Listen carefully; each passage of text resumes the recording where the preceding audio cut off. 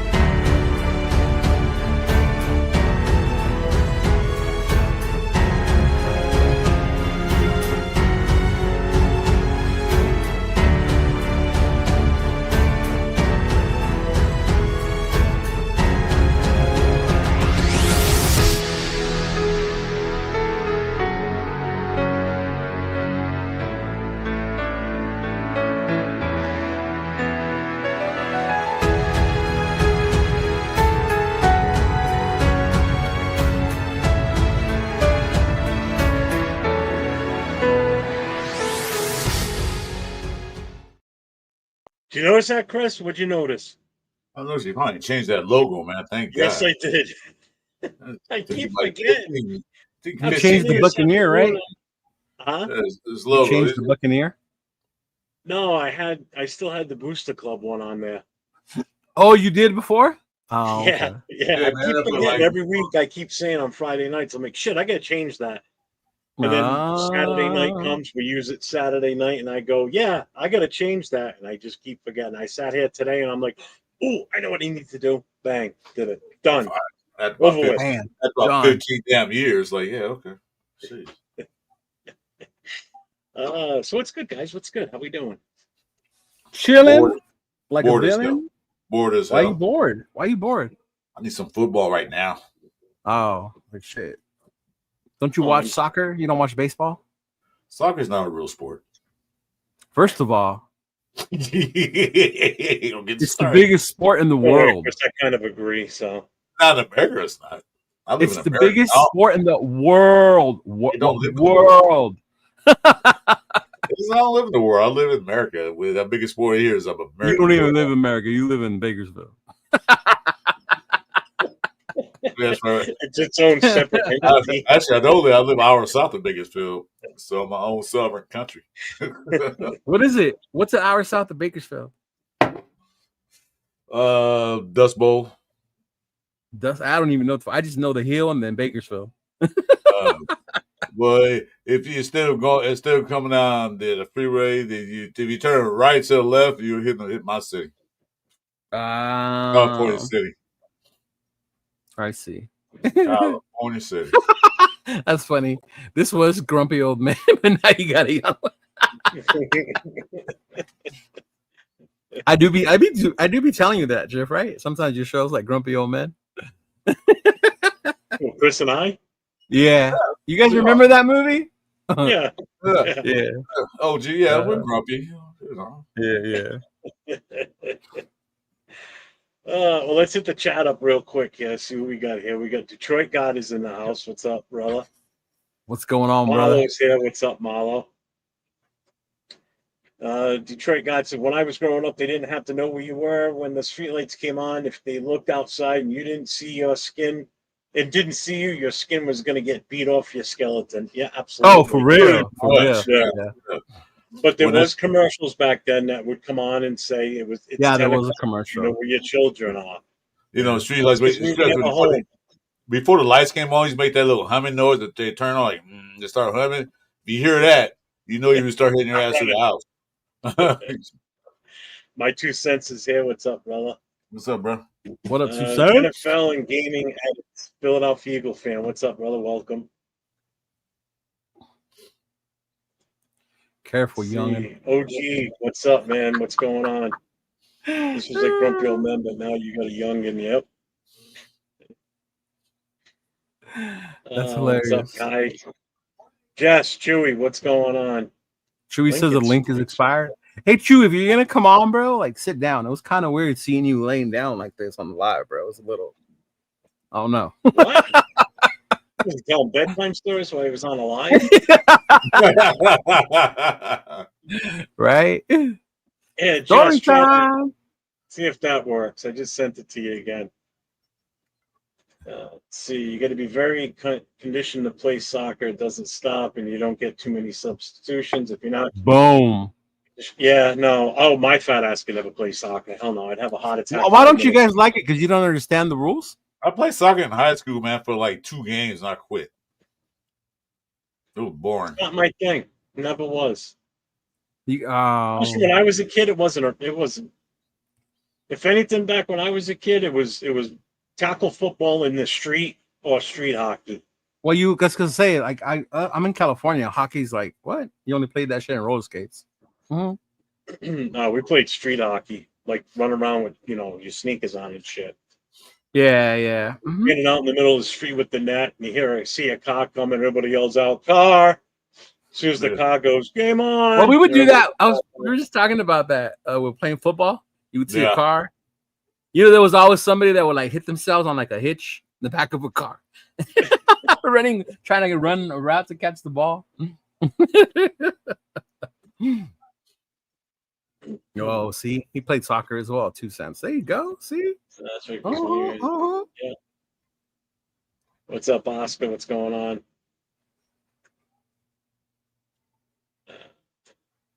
Madden stream, which I don't know. What's he talking about? What are you talking about? Don't listen to me, bro. I just got out of work.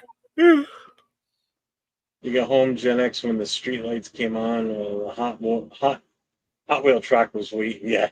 My neighborhood, there was a firehouse not too far from my house that used to sound their alarm every night at 4:45. For what? That was the time to get home because dinner was already going to be ready. Then you could go back out later on. The fire alarm was like your dinner bell? Yeah. Yeah, they would do a test every night. One blast on the horn, you'd hear that and start hustling home. That's crazy. Yeah.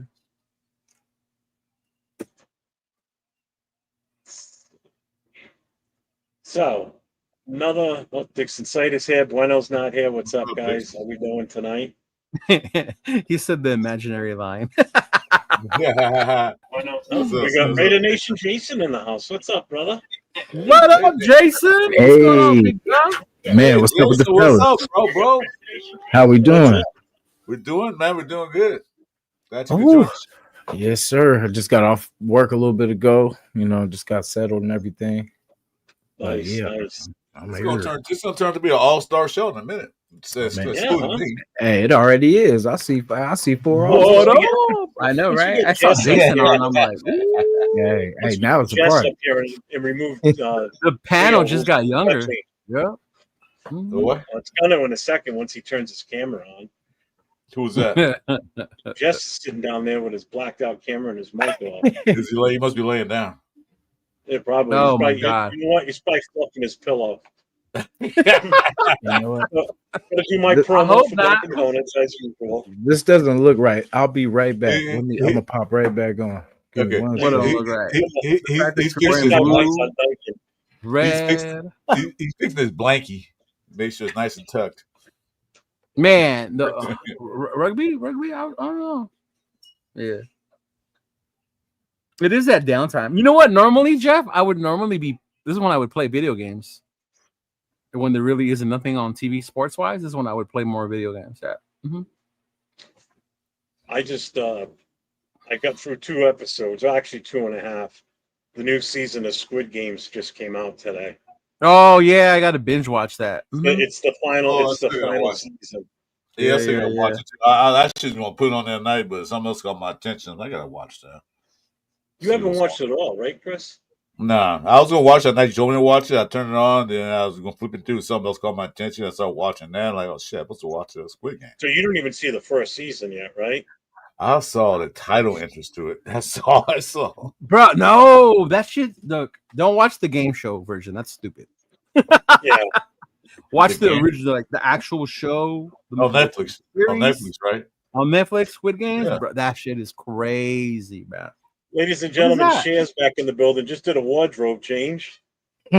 Quick change. What is he wearing? What is that? Oh, specialized Raider Nation Jason sweatshirt, customized. Oh, okay, cool. Yeah. That's What about your hat? Is that like a Dub City hat?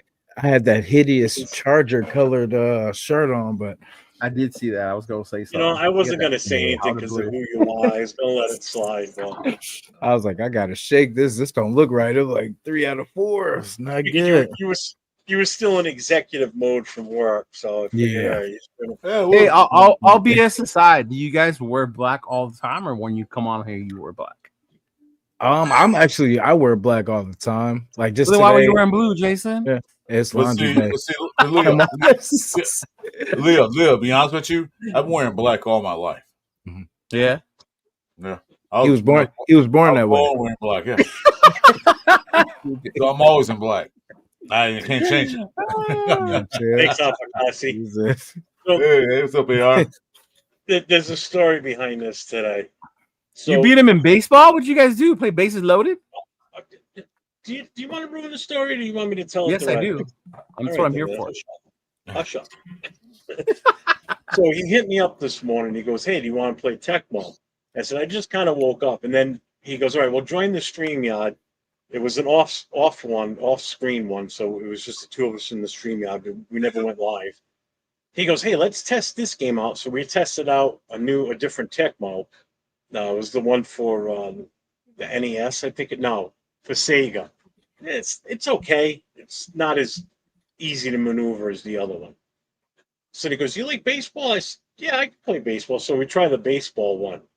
Dude, you should have seen him trying to hit the ball. Like, I'm pitching like all kinds of crazy things. And to be fair, I had a hard time. It's the timing of, that eye timing of when the ball comes in. Yeah. Oh my God, dude. He at one point he put 4 of my batters on base. I scored a run off of it just by hitting my batters with the ball. Hit by pitch. Oh wow. 4 batters in a row, and I scored a run off of it. Which baseball game was it? The Tecmo baseball? What was the name of that? I forget what it was called. There's one that like the mechanics are hard to get the. Mm-hmm. The mechanics were hard. This was real easy to pick up, but it's just you got to get the timing down right for where the ball needs to be in order for you to actually make contact with the ball. Once you get that timing down, but the speed of the pitch changes, and after so many pitch count, you'll see a pitcher standing on the mound and he's doing this. It's because he's out of breath. So you gotta swap. There's a game. Baseball Stars too, and we were playing it off of that. Oh, okay, I remember that one. That's the Neo Geo one. That was fun. That was the Neo. Yep, the Neo Geo one. Mm-hmm. There's a game called King Griffey Jr. back in the day. Hey. That game was pretty good. Now here's the caveat to that. The reason I'm saying this is that if you're the batter and you're sitting there not doing anything, or you're the pitcher, you know what happens? The referee, the umpire comes to the screen and go, "Hey kid, play the game." Yeah, it's crazy. He'll turn around go to the fourth wall, say, "Hey kid, play the game." All the players start looking at you. That's funny. Yeah. When I would go, if you throw the ball at a certain time frame, like anything after 5 seconds, the pitcher automatically throws it.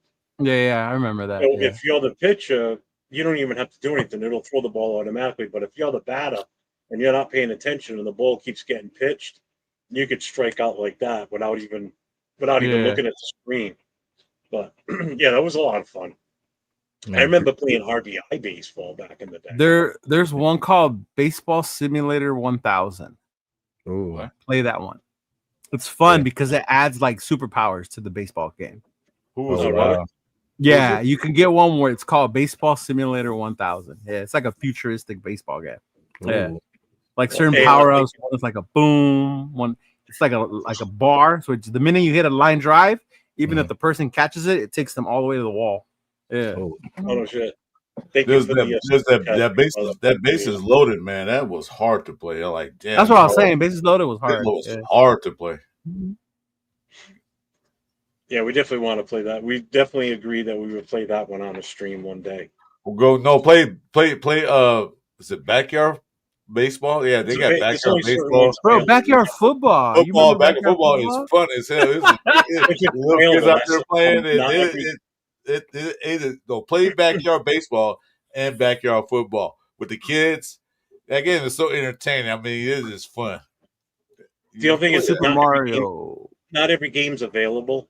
So if it's available, then we can play it. If it's not on the emulator, then we have to find it another way. Boo. Oh, why don't you play Blitz? That's fun. Is that the Didn't one you just hear him? It has to be on there. Anybody know, is Blitz the one where you can like hit the guys and just, I forgot which one it was. You can just do all kind of melees and throw them on your shoulder. Leg drops. Yeah, leg drops and Blitz. Flying elbows. Yes. Hit them a couple times after the whistle. It's only like 6. You can break their arms. You can see it. You can see the bones break. That wasn't Blitz. That was a different one. I remember that one too. Yeah, that was the one with LT. Yeah, is that quarterback? The bone would break, and you would inject drugs into him. Yeah. Him. I know this one is crazy, man. You can choke hold him. I was not surprised that game was sponsored by Lawrence Taylor. Yeah. Remember the movie The Program? You know what I mean? Yeah. That was crazy. Darnell Jefferson. Yeah. When that movie came out, they were talking about removing the pot where they're laying down on the yellow line on the road because they were afraid actual kids were going to try and do that. Yeah, some did. So I never saw that version, Jeff. No? Every version I've seen of the program has been without that scene when they're laying on the railroad tracks. My uncle. Oh, that's the railroad tracks. They're laying on the yellow line in the middle of a road. Okay, I remember that. And my uncle told me about that. Yeah. And when I saw it finally, they took it out of the movie. Yeah. Yeah, because they showed it originally, then the parents complained, and everybody complained, and they edited it out. You probably can find it on the original copy. Tell them just don't lie. Man, my 2 cents that game 10-yard fight, like that's when you know that we just wanted to play football because 10-yard fight. Oh my god! It was like 7-on-7, right? And you barely can throw the ball, really. It's funny if you're in that emulator and you do a search for like football games. My God, there's so many football and baseball ones. There's so many different versions. Oh, there was a lot of them. Yeah, there's a lot. Like one of the worst ones was Joe Montana. Joe Montana was not that. Joe Montana was cool on the handheld. The Sports Talk football. Yeah. Was that the one on Sega? Was that Sega? Yeah. I would say when I used to go to my little cousin's house, I would because he had Sega and I had like the Nintendos and all that. So like when I go over there, we'd be having Sega Fest. They go. Did you guys ever watch that Madden special on like the game, the design, everything that went in? They talked about Joe Montana football and during that little era. Yeah. Well, because that was their major competition at that point. Yeah. And the one thing Madden had that they didn't was the ability to get the names. They didn't at first. Yeah. Dreamcast. Well, if you think about it, even in Techno Bowl, not all the player numbers are on there. Jason QB Eagles, right? QB this, that. Hey, do you guys remember the Madden where you could play different years, like say 94 Niners? Oh yeah. Bro, I swear they should bring that back. The 77 Raiders, the 83 Raiders, 71 Raiders, and you know what I'm saying? Like they had the 83 or I think 84. Or even the NCAA where you can create teams and people created like the team from the program, or they created the Titans from Remember the Titans. I told you to go to Shell and get the headsets, not Chevron, man. You keep messing up. I'm not gonna tell you again. 7-Eleven. Bro, why y'all buying headsets at the gas station? Like what the fuck? That's what guys last. Man, Leo, come. You should have heard one time he came in our chat. We couldn't oh my god, it was irritating because he had the worst headsets and their microphone. Jason? Yeah, Jason Downs. That's what you could hear while he was talking. Damn. No, they ain't got no Radio Shack or nothing? No. Radio Shack. Wow. Hey, that was my playground. It was he got these at Dollar General, bro. No wonder. Damn. Probably stolen. $1.07. They only got those over here, but in San Bernardino, so it's bad. Like, yeah. Yeah. They stole everything out of all the stores over here, so everything shut down. They lock everything now. I went to Target with one of my clients and getting deodorant or a toothbrush. You gotta press the button, wait for somebody to come give it to you. God damn. Yeah, hey Jason, you should have went to Rite Aid about 2 weeks ago, man. They're going out of business. Everything's 30-50% off. You can get out there. Hey, save me some stuff. I'm coming down there soon too.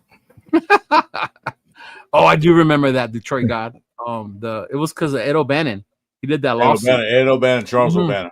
Yeah, the O'Bannon did that lawsuit for the NIL, the image and likeness. Yeah. You know how much they got for that? No, how much did they get? $2. I kid you not. Did they? That's all lawsuit was. They got $2.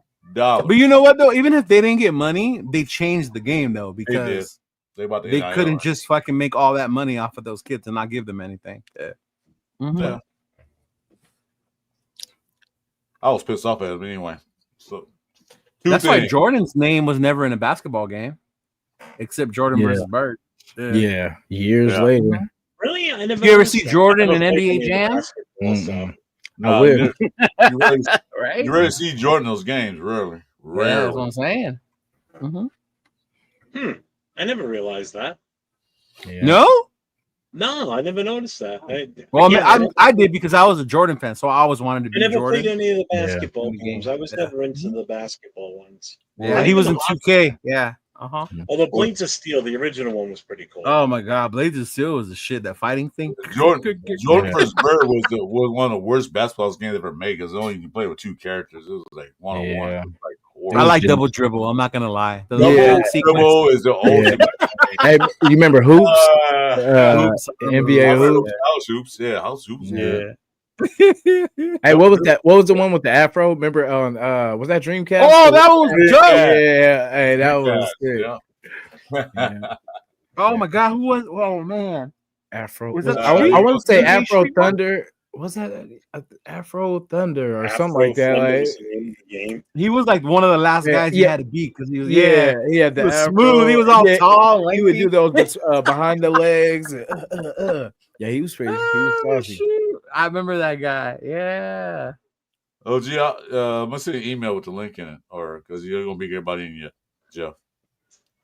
OG asked what it was. Funny. OG asked what's the link. Double dribble. Hey, because I knew all the spots on double dribble. They just pull up. Hey, I was pulling up before. I was pulling up before Steph was pulling up. You know what I'm saying? Oh, you was a mad. You was a mad 3-point. What I hate is those dunks, man. I could never get those dunks. Like, what's good, fellas? What's good? What's good? Those dunks were kind of sick. Just another day. That dunk sequence was dope, bro. Yeah, it was dope. If you get it right, because sometimes you miss. Like, damn it. Dang.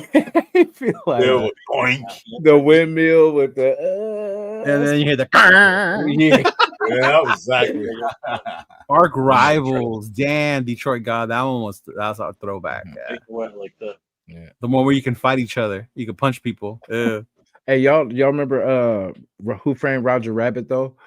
The movie, yeah. So they had a video game, and like one of the things in the game, you could smack the rabbit, which is crazy. Like you could literally wind up like almost like remember those like the what you call it, the sprinklers they used to go like this, like you literally wind up and just slap. But it was that game. It was a regular Nintendo. That was one of the sickest ones, bro. I used to go to my boy's house just to play that game.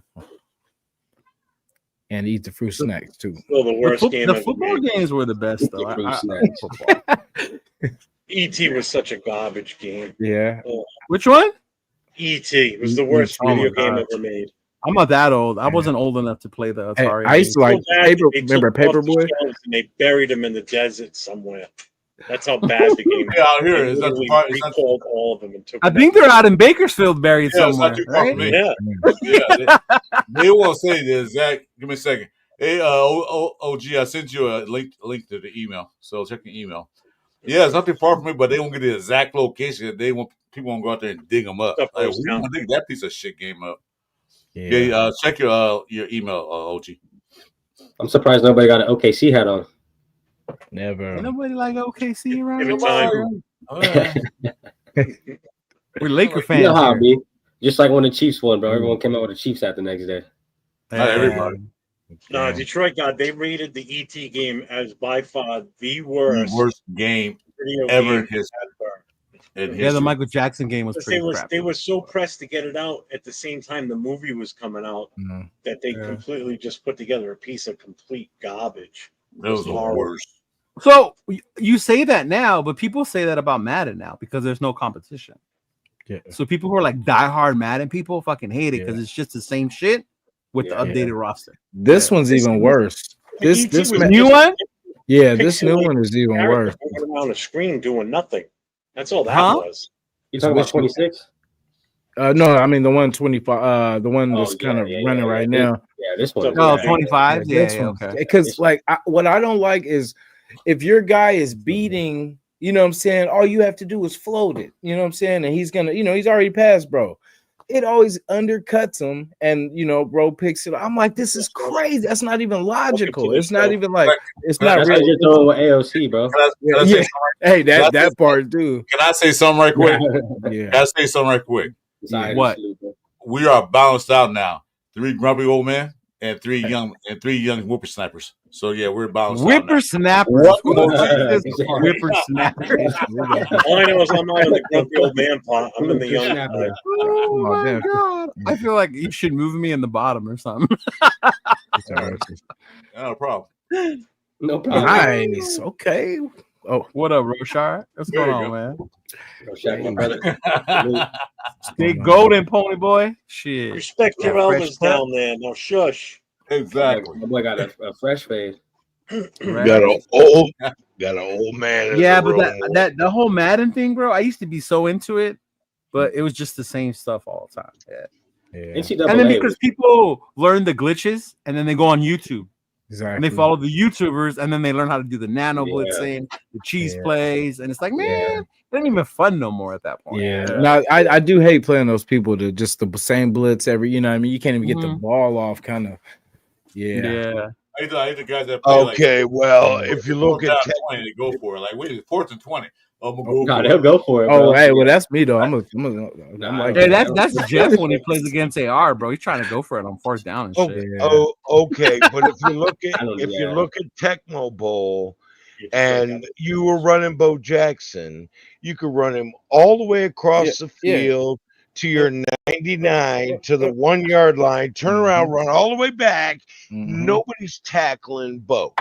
That's the way Tecmo Bowl worked. He was, but that was the only time that happened. After that, you couldn't do that anymore. Him and Barry Sanders. All you had to do is zig, You shake them up. Someone try to tag you to shake them up. Tecmo Bowl adjusted that in their future games after that. Well, Madden so let me hasn't ask done you a shit. question. Yeah. The one that the one that Alfacanti and I play, that one is Bo Jackson ain't as souped up as he used. That's what I was trying to say that you guys were playing, Jeff. He's not as souped up. Yeah. Barry, it used to be Barry Sanders and Bo Jackson is over. They're gone. Right. Okay. Let's put it this way: with the Raiders in the Super Bowl one that we play, all you have to do is just protect the shut down the passing game, and you can contain Bo easily, real easy. I've done it pretty much. If you're playing someone else, but when does more damage the than Bo computer Jackson. is different. Yeah. Okay, but I play against AR. Hey Jeff, did you and AR know there's somebody who makes a mod every year, Tecmo Bowl, same format, but he does it with updated rosters? No. Yeah. Really? I had tried one maybe 3-4 years ago. Yeah. Okay, so let me ask you a question. I'm sorry, I'm going to interrupt and go to Raiders football. I know that's an off-topic thing right now, but Bo Jackson, Marcus Allen, Tyrone Wheatley, Wait. Why does Wheatley's name along with those two? Can I finish? Can you finish the deal? And Ashton Genty. Okay.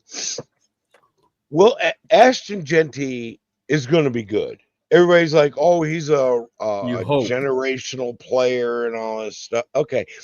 Bo Jackson was a bulldozer with a rocket strapped to his ass. He had power and speed. Okay. He was not small.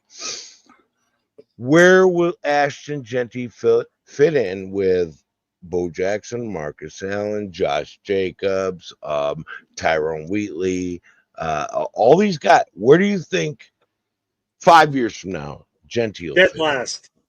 He better be better than Tyrone Wheatley. I'll say that much. Yeah, he better than Jacobs for sure. I think. Yeah, he has to. If he's not better than Tyrone, that was a failed draft pick. Yeah, I think he's going to rank up there with Marcus and Bo.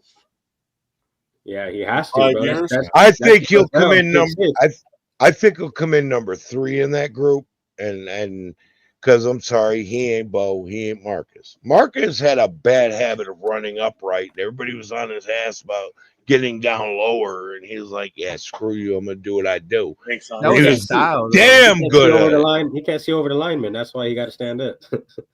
Yeah, and Genty can. If Genty stands up, he can't see over the lineman. He's a short little son of a gun. Yeah, Genty's shorter than Marcus. Marcus was tall. Yeah, Genty's shorter than Beast Mode. Yeah. What is he? Does anybody know his height? Off 5'9", I think. 5'7". No. Marshawn's 5'9". He's 5'7". Oh, he's 5'7". Well, hold up. We got a super chat here from Aunt Six. He goes, sign Alvaro Martinez, cornerback, free safety. Ain't nobody want that garbage from the U. I'm 5'6", bro, so that's fucking. Ain't nobody want no garbage ass U players. Alvaro Martinez. He'll be hella blood. My prediction on Genty, he's we don't sign him to his 5th-year option, and he's gone after the 4th year. Genty's 5'8". So we've already made that mistake once. 5'8". Yeah, well, it's gonna happen again. Yeah, because everybody swore that you could do it by committee with Zeus and shit. All that fucking that whole entire running. But who? Wait. Well, who was sitting behind Zeus? Who's running back 2 behind Zeus? The entire running back room did not produce as much as Josh Jacobs did last year. That's pathetic. Yeah, everybody combined did not do as well as Josh Jacobs. Yeah, we screwed up. We screwed up.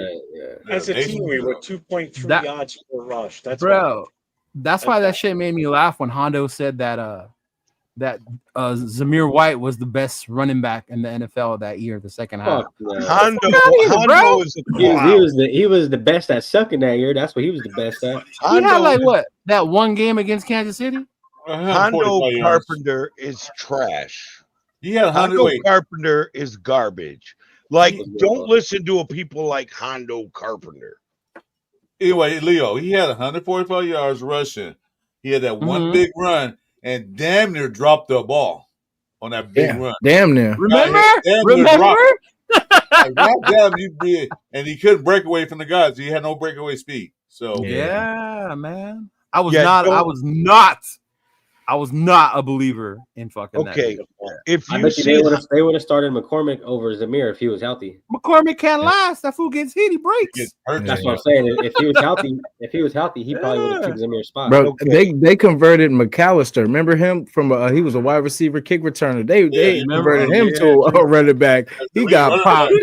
He got popped twice and it was through. Right? He got cracked so hard. He's like, I'm done with that. And what happened to CMC 2.0? This miracle player we got named Dylan Lobby that was going to come in and terrorize the league. What happened to him? What the fumbleitis? Like, in all honesty, bro, I'd put Lobby on special teams. That's what he's doing. He's especially he's fighting with that new guy they drafted a lot. That's what they. True. That's if Tommy don't beat him out. Well, right now he's ranked. Right now he's number 1 on both sides. Return and kick return. I think Tommy will beat him out, though, bro. That's a good point that Lou brought up. I think Tommy could beat him out. To be honest. So okay, all right, panel. All right, panel. Here we go. Let me ask you a question. I'm gonna start with Jeff. Then we're gonna work our way around. So one at a time, please. I'm gonna ask you this question: what 3 players you think have to step up next year, or are they gone? I know everybody's gonna say one player, so that one player we're gonna exclude him. You know what that is? Who's that? Tyree Wilson. Tyree Wilson is excluded. Name damn. 3 other players not named Tyree Wilson. Who you think need to step up, or they're gone? Why not Tyree? Everybody's gonna say gonna it. say Tyree. Everybody's gonna say it. Hey, I'm gonna take it a step further. No, too. wait. No. I'm gonna take it a step further too, because you can't say Zamir White then, because that's my next. Because that was my next one. Bro, all right. That's the main guy I was thinking about. Yeah, exactly. That's what I was saying. Me too. Okay. You were thinking Zamir White, really? And Tyree Yeah, Wilson. because if you don't do nothing, he's losing that. All right. Third spot. Okay. Anybody else you got to put on that list, the exclusion list? I'm from New York. I want to answer a question with a question. Why not Tyree? Okay, Because that's the obvious answer. I'm gonna give you this right now, OG. Yeah. The reason why I say not Tyree because everybody's going to say Tyree. Tyree Wilson. Everybody now Zamir White. I forgot about it. Okay. So give me 3 players other than Zamir White and Tyree Wilson. 3 players that's on the Raiders roster that have to step up. I know one from the get-go. Okay, that's your turn. It's Jeff's turn. What? What turn? CMO. He ain't even listening, bro. He's like, what? Dylan All right. Chris Okay. Go ahead. Pat Joe, Conroy, and Carter Runyon. There's my 4. 3. I know you said I didn't even hear what you said, bro. Right? I heard Carter, and that was it. Trey Tucker. We're talking Dylan Lobby, Chris Collier, Pat Conroy, and Carter Runyon. Those are my 4 that are going to be gone. No, he said need to step up. Not gone. Step up. Yeah, step up or they're gone. There you go. There's those 4. All right, OG, go ahead. I can't. He had to give 4, and 3 of them were the ones other than Tucker that I was going to give. So damn it. Tucker ain't going anywhere. No, Tucker ain't going nowhere. The other 3 you mentioned were there, but come on, man. I mean, we're at 93 men, right, to start, and we got to trim it to 53. Right? 92. Okay. Marshall, we're from all over the place. I'm on the East Coast. The other guys are pretty much all West Coasters. I'm East Coast. I'm on the East Coast. All right. Okay. Well, he's on the East Coast. This guy Cali. next to me. We're from Cali, bro. That's right. I forgot you're down south. Shit. Okay.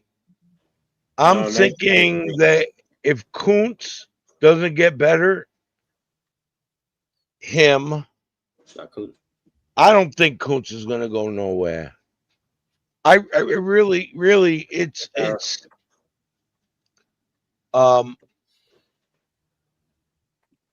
Bennett, Ja'Cory Bennett, Sincere McCormick, maybe. That's all I got, man. That's all I got. The other guys were the guys that he mentioned, other than Tucker, because Tucker ain't going nowhere. So that's where I'm at. All right, Leo. Go for it.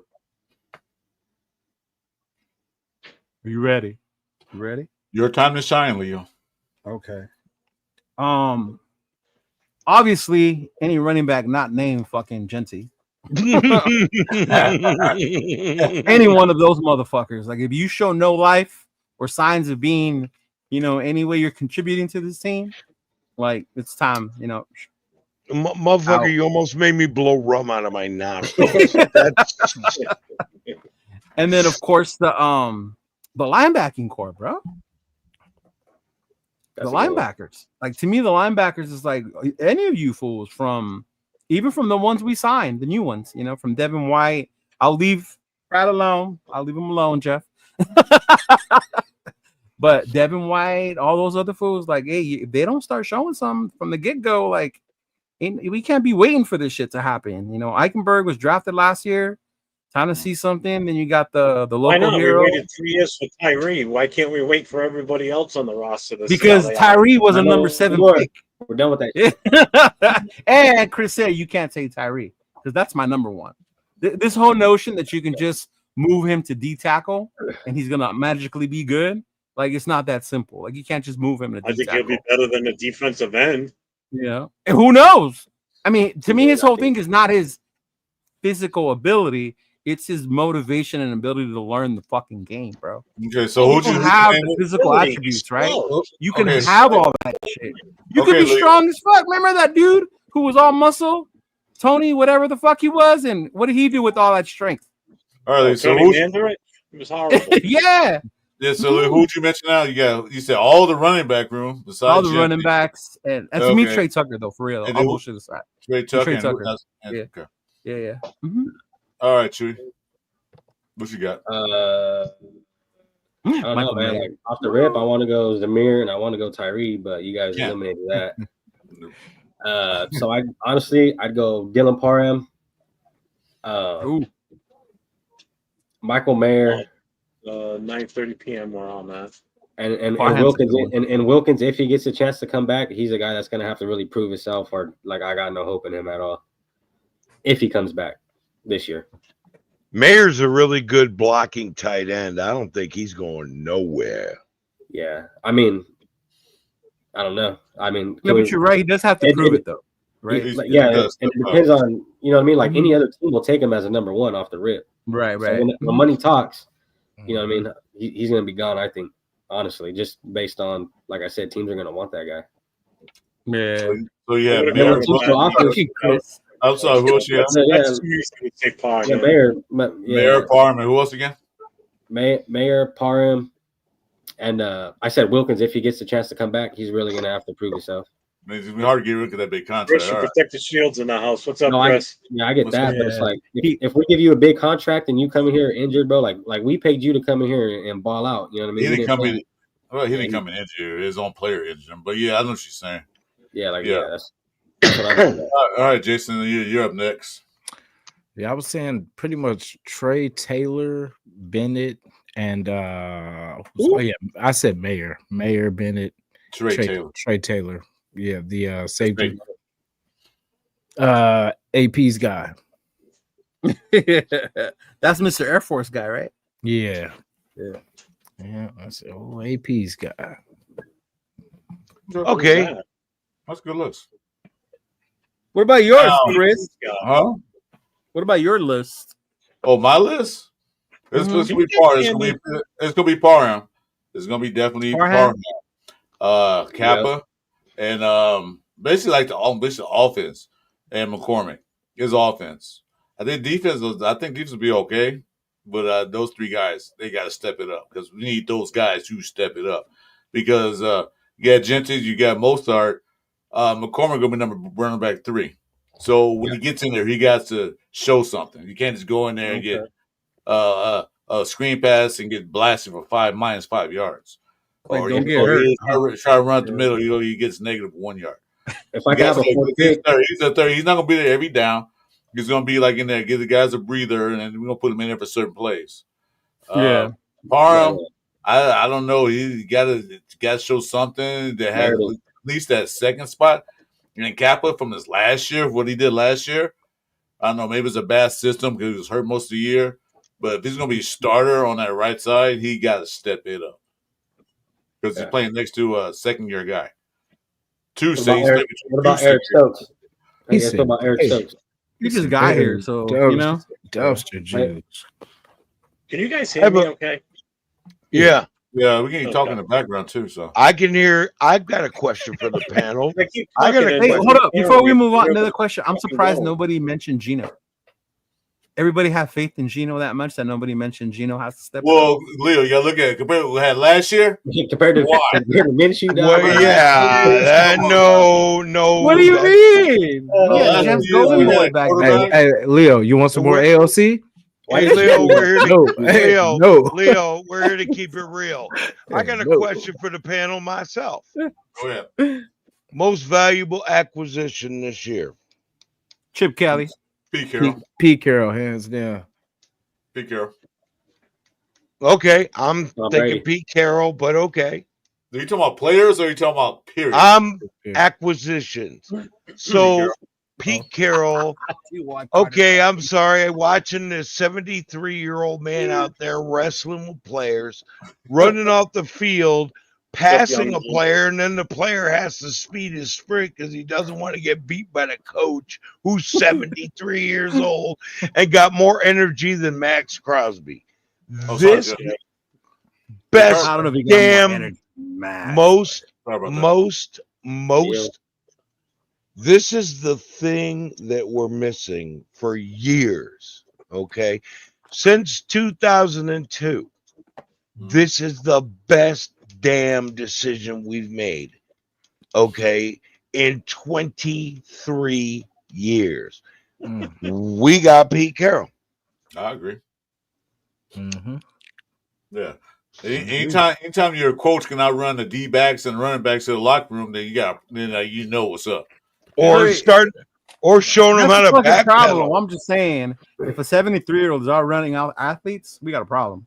No, outrun them, but he's running. They had to catch up to him. Like, oh shit, they caught up to him. I can't get beat by him. How many coaches you know that does that? How many coaches you see do besides in high school? Dixon Side is saying Tom Brady.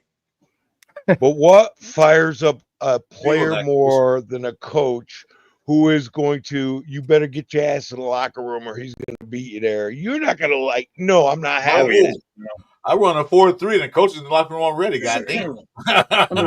Hey, for the record, he was racing Zamir White though. So damn, I didn't. I'm glad I didn't race. He couldn't make his way through the line, Jason. Oh man, you see that clip when not trying to do is like a little sidestep and go for the basket. You see what Zamir did on that clip? Funny, ran into the pole. Yeah, he couldn't even move. He's so stiff, like. No, man. The reason I say Chip Kelly is because with the weapons that we have with Geno, the weapons, the running game, you gonna finally, hopefully, have a good offensive team out there. How long with a better offensive line than he had before? I mean, better. We're hoping. We don't know yet. It's basically the same, except for the inside, the rookies. Yeah. We're gonna have we don't know till it's game time. You know what I mean? Yeah, we're exactly. we're gonna have a top 10 offensive line. I hope so. Well, then you see what Pete who did we add that makes us better to be a top 10? Genty. All right, hear me out. No, in the O-line. Yeah, hear me out, and I'll tell you why. Weren't you just bitching about Genty? Huh? Hear the old man out or get off his lawn. Damn it. Jesus, I'm going to give you the answer you want. So why is the offensive line going to be improved? Did you just remove him? Yeah, because he was fuck Chris. Give the guy controls and he goes overboard. Anyway, the reason the offensive line is going to improve, you got to remember, no matter what the running backs do, it affects the ranking of the offensive line and the overall standings of how they are for the year. So if we have a good year with his very little sacks, we're getting a lot of passing yards, that increases the statistic line for the offensive line. If you've got a running back that's supposedly untackleable, as they call him, and he's rattling off for some serious yardage, he's automatically going to propel that offensive line in rankings versus last year. Because if he can get us anywhere near a 5+ yard per carry average versus a 2.3, 5 yards. But again, if he's as good look as at his stats, as good as he's supposed to be, could have a lot of 7.5 average rushing yards. Whatever he does as a running back will affect the rankings for the offensive line going forward. That's why the offensive line is going to be ranked higher than they were last year. Do I think they're going to be a top 10? I think so. Will they go much higher than that? I know at one point I was saying they could kick up to a 5 depending on how we do. Just look at the weapons that we have. Whoa. Look at our center. Look at our. Don't even look at the offensive line. Just look at the offensive firepower that we have that we didn't have last year. You had no running game. You only had one wide receiver that was worth the shit. The only young guys was Jacoby Myers and Brock Bowers. That was it. Yeah. Now you've got a running back. You've got a second running back in Moser. You've got Thornton. You got Betch. You got Bowers. You got Meyer. You have Jacoby Myers. You've got all this weaponry with a good quarterback that can throw the ball and get it downfield. You need the offensive line to do bare minimum, basically, and we're going to have success moving that ball. We're not going to be a bunch of 3 and outs all season long like we were last year. You know what's funny when you bring that up? It's crazy because not only is it the running back, but it's also Geno that's going to make that offensive line better. Of course, because you're no longer going to have a statue standing back there. Put that all together. Now what do you got? Exactly. Quick release. When it comes to that part, a cannon. Quick release and a cannon. But did we upgrade at center? The same. Oh, hell yeah, we did. Yeah. Okay. Did we upgrade at guard and our backups? We got more guards in there, but upgrade we don't know yet. Did we? We got to see. We got to see what Captain can do.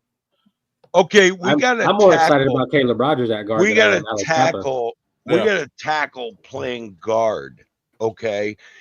The only reason he's playing guard is his arms are too short for the NFL, but he also sacrificed himself his senior years in college to play guard because their guard got injured and he was their tackle and he's good at what he did.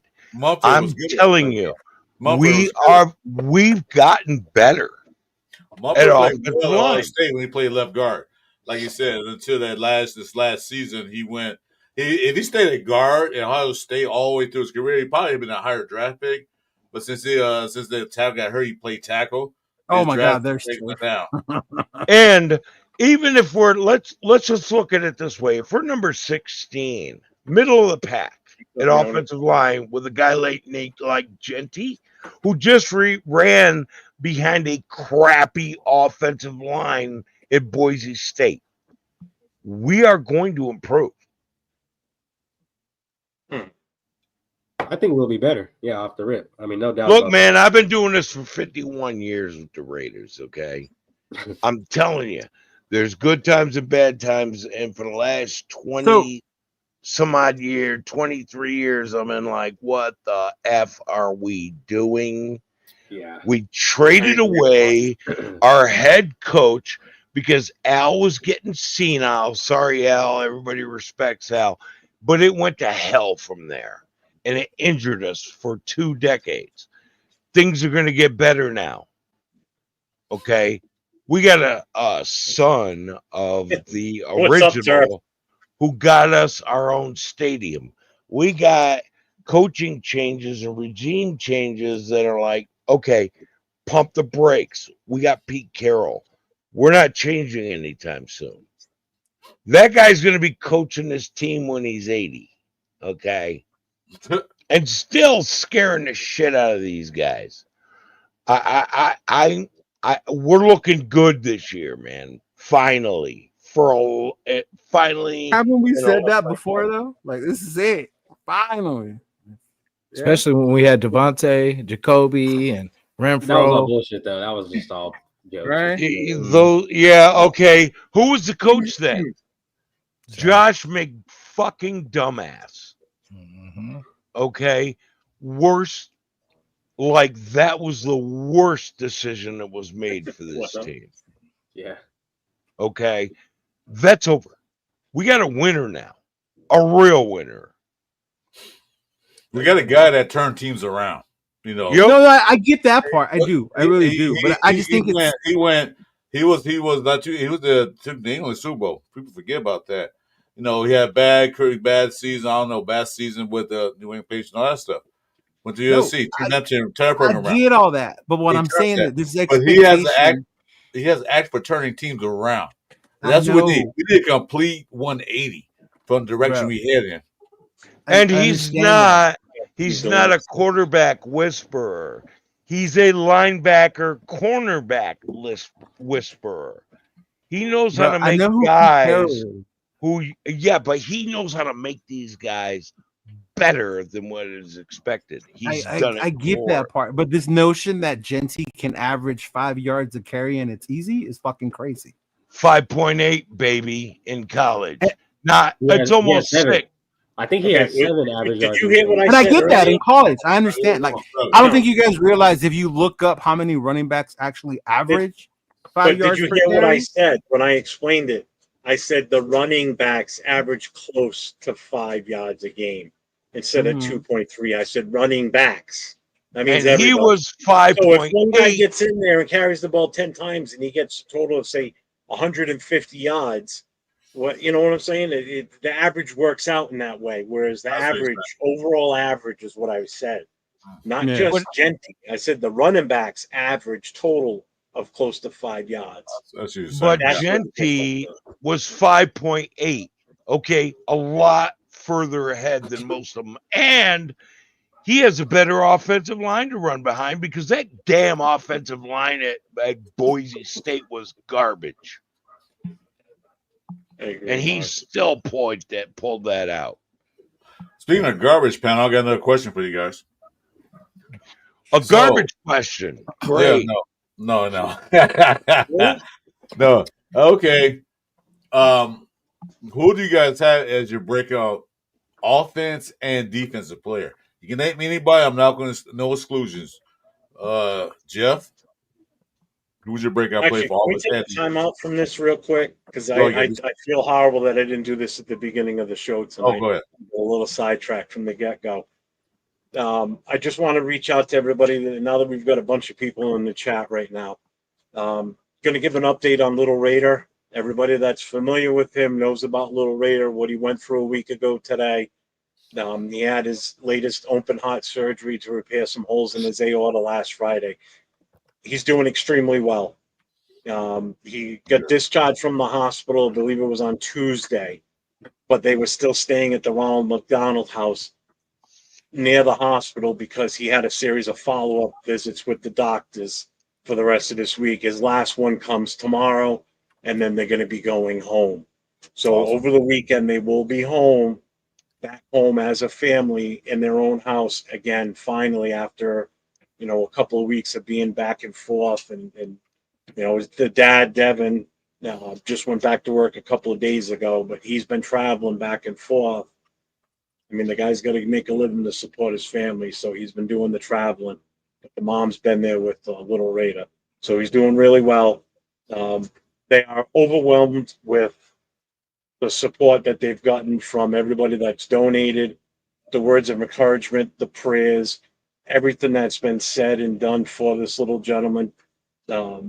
Next week, once they're home and settled in, I will be doing a live show with the mom and dad and Raider. I will have the three of them on a show with me on camera once they're comfortable and everything's calmed down for them. So everybody will be able to meet him live on a show, get to see the family, get to hear their story, and explain exactly what they've gone through on their end. And they want to do this. I asked them if they wanted to, and they said absolutely, because they want to be able to have that chance to come on and express their thanks personally to everybody that was involved in helping out, between the super chats, the donations, through the GoFundMe, the people that sent them money through the Cash App. You have no idea the impact that this has had on them. So they're really appreciative for everything that we've all done for them. So I just want to say a big thank you to everybody that was part of this and spreading the word. The link is still out there. It's in the bio for tonight's show. You'll see it in mine. It's in Chris's bio. So please just go ahead and, if you can find it in your heart, we're not asking for tons of money. Even if you donate something as simple as $5, we greatly appreciate it. Whatever you can do, because their medical bills are still piling up on him. Even though he's out of the dock for now, hopefully he doesn't have to have any more surgeries going forward. But who knows what the future's going to bring.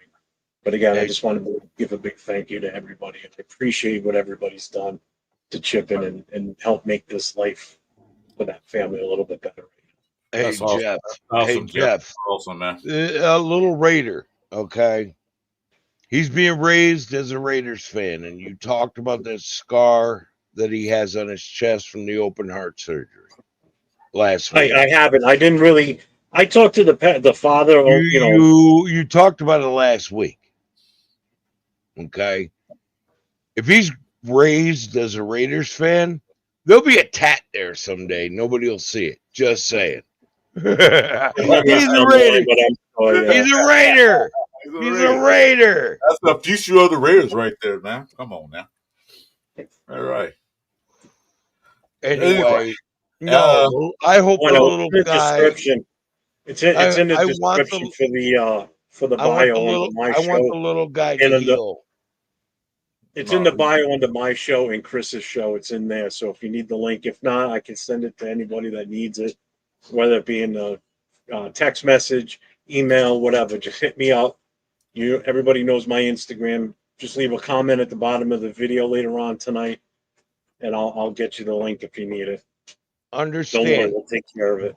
Understand? This is Raider Nation. We take care of ours. Exactly. We're Raider Nation family. We take care of us. Look, everybody, the last time we did anything like this was for a lady named Tina Tintor and her family. Raider Nation donated more than anybody to that after the Henry Ruggs incident because of guilt and shame. But this little guy, we donated out of love. That's us. That's the nation. That's who we are. We'll always be. These young bucks know. They know this is who we are. We take care of our own. And we take care of those who need. And damn it, I'm getting emotional. I gotta get out of here. Yeah, I felt like that last week, man. I know how you feel, OG. It's all about the little ones. Yeah. It's all about the little ones. It's about taking care of Raider Nation. Yep. And look at these young bucks we got here. 20 years from now, you guys are going to be sitting there with gray beards talking shit. And us guys, we're going to be dead. You're going to be sitting Who wants to tell the OG I'm not young? Hey, I was going to let him ride it out, Leo. You know? The only real youngster in here is the guy in the middle down below. Right? Hey, Jeff, everybody in here is a little bit older than you think they are. Hey, Jeff. It's all good, bro. Did you just check his ID card? Did you card him before you came in? Yeah, but compared to us, he's only 20 and over the end of the channel. I was gonna ride. Hey, I was letting it ride. I was starting to believe it, you know. Yeah, but compared to us, they got Similac breath. Okay. If you say so. Just because you look it doesn't mean that we are.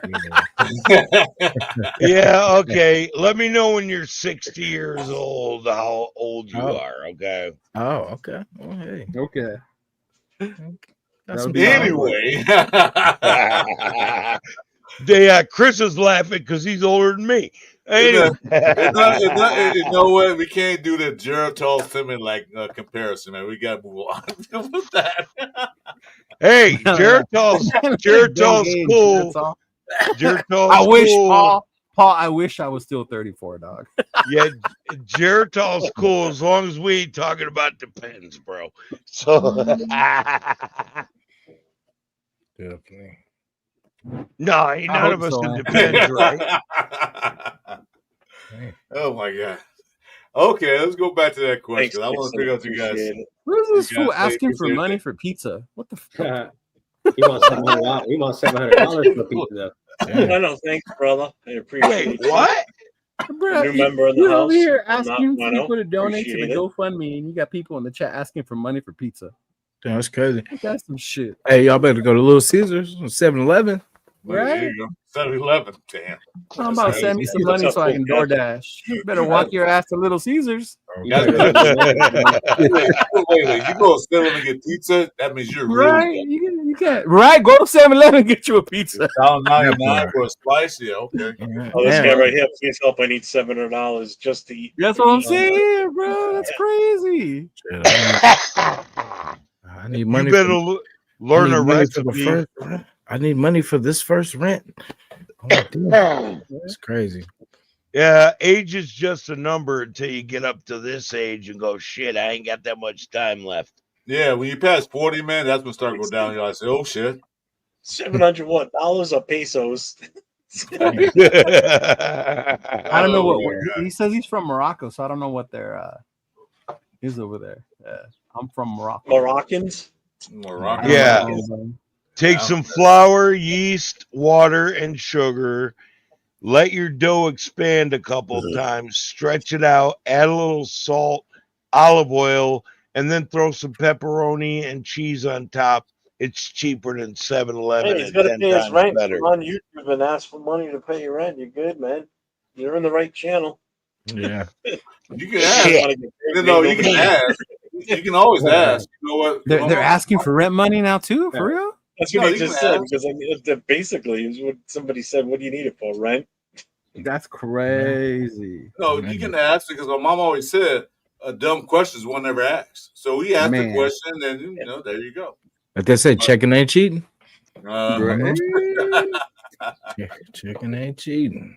Yeah. Wow. I make my own pizza. I'm from New York. I don't trust it. I'm in South Carolina now. I don't trust pizza here. Okay. It's like bad. So I make my own. I learned how to make it in New York as a teenager, working at an Italian joint called Italian Carryout. I'm not freaking buying pizza here. Screw that. Disc golf boss. Raiders suck. So is your mother. Nice. Anyway, they did suck last year. Yeah, they suck last year. We know that, so it's done. What do you mean just last year? Let's be real. Anyway, so hey, they've been sucking since I was a fan, bro. God damn. Check your chat. Check your chat. Disc golf boss. Raiders suck. Yeah, but your mother sucks and swallows. So hey, for real, JD. Whoa, this went from PG to radar. No, this is probably rated X now. Rated R. No, it went from PG to how to make pizza to rated R. Yeah. Dudes talking trash in the chat. Yeah, they do that. They can't disagree with them, to be honest with you. Well, inbreeding shows. The inbreeding shows. No, it's not spamming the chat, man. They come and talk. They say Raiders sucks, and we know they did suck last year. And what's your point? So what? Hey, did y'all see they suspended Justin Tucker? Then we ask them. Okay, Raiders suck last year. We know that. We saw them suck up and down the field. Then we ask them, "Who's your team?" Then all of a sudden, it's the quiet. Chargers. The Chargers. No, they don't even say that. It's quiet. Like, shut the fuck up, then. Whoa! It's probably not the Chargers. They only have 12 fans. Okay, let's be 13.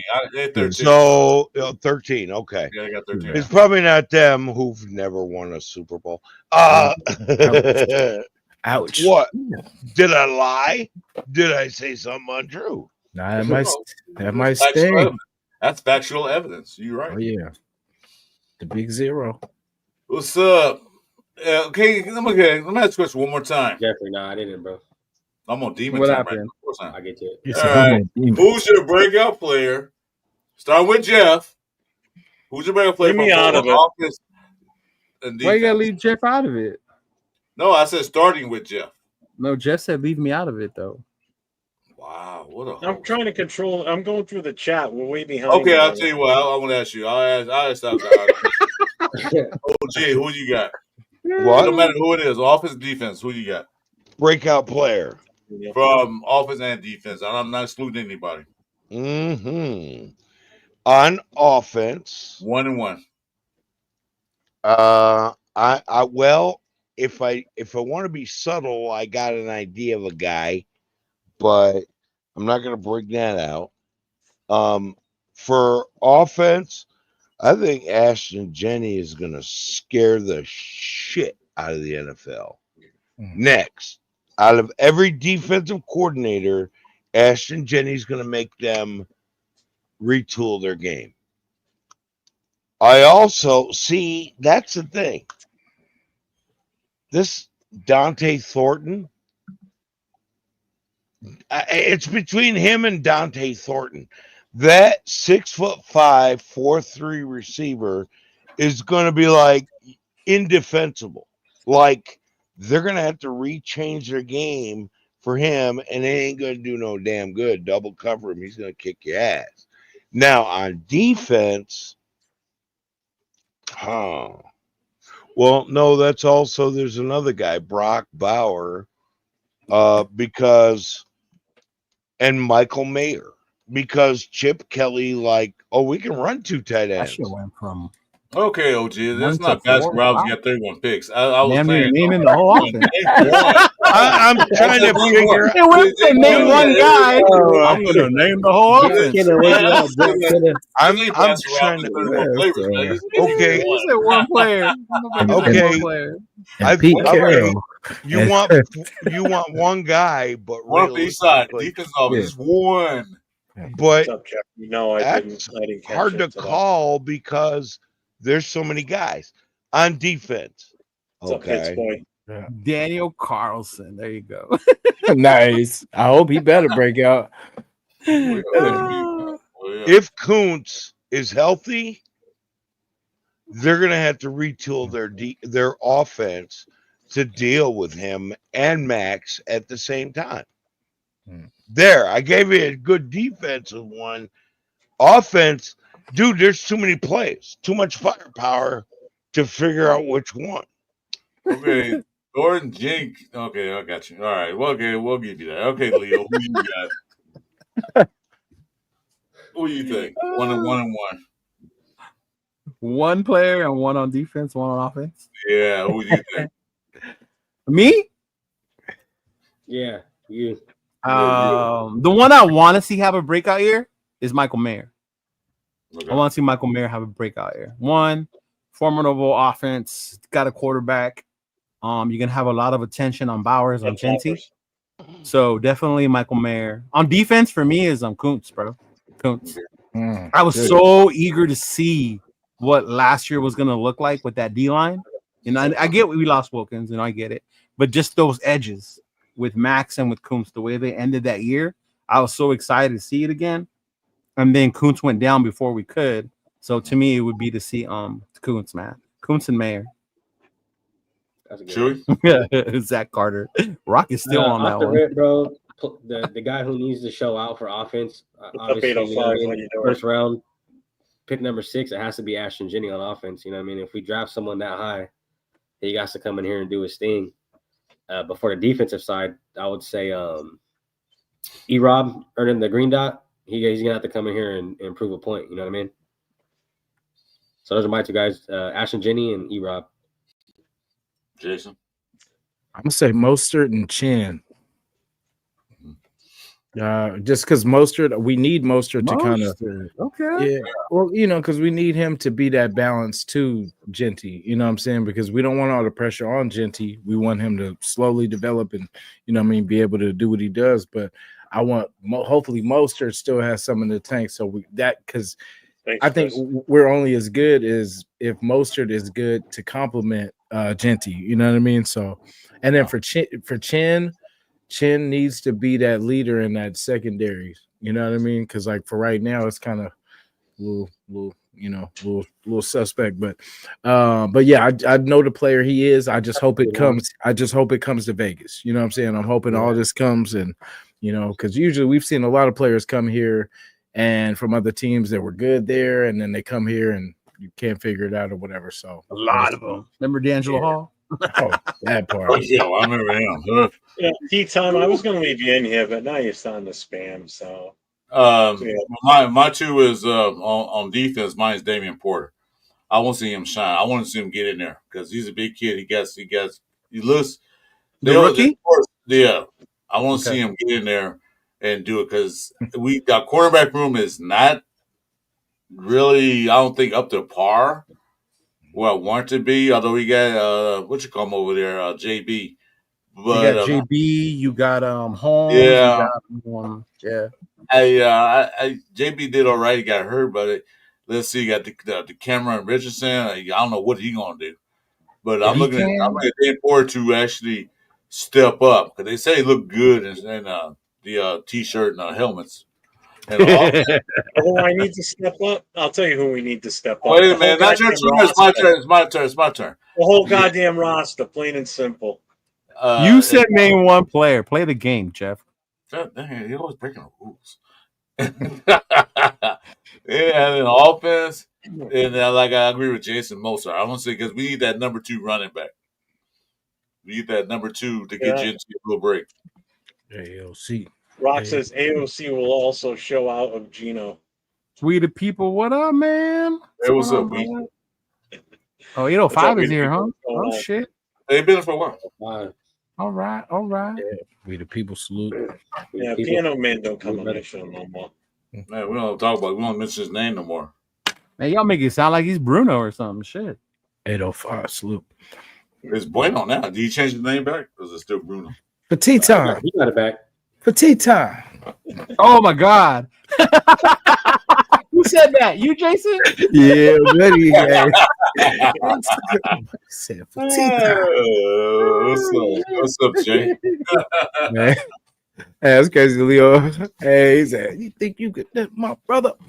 Yeah, I agree, Detroit God. He says, I just want everybody to be healthy because you can't really see what you got unless everybody is healthy on the field. Absolutely true. If we're having to dig into that bag of who's who sitting on the bench that sucks enough not to be out there on the field unless someone gets hurt, then we're fucked. Yeah. Which is why I keep saying it's like a couple more years because they're starting to build that depth. You know? Yeah. So when shit like this does happen, we're not left like we were last year. You know? Well, I think you've also got more guys now on this roster that, just like a chess table, you can move them around and put them in different spots, and they're going to be effective. You know, that's definitely what I'm seeing now too. You know, the guys are interchangeable into different positions or different slots, and it's easier to move guys around. I think a little bit easier now. Last year was just out of pure need because of injury. Out of pure need, yeah. Last year was sink or swim. You know how that goes. Oh, last year. You know that I think the coaching with our D line, bro. The way we picked those fools up, and then they just started balling out of nowhere. What's that dude that left New England that we had? Oh fuck. What's up, rundown? The defensive end. Not Snowden. What's the guy? That's Snowden. That's the other one. Jason. Yeah, Jason. Yeah.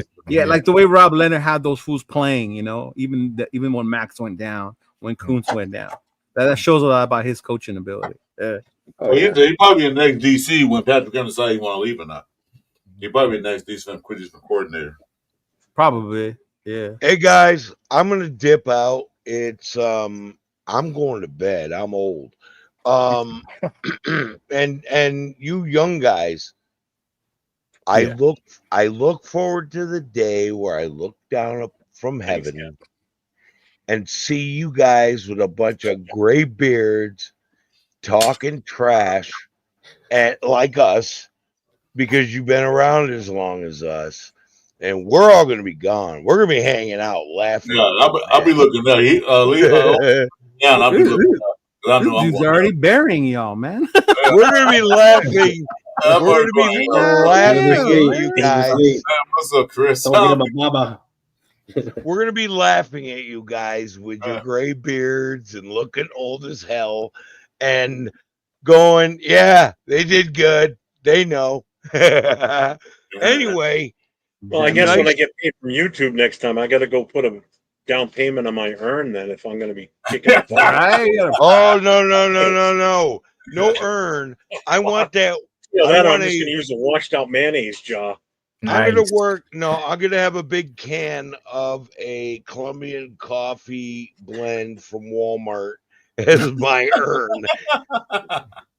And I'll smell good. Anyway, good talking to you guys. And you young guys, hey, good meeting you young guys. I'm glad you're carrying on the traditions. Hell yeah, buddy. Right back at you, my brother.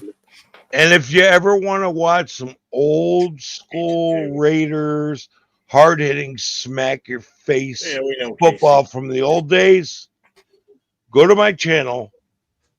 Watch my interview with Phil Villapiano. I don't know if you know who that is, but he was the best story. You're like insulting us. How are we not going to know who that is? If anybody in chat guys link, put in a link, please, in the chat, please. Anybody? Best storyteller in the NFL. I got to interview him. I had the privilege of doing so. Go and watch that video. My channel's about the old Raiders history and our glory we days. know who Phil Villapiano is. Of course, we know who that is. Good. Go back and watch that. Me, Captain Jack, and Murph from Raiders Fan Radio had an interview with him. One of the funniest damn shows you'll ever see. And he gave us some exclusive dirt. He's always got new dirt. But you young guys, I am grateful to you for carrying on the tradition of us old guys who've been doing what, OG, you sound like you're making an obituary, dude. Come on now, man. Thank you. And he's taking you two with him. I might be old, but I ain't that old. I'm getting there. And he's taking you two with him. Okay, Chris. Hey, Leo, he's passing the torch. You're not, Chris. You're not old. You're ancient. Yeah, pretty much. Okay. No, I'm vintage. You, me, and Jeff. You'd have to cut us in half and count the rings to figure out how old we are. All right, like a tree. We're look so old. I got a patine about me that I'm grateful. I'm old.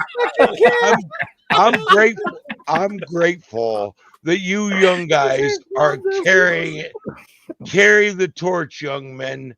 Carry the torch. Love you guys. Hey, Jeff and Chris, good talking to you again. You young guys, good meeting you. And I'm glad you're carrying on the traditions. Damn right. Hell yeah, got to, man. Y'all have a good night. Take care, man. And one last thing. Don't do anything I wouldn't do. He said one last thing. You say that. Don't do anything I wouldn't do. And if you do, name it after me, okay? Gotcha. Chris says he just left abruptly there. Morgan Freeman. I was laughing that he was taking y'all two with him. He's like this. Hey, thanks for young guys for joining the show. Right now, I'm gonna go. I was about to say that's. Hey, that's crazy. Hey, I'm like, what? Oh, they put me back with the OGs. I'm old again. Oh, right. We went up top. Leo, did you see that in the chat from Raider Chavez? Oh, dope, man. That's cool. He's on heading to Vegas tomorrow. Hell yeah. That's it, brother. Awesome. Hell yeah. Oh, that's right. He's gonna go to the concert. Yeah, he's gonna go to a concert down there. Yeah. Who's in the concert? Britney Spears. Shakira. Britney Spears. Shakira. Oh. Yeah, Shakira. Yeah, shit. No clue. Those hips don't lie, bro. Hey, Jeff, we're gonna open the show up for everybody else, or just these guys. I don't care. I like man, the insults today, right? Leo, you're not listening, dude. You're not talking. You're not listening. I said I don't care if you do a pull-up show now. I like no. You said, are we just keeping these guys here? Like, damn. Right? Who the hell are these guys? Right.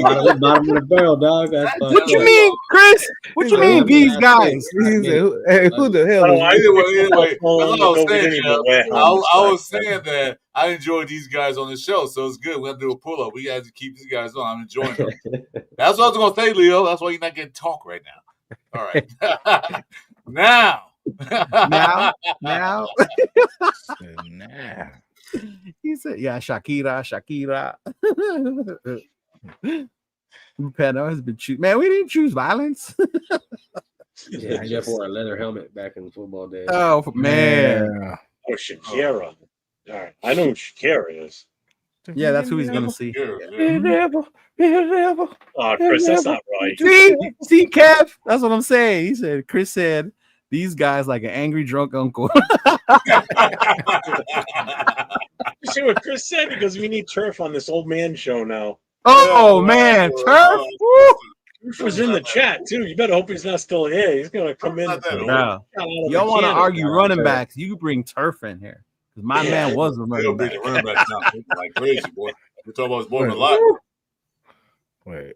What the hell? Hey, Turf, if you're still in chat, man, you come in. What is up with these people in your chat, big guy? Hey, that's what I was like. I was reading. I was like, wait, what the? Right, I've been seeing some random ass ones. like we're taking a political science class or something. Yeah, I'm gonna say pray. I'm gonna say just pray. Leo, Give it to God. Apparently, you don't watch our show on Friday nights. This is how it normally is. So apparently, you don't watch. I don't know what happened to Fridays. Hey, I like that guy, firefighter Jimmy 132. I like that. You got to get a good team this year. Yeah, you're right. We guys got a good team. We do, bro. I like that guy. On paper. I'm always Bueno. I'm gonna correct you on that. I'm always freaking cranky, man. No matter dinner time, breakfast time, or lunchtime, or sleepy time. I'm always cranky. So I don't know. Were you cranky in Bakersfield? You didn't look cranky in Bakersfield. Oh, I was cranky as fuck. Was he? He's a grumpy old black dude. Look at him. Come on. Grumpy, man. What the hell, man? He was mad because he never met Myra. The world. Look at him. She was right there, bro. Hours, man. I didn't know that was her because she looked different. Oh my god! I didn't know I was talking to Myra for 4 hours, man. Blowing smoke in my face and everything. Oh my god! She was right there with Raider Nation Live. She was totally different from her profile picture. I didn't even recognize her. So Firefighter Jimmy says, I'm a Vikings fan, but I do like the Raiders a little bit. Oh, that's cool. We're down with that. Bro, the Vikings, when they came to Allegiant, they took over that motherfucking stadium. They did their whole skull chant and all that shit. Even the Chargers. No. Other teams do, but when I'm telling you it was different when they did, it was different when they took over. Yeah, like that much. Yeah. Mm-hmm. Myra was keeping it low key. Man, Chris, I didn't know you didn't realize she was there. She wasn't there. I didn't recognize her because I said her profile was totally different from what she looked like in real life. She was cool as fuck. I think she knew she was like talking to me, but she didn't want to say her name, so she wanted like play me like that. So whatever. That's fucked up. Yeah, he was trying to throw a subliminal message out there, though. I see. Next year, Bakersfield, I'll bring some stills. I followed that fucking Jack Pin like 8 feet tall. A while ago. Like, what city and town is that in, or state? What? Firefighter Jimmy. I subscribed to him a while ago. I know that the department. I just don't know where they're located. Actually, you know what? I think I know where it is now. I don't know why I saw Backdraft the other day, and I just thought of Jeff. Yeah, Carlson was a former kicker. That's crazy. I remember that. He choked over there, right? And then we signed him, and then he rebuilt his career with us. Yeah. Well, that's all we have was upstairs field goal kicker, so yeah, he's gonna rebuild his career. What do you mean? Yeah. That's the only thing we have. What are you talking about? Dude, we the goddamn red zone and we can't get a touchdown, so we gotta use a field goal kicker. Come on now. Yeah, you saw it. It's bad. You saw it like I saw it. We watched it. You know, anytime your punter and your kicker get more playing time than the rest of your team, man, you know it's bad. And big bags too. They got a big AJ Cole, man. He made out. Well, yeah. Yeah, Raiders. How much did they end up paying him? Ooh. They hooked that boy up. You got one of your boys out there, Jeff. He said Pat's Nation. We coming back to run the AFC. Oh, Jeff. There's no such thing as Pat's Nation. Get the hell out with that. Yeah. They're using Nation. Yeah, you're from the area. Is that what they call themselves, Jeff? They do sometimes, but it's usually the only one around here that uses the Nation is Red Sox. Yeah, I do for the Red Sox. Yeah. And that's the one I don't have a problem with because they have a brick that was put part of the building when they built it back in 19 whatever. It says Red Sox Nation on it. So I don't really give people shit when they say Red Sox Nation, even though it's still kind of fucking lame. But the whole Patriots. I mean, I don't know if they do the whole Pats Nation thing. You guys hear what Gronk and Hernandez used to do in that training room? Oh, sus, man. I was a big Hernandez fan too, Brian. I ain't gonna lie. As a player, when you start seeing some of the shit that went on with those two, man. I got the last name, bro. So I was rocking hanging around somewhere. I just don't know where. We might ask Boston question. Okay, you talking about the Raiders are horrible. What have you guys done since Brady left? Not a damn thing. And what they do for the 40 years prior to Brady. Yeah, what are you gonna do? That damn thing. So I don't know what you're talking about. I mean, they didn't, but they did their thing with Brady. Yeah, but after Brady and before Brady, they were like the stepping stones to everybody in the NFL. Well, now they are again. Who's the stepping stones now? Then they're bad, bro. They're bad. No, who is now? We don't know till the season starts, but we'll see. Patriots won't be the Raiders. I guarantee you that. No, Spillane or what? He's gonna ball out. Oh, 1,000 easy, bro. 1,000 easy. 17-game season. 1,300 plus. Yeah, 1,300 yards. I guarantee it. Mm-hmm. I'll say about 12. The rookie year, I'll say about 12 because he's not gonna run. I don't think he'll run every down. They're gonna run it back committee. He's gonna run a lot. Watch. Yeah. That's a run the kid to the ground. That's all I want to do. All right, Jeff. I gotta get going, big dog. All right. Hey, Leo, thanks for coming in, bro. Nice seeing y'all for a little bit. I gotta get to work. Hey, Jason, nice seeing you again. You too, brother, for sure. Hey, you too. You too. Take care, brother. It's nice sharing the screen with you too, Joe.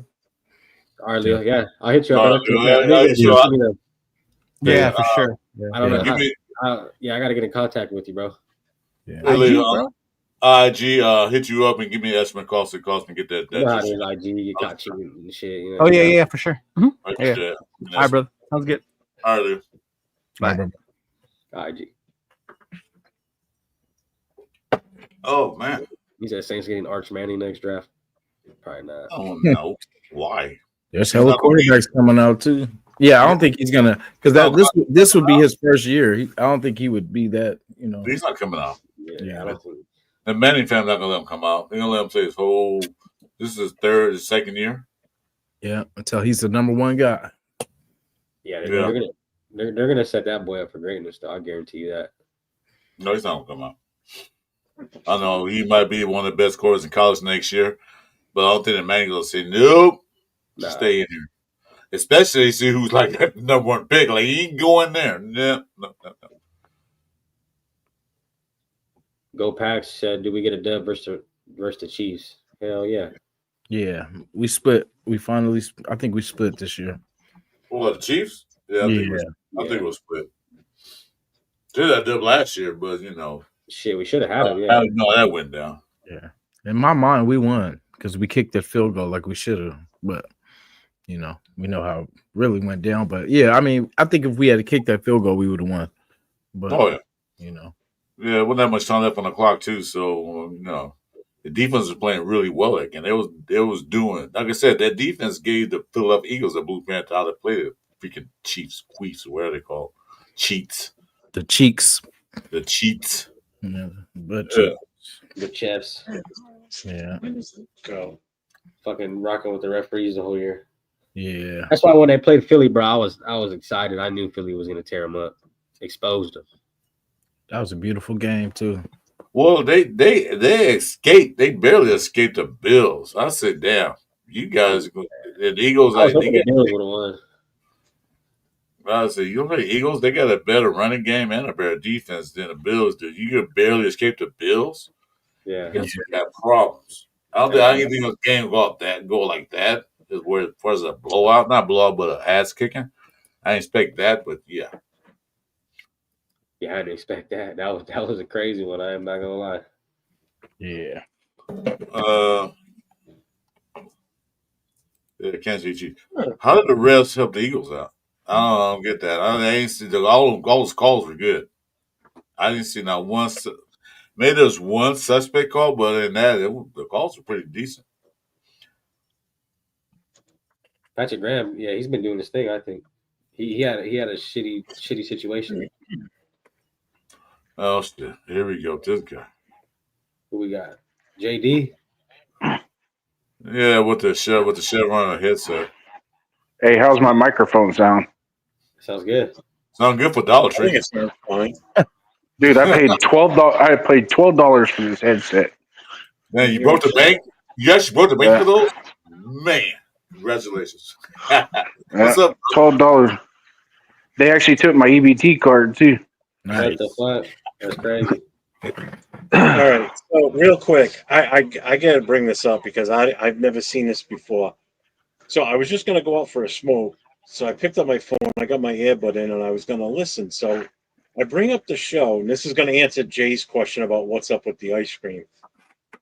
Down at the bottom, right where the chat is, and then there's the $ to do super chats and that. Well, right next to it, it glowed this little gift box. So I clicked on it, and it shows me all of this. It's all different icons. You know, like how on TikTok does, but this is on YouTube now. This must be new. So you can purchase the, you know, like the coins or whatever, and then you send little things. Like what? I don't know where it shows up though. It shows up in That the sounds chat. like a scam. It's like, Yeah, it's different. Like I'm looking at the screen to see if it pops up when I do it, but I didn't see anything. That's crazy. Some new shit they came out with probably. It's not a scam. So I just clicked the party hat. It just tells me in the chat that a party hat was sent, but I don't see anything on the screen. Yeah, it's different. But it's not really a sticker though. It's a gift. It says send a gift. How to send gifts? Get jewels. If you want to send a gift, you'll need to buy jewels first. Choose your gift. Send it. Combo. After you send certain gifts, you can instantly send them again with a combo. Huh. Your jewels amount will update to show how many you've used the combo. You know what that sound like? That sound like, remember Craigslist when you gotta get roses to get a prostitute? That's what it sounds like. Dude, I told you this. It's just on the same idea with TikTok though, where you can buy these little things. Huh. Yeah, well, hmm. that's Do they have a Dunkin' Donuts one? Yeah, see, look at it. It's spamming in the channel that I sent a bunch of them. If there's a Dunkin' Donuts one, I'll buy it. It's in the chat.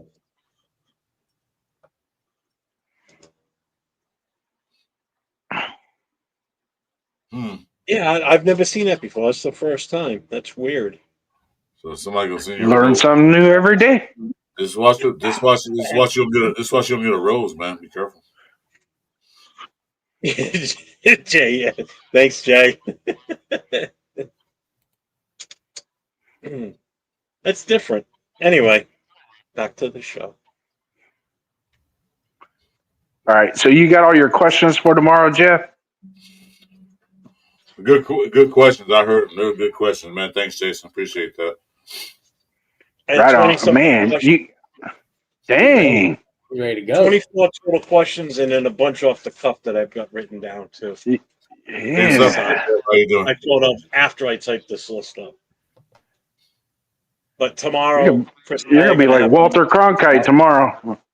Chris and I are going to have another meeting tomorrow about it before the show, and we're going to split the questions up. Who's going to ask what, and then anybody that's in the chat tonight that has questions for tomorrow for the violator, send them to me on Instagram. I will notate that you are asking the question of the violator, whatever it may be. I've got the ones that Jason sent me today. He sent me a couple of really good ones. So that's gonna be sick. I'm excited. This is the biggest person we've had on to do an interview with. So I'm excited. Big show for me too, Jay. I can't wait to talk to him. So it's me. Yeah. Well, you know, it is because he's such an icon in you know in the world of the Raiders. You know that this is just going to be fucking awesome. Patrick B, my God, thanks, brother. I appreciate you. He says, do we go after a wide receiver one or cornerback in free agency? I think we're good on one. I think we're good on wide receivers. Yeah, I think so too. I think we're okay cornerback, with maybe. Cornerback. I'm still. It depends on how them guys develop from last year. To Cameron Richardson, if he's taking his game to the next level, you know, you got that's a bonus. That's another dependable body. Yeah. I think we're good with wide receiver. I definitely on the cornerback. I mean, obviously, if we would have been able to work something where we got Jalen Ramsey, we'd be golden. I would have been fine with that. And actually, I'll tell you what, I wouldn't be upset if we got Shaquille too. Griffin. I would be okay with that. It's an upgrade. He's still out there? He's still available, huh? I think he signed with Seattle again. I think he signed with somebody, yeah. I think he signed with Seattle again, yeah. You sure about that? I think so. Don't quote me on it, but I'm pretty sure I saw something pop up that he signed with Seattle. There's another rumor that's going around about Gamora. The trade for him. I wouldn't trade for him. I wouldn't trade anything. That's capital. No, I wouldn't do that. Although he's a good receiver, I would trade for that. He signed? Yeah, he did. Did he? It's a definite.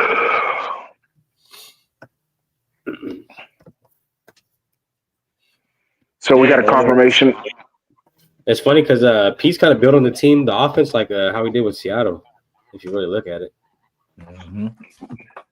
the same old shit. Yeah, I'm just glad we didn't go with Jair Alexander. I did not want him. Jair, I did not want him. Yeah, I say grab Ramsey. Yeah, I'll take Ramsey. I'm okay with that. It just depends on what they want. I don't think we're going to. The price is too rich. There's two things that can happen. There's two things. We trade for him, then we lose draft capital and contract. Other thing, Miami is trying to get out of cap hell. So they might just cut him. Eventually just cut him right before training camp or during training camp. And that way we can pick him up and he only have to pay him $10 million. We got honored that $10 million. If they drop it down to a 5th or 6th round pick, then they can unload them a little easier. But they're looking at a 2nd to 3rd round pick. Yeah, there ain't no way Jalen Ramsey's going for a 5th round pick. No, they're looking for a 3rd round pick. Last I heard. Yeah, that's the last I heard. But the only thing that could help us is if they're so cap strapped that they have no choice but to cut him. You know, yeah, we get a 20 contract. We can scoop in and take him at that point. I just don't want to give him a third. We get that 20 contract, so they cut him. That means they owe him $10 million. And then the second year, we can go like we'll take him. We'll take you, and then we can renegotiate that contract and like just break it down. You know? But Patrick B, man, thank you. Appreciate your $10 super chat there. Appreciate that. Thank you, brother. Good question though, too. We need both, really. That is Piano Boy. If he shows up on my channel, don't kick him. I'm gonna leave him for now. Yeah, Piano Man, just be good. Just be good. Just whatever. Just be good. Trying to get him to come in as Piano Man. Quit doing this other name bullshit. I know you're at odds with Nav Man and all them, but I'll be nice to you. I'll cut you a break. Yeah, just don't spam too much. That's all we ask you. Can I use the scooter for my house and medication? Yeah, we'll probably grab a quarterback before we grab a receiver, to be honest. We're going off for a swim. Trying to be a good boy. Yeah, you need to be, bro. All right, you know what, Jason? You're my question or ask you panel. Let me get your answer, right? Since you're in the panel now. Who's your? My bad. What was the question, guys? Sorry, Jason. You can hear me? So I can. Yeah. What's Jason? What was the question? Yeah, you got two. I asked about earlier. Who's your number one guy from defense, one guy from offense you want to see? Who do you want to see break out? Can't hear me. He's on the phone, bro. Who, me? Or is that for JD or? She came. No, I didn't. I can't. Like, I'm really trying to talk to you to get things. Shut up, Jeff. We're talking. He's muted. I don't know if I can hear him. Oh shit. JD. You guys are fucking crazy, bro. All right, JD. Questions for JD. Who I have for my breakout player? Who do you want to break out next year? One defense, one offense. You don't give me a basketball. Defense, I'm going with Cameron Richardson. Offense, and it's really not a breakout. It's just a matter of just doing what he can do, and that's Michael Mayer. Yeah, Michael Mayer. Yeah. Jacoby Myers, Michael Mayer. Yeah, Moyer. Fuck Oscar Mayer. Pour me another glass of tequila, and he'll be fucking Jeff Smith for a minute. I don't give a shit. But No, Michael Mayer. He's Oscar Mayer. That's funny. Oscar. Yeah, Michael Mayer. I'd like to see Michael Mayer break out and get up into that 60 catch range, about 7-8 touchdowns. Be a positive impact in the offensive part in the passing game. But it's going to be hard to do because Bowers is he's our number one threat in the passing game. What's going to happen, right? Defense going to recognize that. Like you said, they saw him last year. Like, oh shit, and they're going to try to take him out the game. Like Denver did that one game, so they're going to try to take him out. So when that happens, Mayer has to step up. That pass. Yeah, there was one game last year. I can't think of it. That we went to Mayer early in that game to try and take some of the coverage off. I think it was the second Denver game. We went to Mayer more. He was more of the primary in the passing game at early stages of the game, and he did very well. I mean, it's like you throw him a bone, the kid comes alive. Okay. Do all the moderators and all the chat rooms, if you see somebody in there that say Raiders suck, leave them alone. But they start spamming, kick them out. I don't know who channel is Christy Critchley's on, but kick them out. Okay. We don't need that. You can say Raiders suck because they did suck last year. That is obvious. Yeah. If you think you're going to offend us by saying Raiders suck, you're not going to offend us. We know that Raiders suck. Yeah, we saw it. You know what I mean? It's like I don't know if you guys saw the post that I put on before I came in. And it's, if you really think about it, there's only two kind of football fans in this world. There's Raider fans and those who wish they were Raider fans. Yeah, no shit. There it is. Yeah, man. I know you didn't say that. That's fine. Just be good, Shaq. We let you in, and we'll kick you out. So I don't know what channel he's on. I think he's on either Chewy's or Jason's. I don't know. Yeah, I don't know. That kid needs some help. Anyway, I don't want to turn. I kind of in a roundabout way feel bad for him, man, because he's kind of like that. He's like that kid that nobody fucking likes, but you still got to hang around with him, Don't want to turn to a Piano Man show. Wait, what was that? Chewy? Oh, Jason left. Hey, Jason, thanks for coming in, bro. Appreciate that. Thanks, Jason, man. We'll see you later, bro. All right.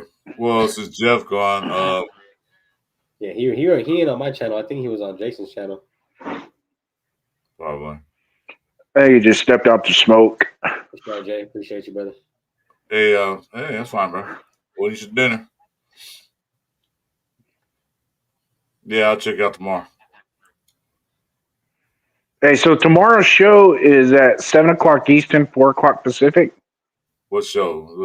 With the Violator? Your guys' show, yeah, the one you and Jeff are doing tomorrow. 9 p.m. Pacific, 6 p.m. Eastern. No, it's the other way around, Chris. I'm watching that. 9 p.m. Eastern, 6 p.m. Pacific. There you go. That's what it was. Well, you said 7. What the hell? We never. How many times? No, hold on, relax. I heard a 7 p.m. somewhere along the lines of that conversation. See, that's your problem. That stuff just, This is my problem. It's my last one. That's my problem. Shit, my last you gotta cut back on that stuff, man. Yeah, I am gonna cut back. You need to focus, Chris. You need to focus more on the Metamucil and the Geritol. Okay. Don't need that. Kind of cut that stuff back. Cut that stuff back a little bit. Metamucil and Geritol. I don't need one of those. I'm not getting crazy. I don't care. I don't care if you're cranky. No, but I said Chris is getting cranky. No, I'm not. I'm always cranky. I'm always cranky. I'm not.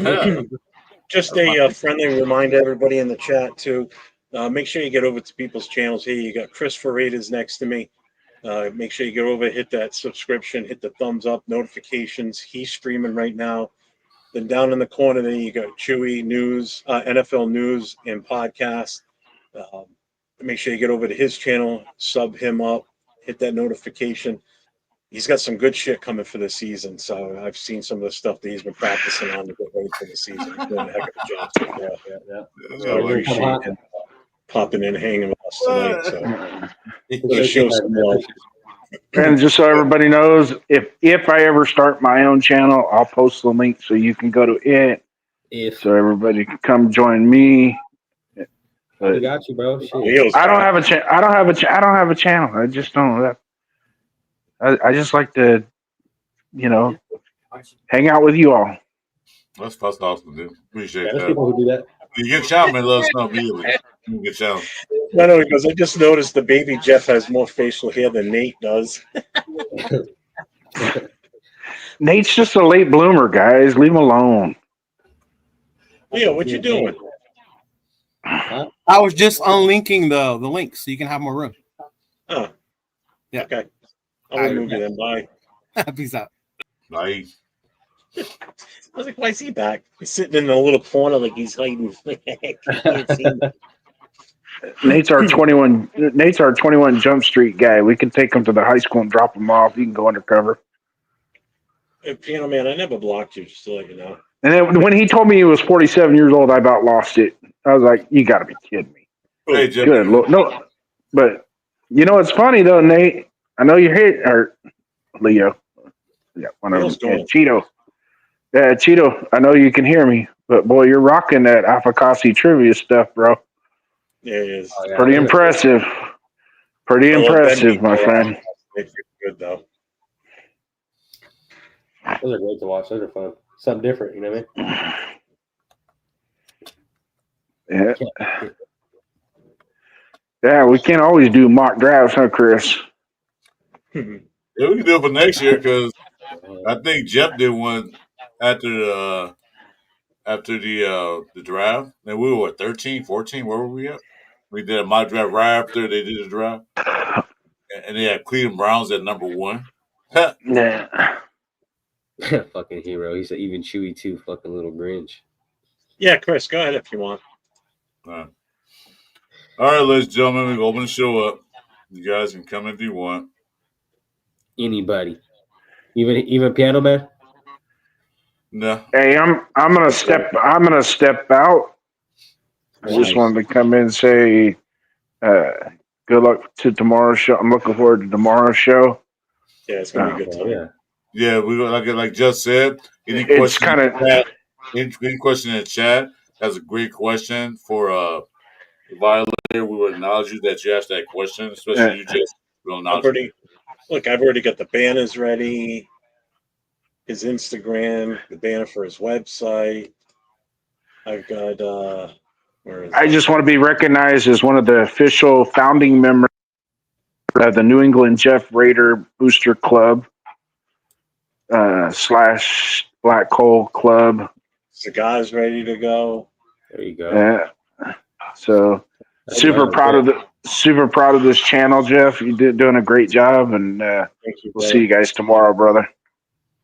Chris and I got a good thing going here. We're happy for sure.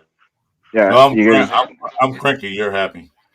With bar Snow White and 9 drawers, the 2 drawers that people forget about. Cranky and yeah. Good job. We'll see you guys later. All right, Jason. Have a good one, bro. Thanks, brother. Appreciate you. Another guy that's been there almost like from day one for me. Yeah, Jason gonna help me out in the beginning because he is the first one that hit me up on IG, and we exchanged phone numbers. He was one of him and Jack were the first 2 that I physically got on the phone and talked to, and then it's just trickled from there. You know, I've gotten Sacktown Mike's, obviously Chris. I got Jess's. You know, all these guys that were just chat guys before that are now like yourself, Chris, and like you, Jess, that are actually doing your own shows now too. You know. Yeah. You know, this is what it's grown into, and I like that. You know, I'm part of this with you guys too. You know, you guys come on the shows with me. Chris and I have hit a great partnership, the two of us.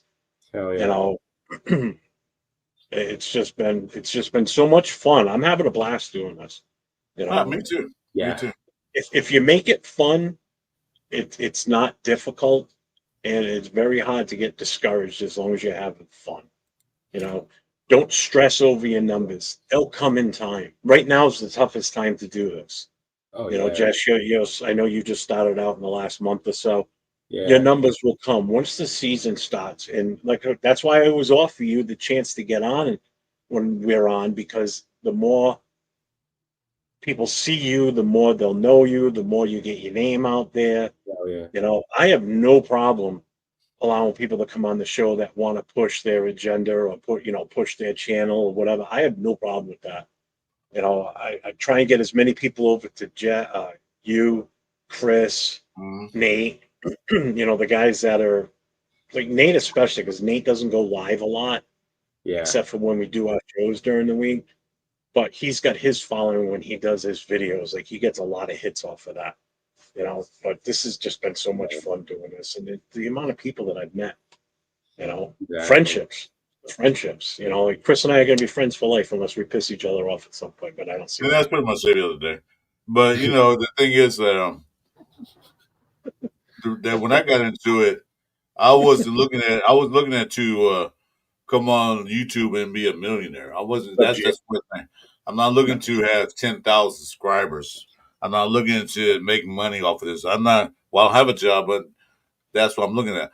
My reasoning for being on the show is to talk to Rare Nation, and anybody else don't talk football. And that's what I'm keeping that.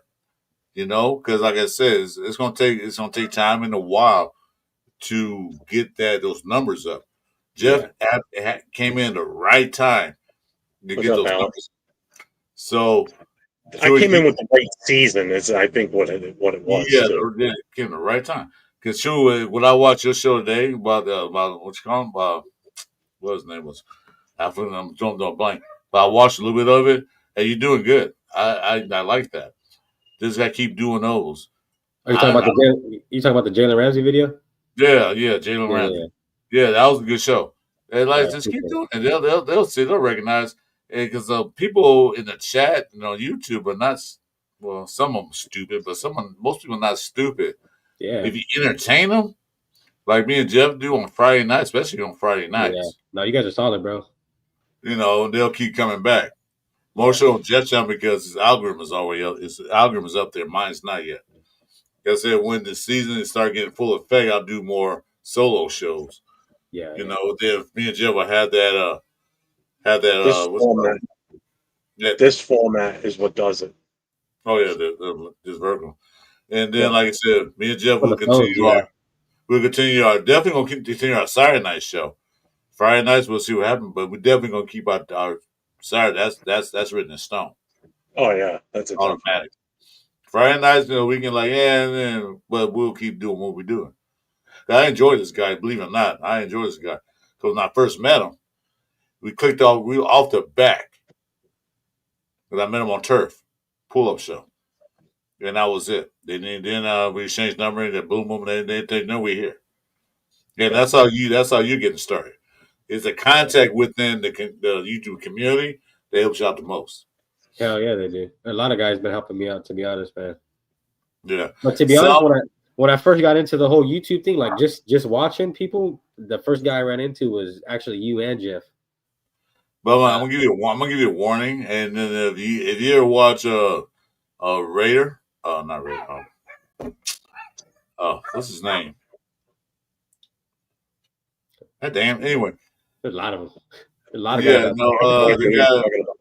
You know what I'm talking about. I didn't get his name offhand. Never mind.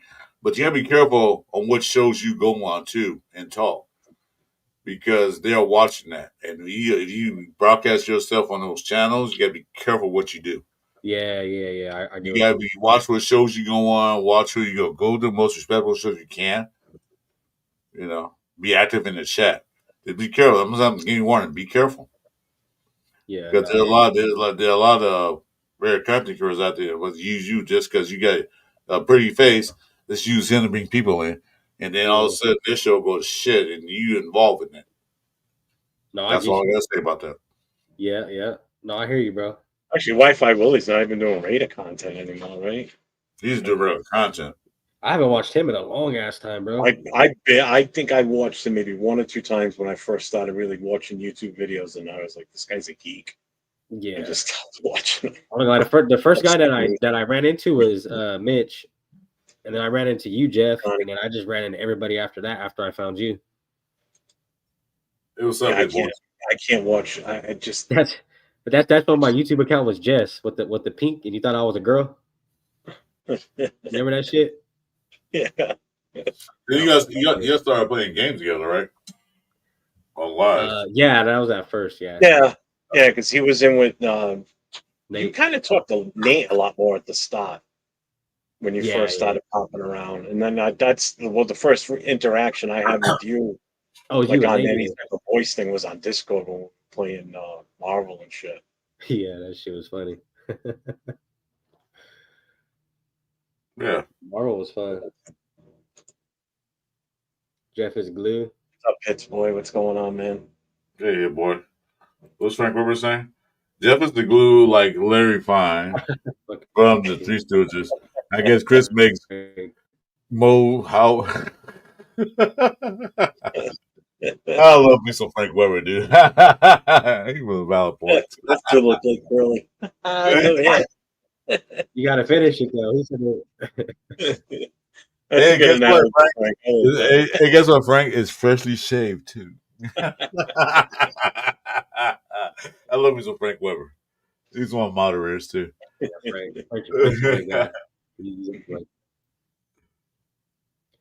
Rebuilding? Yeah, that's what we're doing. I don't think we're rebuilding, because rebuilding, that means you got rid of everybody. We're not rebuilding the Raiders. They're retooling the Raiders. They're gonna play.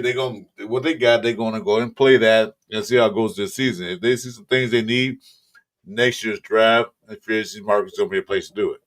If we were rebuilding, we wouldn't have brought Geno Smith. Exactly. We would have got rid of everybody. Everybody. There's a whole lot of new players on this team though. Even coaches, bro. It's changing overnight. It's a retool, not a rebuild. Because when you rebuild, that means you get rid of your top players. You get rid of all the guys. We want everybody. You get rid of all the everything. Get rid of Max and all these guys, huh? Yeah.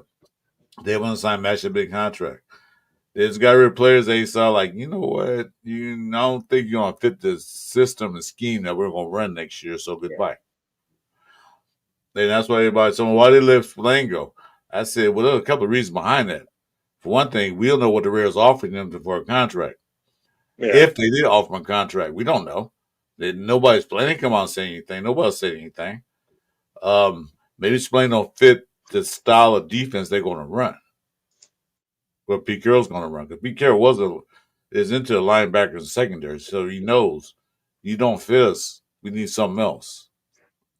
Because probably Spillane, the running game against us was really not that good. They ran against us. Oh yeah, bro, for sure. But that's what I'm saying. Look at the linebackers we got now. Pratt and E-Rob, bro. They're gonna come down. I guarantee it. Yeah, I think it's a better linebacker room than last year, to be honest with you. Yeah. What's up, all eyes? Hey, all eyes, come on, brother. My dog, salute. Yeah, I definitely got a run linebacker room already. Well, there's one person gone that everybody wanted gone, which was Divine Diablo. I mean, I was fine with that. Yeah, I wish we could have kept Spillane, but you look at what we've got now with the 3 players we brought in and how much it's costing us versus what that one guy Spillane would have cost us. You know? Right. So, I am so excited. There's 2 things I'm super excited for right now. One, I cannot wait for tomorrow night. I am so stoked about tomorrow night. And 2, I can't wait for the season stuff. I don't want to wish the summer away, man, but I cannot wait for that first game. Especially the fact that that game's here against the Pats. I can't. I'm so excited for that weekend. That weekend's going to be a killer weekend, man. Yeah, you're doing a tailgate or something like that, right? Well, we're doing a pregame party the night before. It's going to be in downtown Providence. That's a definite. I got to go Monday and do talk to the owner and finalize everything, but that'll be definite. And then tailgate. I'm still trying to work on that yet too. So I don't know what we're gonna do with that. You know what it is? Because I don't. If I was a Pats fan and went to the Pats games all the time, I would have tailgates and all that. I would have. I don't have a lot of stuff to set up a tailgate. I've got a rated canopy and some tables. I don't have a grill. I don't have a way to get the grill there. First of all, that's the problem. I'm not bringing my grill from my house. I'm not set. I don't have the setup to do an actual tailgate. I get you. So it's like I got to try and do something else. Not with the crew that I have right now from the Black Hole, because everybody's still fairly new to me. I don't know what everybody's capability is within the organization, within the chapter. Right. I'll know more by July 19th, because we're doing a summer get together for the New England chapter. We're going to go up to the Chicopee area, which there are a majority of them are from. Yeah. We're going up to one of the members' houses, and she's got this massive backyard with a huge indoor, in-ground pool, and a bar set up and everything in her backyard. So we're gonna have a cookout. So it's gonna be a good time. I'm looking forward to it. Yeah, that's what I was saying too. Like, as a Raider fan, bro, we got a lot of shit to look forward to this year. Yeah, but no, that doesn't sound right. 401 Patriot Jeff now. Nah, get that out of here. I don't know how much the tickets are right now, to be honest with you. The cheapest I saw right now is about anywhere from $250 to $300. I don't know if they've changed. Yeah. So I don't know what I'm doing yet. I mean, I plan on being at the game. Like I said, Captain Jack's supposed to be coming up here. He's supposed to hang with me. I got to figure out what he's doing for his ticket. You got Nate coming up there too. Nate's coming. Nate will be here with his girl. Turf's supposed to be coming up to it. There was someone else too. I can't remember. I know Leo was still kicking it around, but because Leo's going to the Raiders home opener, that Monday night game against the Chargers, he might not be able to swing it. If he does, he would have to come out here like Saturday and then leave like Sunday night type of thing. Yeah, so he wouldn't be. a lot of work. That's a lot of hours. That's a lot of flight time too. Yeah, jet lag. Yeah, and that's just it, Alec. The seats are like, top of the fucking stadium. Like almost in the outer atmosphere. Yeah. Hey, Chewy. Yeah, bro, I paid $100 for I paid $200 for 2 preseason tickets. Chewy, who's your moderator on your channel? I got a lot, bro.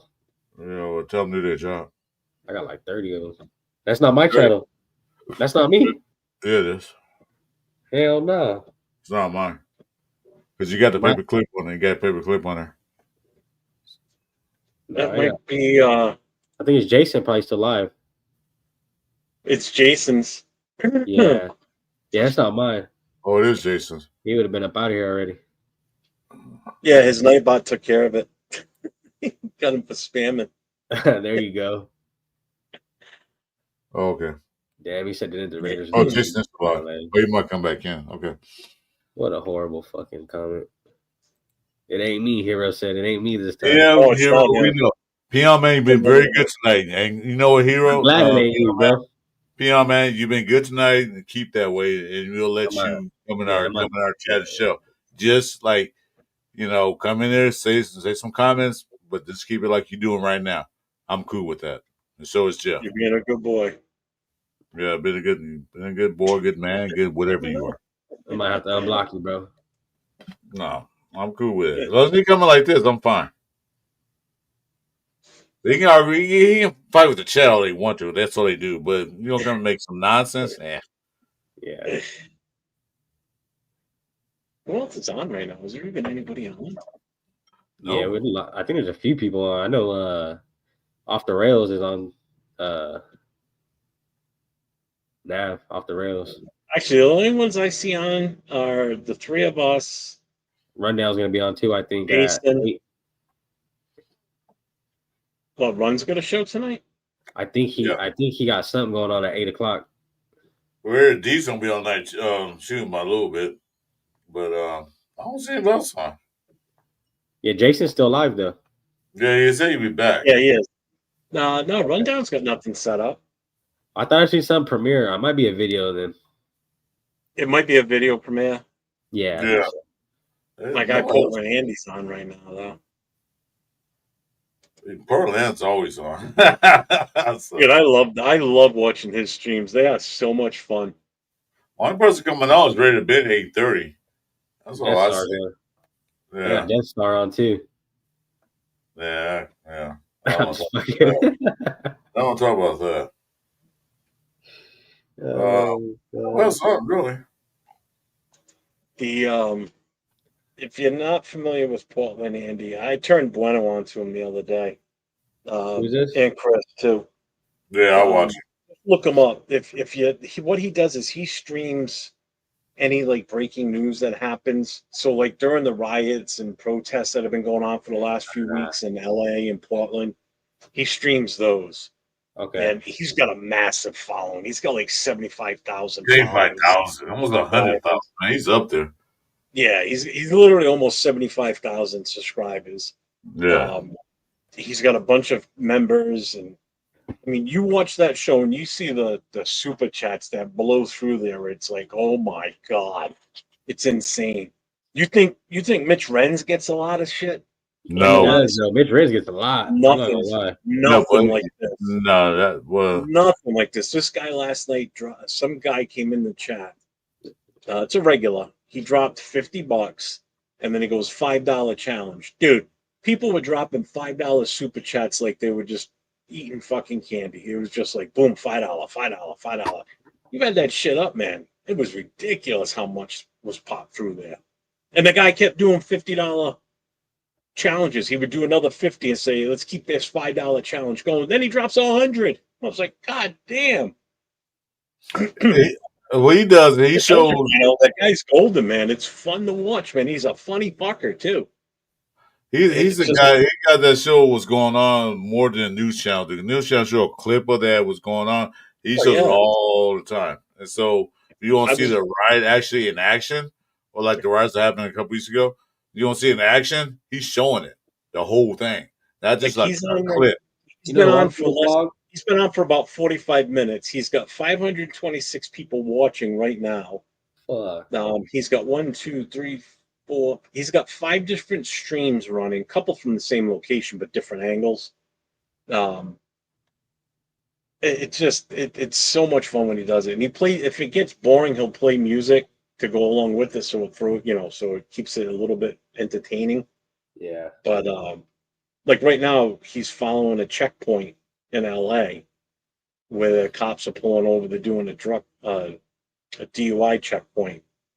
And they showed it last night. They nailed some guy. Last night on his stream, he was showing the Portland ICE building, and the ICE agents would come out whenever they need to move vehicles out of the facility. They open up the gates and they bring the vehicles out. And the protesters stand right at the edge and they block them. But then, as the ICE agents and the cops are coming out, they start to move. Well, one guy wouldn't move. They ended up fucking arrested him live on camera. Like, oh, we watched the guy get tased earlier in the night yesterday. It's fucking great, man. That's fucking awesome. It's like cops and shit. Oh yeah, dude. But it's great though, because you just watch it from different angles. Like there might be multiple people in the same location. Yeah. Because he'll pull them from TikTok, he'll pull them from Facebook, and he'll just put them all together on his screen. So look him up, man. Portland Andy. I will. Do YouTube search Portland Andy. It's fucking great. Bueno loves it. Yeah, got him hooked on that now. Hey Jeff, our fantasy league's full too. Is it now? I haven't looked. Yeah, you should check out the fuck, dude. A bunch of people are in it. You gotta check it out. Well, what were we using for that? I think it was just called Fantasy Football App. I'm not too sure. The Blue F. The Blue F, and we're not talking about OnlyFans, so everybody chill. Yeah, you might not be. There it is. NFL Fantasy. Yes. All right. So who's Dave? Dave's actually he was a new follower who jumped in. All right. So you got Dave, myself, Nathan, G-Fam, you, Charles. He's Bueno, from Angelo, Rosetown, and you got Europe in there too. Okay, a lot of people in there. that's the only. That's it. So it's what, Yeah, 1, 10. 2, It's 10 of them. 6, 7, 8, 9. All right, 10's perfect. Absolutely perfect. What's the I haven't even looked. So let's see the settings. What's the roster is gonna be? We just got to figure out a date. I was thinking probably like, what are you thinking, Jeff? I was thinking like either before preseason or after preseason, right before I would do it after preseason. So the first game is me and you, I think. 4th. No. The first game of the season is the 4th. It's Thursday night, September 4th. I mean, we can schedule the draft. I mean, shit, we could do. Is Chris in it or no? Chris for Raiders, this guy? Yeah. No, but we could make room for him if he. Well, no, because I'm thinking we could do this on a Friday night. Yeah, Jeff. I mean, Chris. If Chris wants to sign up, I could. Well, what I'm saying is, if we do boot it, a couple guys out. I mean, either way, we'll host it. If Chris has got the time and can be there, because that way there, I can just pay attention to the draft and what I need to do, and Chris can run the chat and everything. You know, as far as people that are in. You know what? I can do that. I can run a chat and all that stuff. I can do that. I'm not really a fancy football guy. I never was. I tried it a couple of times. I wasn't really into it because there's too much I have to do. Great content. I'm not into it. Not this year. I won't do it. Maybe next year. I'll maybe give it a shot again. So if you guys will do the draft on a Friday night, yeah, we'll do that. I'll be in the show and host the show, and I'll just run the chat and everything else as you guys do your thing. I can do that. I'm not into football. I never was a fancy football guy. Well, it's either Friday night or we do it Saturday night. Either way you guys do it. I'll just help you in the chat, host the show, and I'll just run the chat, and you can do what you got to do. Concentrate. I'm gonna do that. Friday night will work though. I think probably best. Yeah, I can do it like that. Like I said, Friday. I mean, you look at who's going to be in it, right? So who's here right now? You and I are here. Bueno's in the chat. Shit, where's the link? Here it is. No, that's not it. I'll be Raider 10. There it is. So that means we'd have to get Nate on here. GFam is in the other show's chat. Europe wouldn't be a problem to get in here. Angelo, we can get him in here. Rosetown will be in the chat unless he doesn't want to get on camera. I mean, they don't have to be on camera if they don't want to. Yeah. They can just be in the chat. But even if they don't want to get on camera, they can still be, because we can put up to 10 people in here. Right. As I said, Angelo, he's a for sure. I know Europe's a for sure. Me, you for sure. I know Nate. I don't know how his schedule is. I'm talking about for on screen. You know what I mean? Yeah. Well, guys that I know can get on camera is me, Nate, you, GFam, Europe, Angelo. So the question would be Dave, Charles, Bueno, and Rosetown. Which we know Rosetown and Bueno, they're going to be in the chat for sure. So I got to say, I can run a chat. I can go there and run a chat while you do your thing. I can just look at the chat. And well, the only problem with this is if all 10 people want to get on camera, we'd have one. You wouldn't be able to be in it. I would have to do it. Because I know Charles and Dave, they're following. Only fit 10. I see what you're saying. I won't be able to get in the studio. Yeah, I got you. Yeah. Well, we'll see. Let's see how it works out. We'll keep Chris in. I'll be there. No, someone else can't be in there. Yeah, because you know, Dave and Charles, they're just they're subscribers. So, well, Rosetown Bueno usually don't come in our studio. So, no, we're gonna make them. We're gonna make them. Well, I mean, it don't matter. I'll sit and watch. That don't matter to me. No, you're gonna be in there, bro. Like I said, I'm not a fantasy guy. We got you, Chris. I mean, like I said, not everybody has to be on camera. So even if they don't, I can take this hat off. I don't know why, but I'm getting a wicked headache from it tonight in the back of my head. Yeah, when we get closer, we'll figure out. I mean, I'm flexible. You're flexible. Yeah.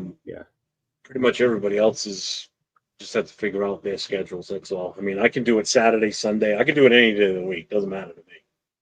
So if majority say, "Oh, I can do it Wednesday night," and then that's if that's what we do. That's what we do. Yeah, that'll be fun too, though. Because the good thing is our game's on Sunday. Oh, I won't be able to do a show. You know what? I can't even do it on that Saturday night before the games. I wouldn't be able to anyway. Like Chris and I aren't even going to be able to do a last call show on the 6th. I'm not going to be home. You won't be home because okay. Unless you set the show up, Chris, you can still set the show up.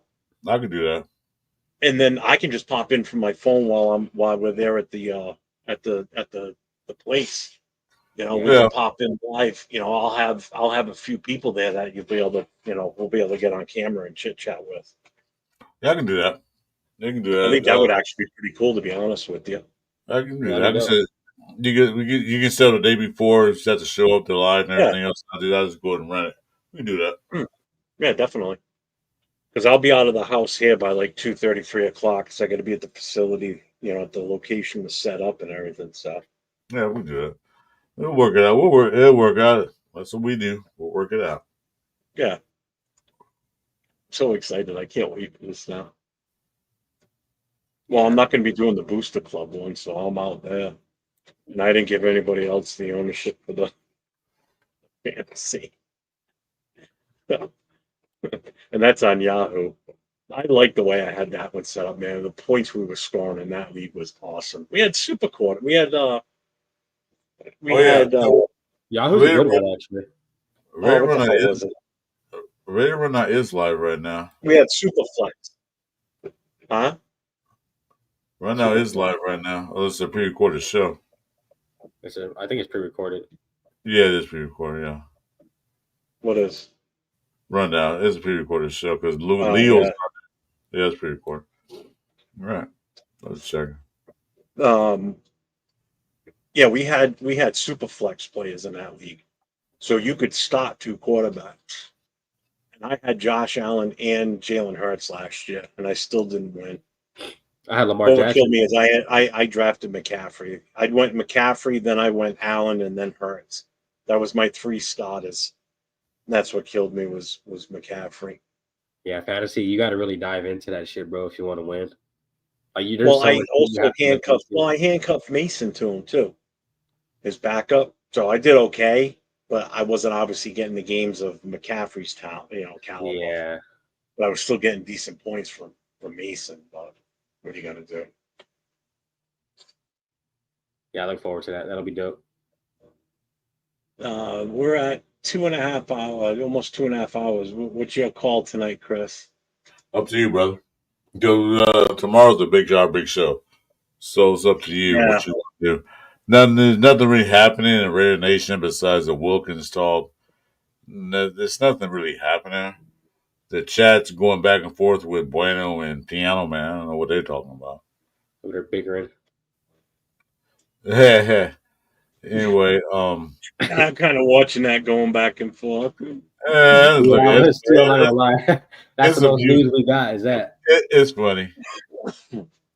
We don't have the other guy in here with Rosha. He's gone, but they go back and forth with it. I don't know. This is we had a guys on earlier. I think we're good. Piano Man said, "I'm grilling your boy."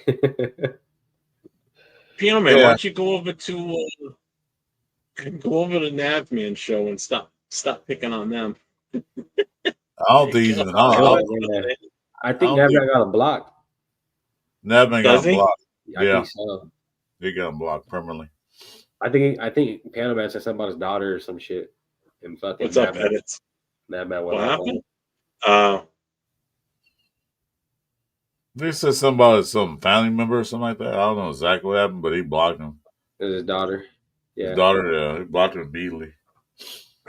Permanently, not just kicked him out, not time out, he blocked him. So, Pam, what's going on with you and Nabman? What do you try? Do you want to come on? I want you to tell me what's going on with you guys. I'm curious. That's a lie. I gotta know. I will give you open forum to say what you want. I won't kick you. I won't remove you as long as you don't porn bomb and do anything stupid. I wanna hear what's got your panties in a bunch with not with Wino. He said I'm lying, bro. Hey, Not that's lying. That's what we heard. So we asking you to come in. That's the story on the block, bro. Is you went and said something about his daughter and you got blocked. What's up, Rap? How you doing, bro? I've seen him. I've seen Navman say that it was something pertaining to that. There was something like that. I know it's a family member or something like that. He got mad. Yeah, I know it's beyond man that started. Raiders.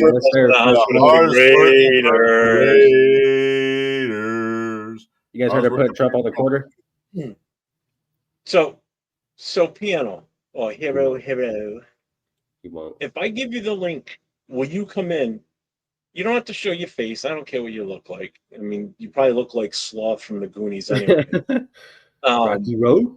If you want to come in and you want to say something, I'd be more than happy to let you in here and I'll give you your chance. I'll give you your platform to speak. To set I'm the record all straight. for it. I have no problem. But you don't answer the question. You keep dancing around and going after whatever you're going after. Yeah, set the record straight. Come in. You get just say Come your on voice. now. I'm letting you in. I'm giving you this up. You know what? I want to go live in 2 weeks, he said. By 2 weeks. Do it now. So here's your chance. I'm giving you the link right now. I just put it in the chat. If that doesn't work, you know what? I will pin it to the top. You don't want to talk sports, but I ain't never seen you talk sports. To the top. I don't want to talk football. Jeff, I will go on your floor, bud. What? Don't get sad. I ain't never heard Piano Man talk sports. Bueno got So you're gonna go on live week 2 or in 2 weeks? On all your shows. He tripping. This man is fucking tripping, bro. Gary Garrison. Gary Garrison. I have no idea who that even is. I don't know. Chris, I'll let you Google that. Do you know who he is? I have no idea who that is. He is. Yeah, Frank Webb. Frank Webb. So is it a California guy? No, he brings up some old stuff. He's like an old dude. He's like, oh my god. All right, now I'm intrigued. Now I gotta look it up. God damn look it up. It's Gary. Gary Garrison. Garrison. Frank Ware puts up out the closet, man. Like former football player. Wow. Gary Garrison. Yeah, he's a wide receiver. He played for the Chargers. That's what I just seen right now. I don't think somebody else. Oh, yeah, you don't want that Gary Garrison. Man. Jesus. He's an American playwright. There goes an American playwright. I'm muted. You hear me? He's not muted. I think I was earlier though. Well, I put the chat. I put the link in the chat, and I pinned it to the top of my page. It's on my page. Come on over, man. I'm giving you all the opportunity in the world to come on, say your piece. Nabman's not here. I'm not going to kick you off the show. I want to let you on and hear what you've got to say. Come on, bro. I'm Don't be curious. a pussy. Yeah, set the record straight. Don't be a pussy, bro. Here's your shot, bro. Like Eminem. I heard the same thing that Chu was saying. That that's what I heard. You're gonna get more people to see what you're saying on my show and Chris's show than you're gonna get on Navman's show. I can tell you that right now. You'll get more views. People will get your voice. People will hear what you have to say on this show than on anything to do with Navman's show. And I'm not busting Avman's balls. I'm just saying that's just the way it is. Just look at the count. There's 26 people watching this show right now. There's 4 people watching Avman's. I'm not busting Avman's balls. I'm just saying this is your chance.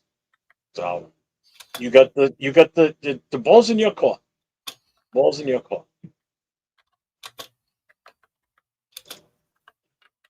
He's a pussy.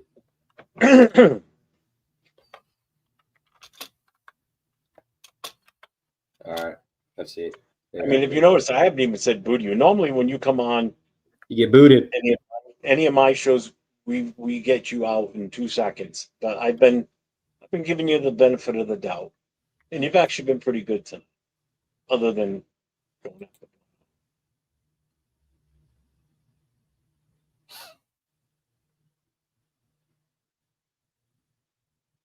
I have 4K proof sending you the clips. 4K proof of what? That's what I don't understand. What are you sending? What are you sending? Some nudes, bro. Don't open that shit. Well, yeah, I'm not. You send me anything, I'm not opening it. I can tell you that right now. That ain't gonna happen. Yeah, he's trying to porn bomb you, bro, with his fucking little chile he got. Because actually, I got him on IG. I got him on IG. I said, "You want to come on the show? Come on." Oh, you got him on IG too? I'm gonna look down at chat. Hey, thanks for the $1.99 super chat. Chewy, thank you. I don't know who the fuck did that. That was probably one of my kids or something. Thank you, sir. Proof of Madman's clash. What? About the Ravens. Oh. Wow, we got Lamar Jackson watching us. Ooh. Damn, bro, you're doing some big shit, bro. Right. You know, honestly though, bro, I can't wait. I can't wait to watch that live tomorrow. That'll be nice. Which one? With the interview you got going on. Oh, our show. Okay. Yeah. Oh yeah, Gary Garrison. Yeah, there's not Gary Garrison. There's a playwright, but yeah. Oh, okay. I get it now, Frank. I get what the alternative voice style would be. Got it. Yeah. It was misunderstanding and told them that I told Madman to fuck his kid. Fuck his kid. Whoa. Oh. Whoa. What? Dude. That's a little rated R, but I'll give you that one. That's Yeah, I'm not putting Hero's thing up the screen.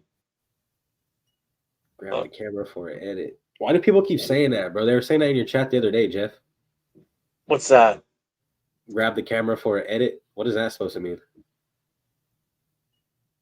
They were spamming that shit in your chat the other day too. Yeah. I don't know what that means. He said, "Damn, Hero just don't like Nav, man, bro. That's what it is. That's all. You just don't like him. He doesn't anyway. It's obvious he doesn't. It's cool though. You know what I mean? Just be respectful. You don't gotta like the guy. Just don't tell him to do crazy shit.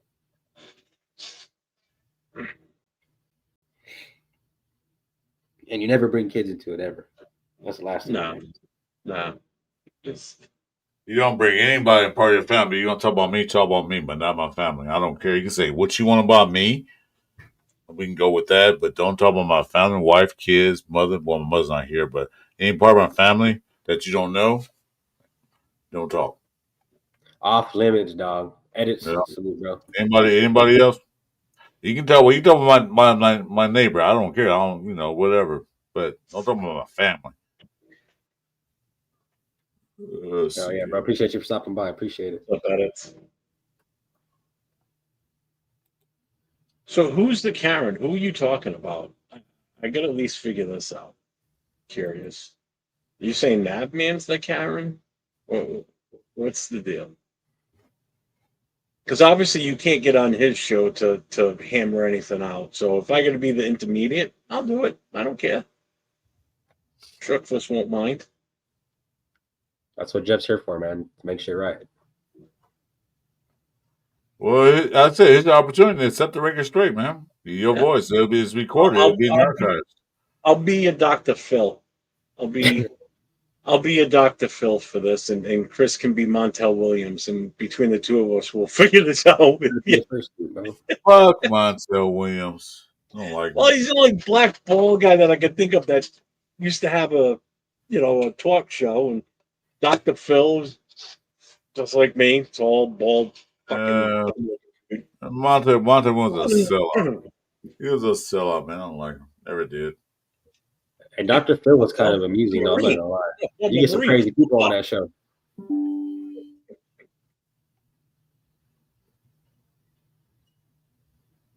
Raven about to start a show.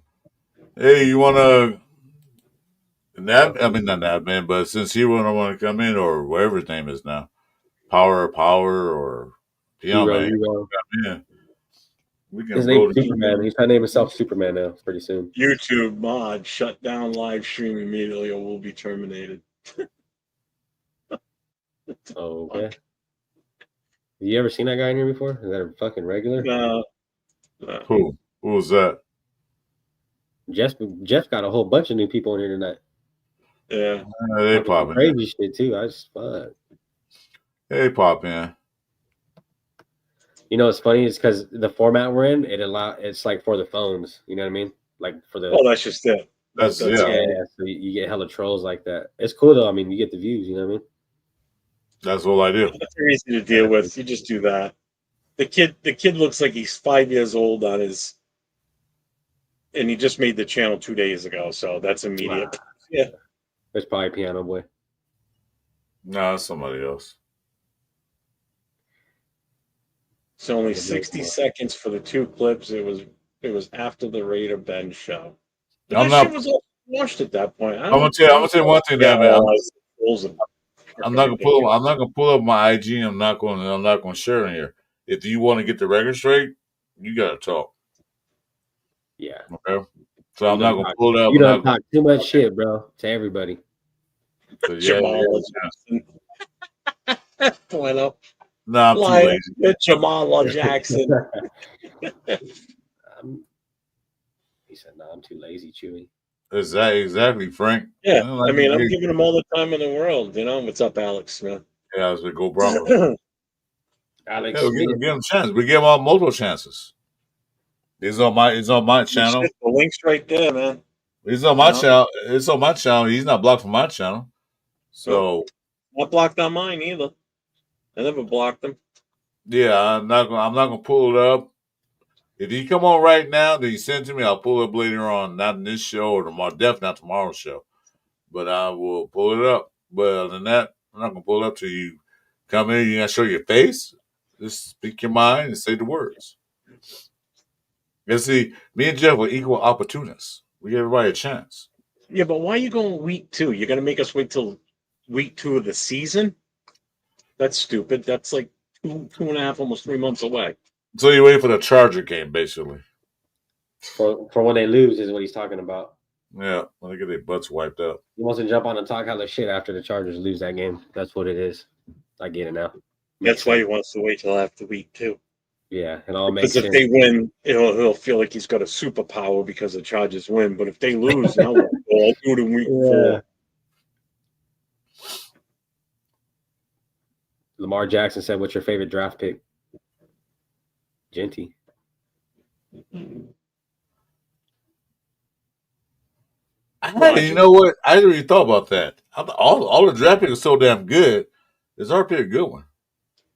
What's up, Shopkey? What do you mean we're kind of hard to look at? Oh, wait, what do you say? You're beautiful. You're beautiful. Oh, Shopkey. Yeah. Happy Friday. You're kind of hard to look at, fellas. Damn. That's fucked up. I didn't even put makeup on before the show tonight. What the fuck? I know, right? Yeah. You know what? I got my hair did today. See? Yeah. I went to the barber. Yeah, that's fucking crazy. Oh my god! Yeah, 3 hours in the shop to get nice. And clean. Lined up. Chris got a lined up and everything. Right? I gotta figure out what shirt I'm gonna wear tomorrow. I'm gonna wear my Raiders coach shirt. Well, I could pull out. I don't know. I might wear one of my new black pole shirts tomorrow. That'll be cool. Throw on your Jim Otto jersey you got. Yeah, Huh? What'd you Throw on say? that Jim Otto jersey. I don't have a Jim Otto. Can't get Jack Kenny got all those. He got them all like what do they call it? Monopolized. Yeah.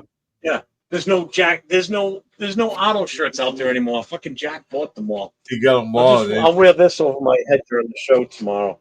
I'll just hold this up while I'm talking on the mic. In order to get an Otto shirt, you gotta go through Jack Kenny to get one. That's clean.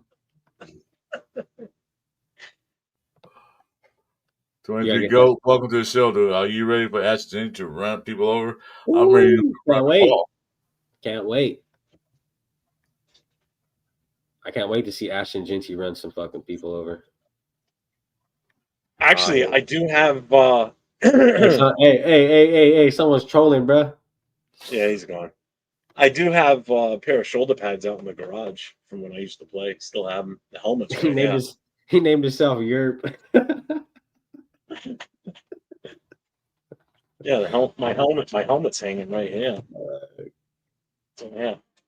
That's some crazy shit. It's not a Raiders helmet. It's a Panthers logo on it. Panthers? Yeah, we were called the Prowlers. So our logo was basically, it's the Carolina Panthers logo. See? Oh, okay, I see. You should put that on tomorrow. Dude, tell me I didn't. Tell me I didn't. Hey, you should put the face paint on too, like the black. You know what I mean? That shit. Dude, look at the inside of this thing. Just that's old school, man. This helmet's like 20-something years old. Was that asbestos? Jesus Christ! I wouldn't even want to put this on right now. Yeah, let's see how. Hey, how you doing? Yeah, a bobblehead. Oh, this helmet got abused. This is just one season. This isn't even the helmet I wore after this. This is just from one season all getting beat the fuck. That's tight. You still got it though. That's clean. Tell me y'all favorite Italian food. There's certain things I don't get rid of. I still got my football pants. I got everything. I got my pads. I still got the 2 jerseys I wore. We got it was a white jersey with blue lettering. And then for the away games and then home games were blue jerseys with white lettering.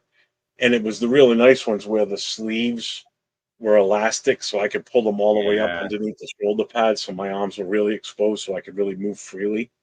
Yeah, they're not like that no more. I miss playing, man. I really do. I had so much fun doing that. Especially as an adult, man, because as an adult, that aggression is just take all your everything out. It's like, and the funny thing is, because when I was in high school, I could kick the shit out of people if I wanted to, but I didn't have that aggressiveness when I was playing, and I was a little bit more timid in high school. But man, once I started playing, like as an adult, totally different, man. Because you just take all your aggressions in life out on the fucking person. Exactly. The bills. You got to pay these bills. You got to pay. You got to do this. Then I got to paint the house next week. I don't feel like doing that shit. I'm killing you guys. It's like that switch turns on. It's like, damn, where was this in high school, man? I probably could have made something of myself. You don't realize until you're older. You know? Oh man, I miss playing. I played for a little while. I miss playing the flag. Even flag football was fun as hell, man. We won championships with that too. That was indoor flag football, 7-on-7. That was a blast. But, okay. Piano Man said he said show us your glory days. I want to see your jock strap too. Yeah, I just saw that. He must have seen my jock. I can show you my D. You trying to see how big your jock strap was? Pretty big. You were close, Frank, but it was center. I played center. And I did play some left tackle every now and then if needed. I played for 2 teams in one season. We wasn't too happy with the team I was playing. This team, the Prowlers, at first, so I went and played for another team next town over from where I live now, and their team name was the Bellingham Minutemen, Well, they actually were owned by Steve Grogan. Mosi Tatupu was the head coach. There was a couple of expatriates that were coaches on the team also, but the uniforms they wore were old Patriots uniforms, unfortunately.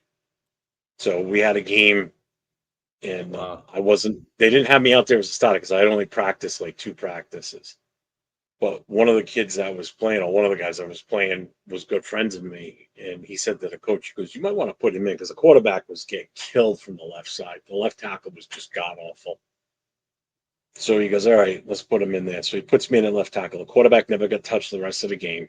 Didn't get another single sack on him the rest of the game. And even at one point, I get up to the line. I'm going to get in my stance, and the ref looks at me. He goes, "Oh, the hog, huh?" I'm like, "What?" And I look down at my number. I'm like, "Oh shit!" Chris might remember this guy. I was wearing John Hanna's number from the Patriots. I didn't even realize it the whole game that I was wearing that particular number. You know, like the first Hall of Famer ever for the Patriots. And I'm like, damn, that's clean. Like, all right, I didn't realize it, but it was pretty cool though. Hell yeah.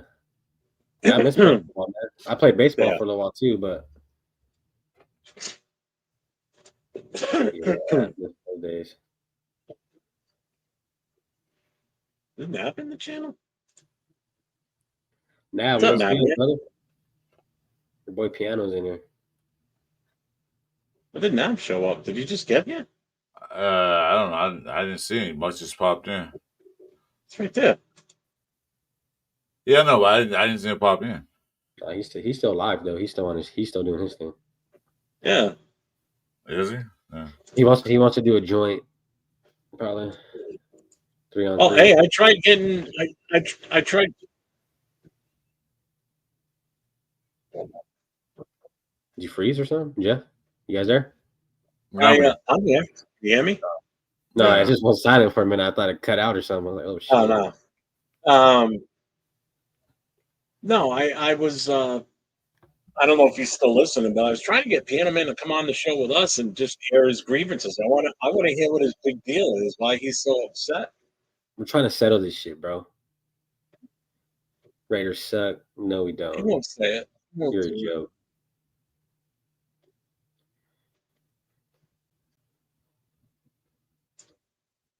No, I'm just reading some things right quick. Oh, well. That was fucking weird, Jess. What happened? What's weird? Big Daddy. Oh, gee, tell us something we don't know, right? Yeah, the Raiders had a bad year. Big deal. Who cares?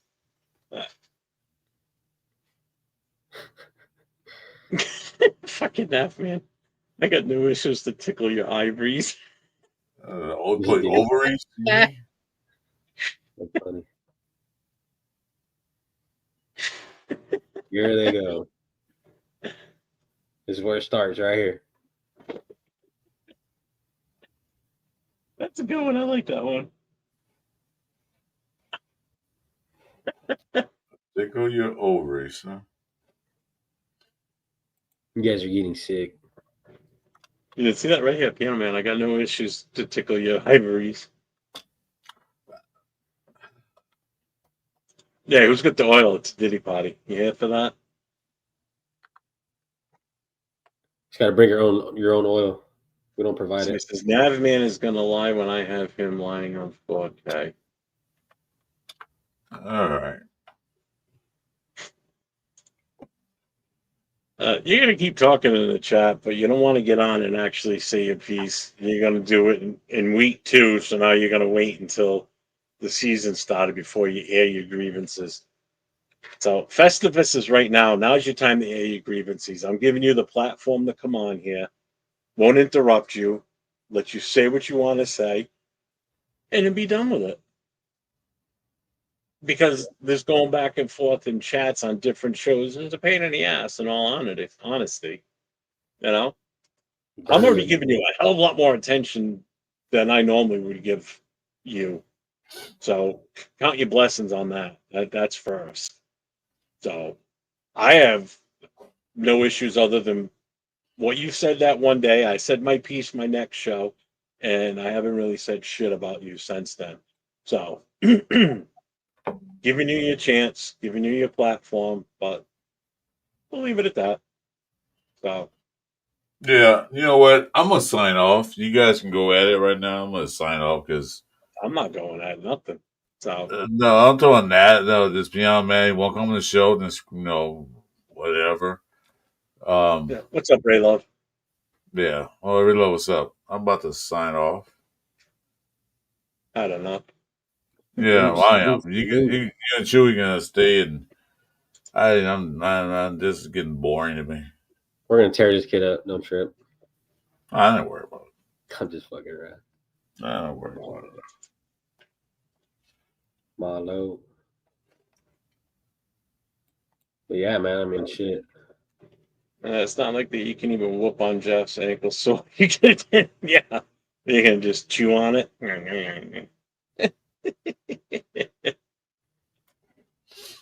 It's journalistic power.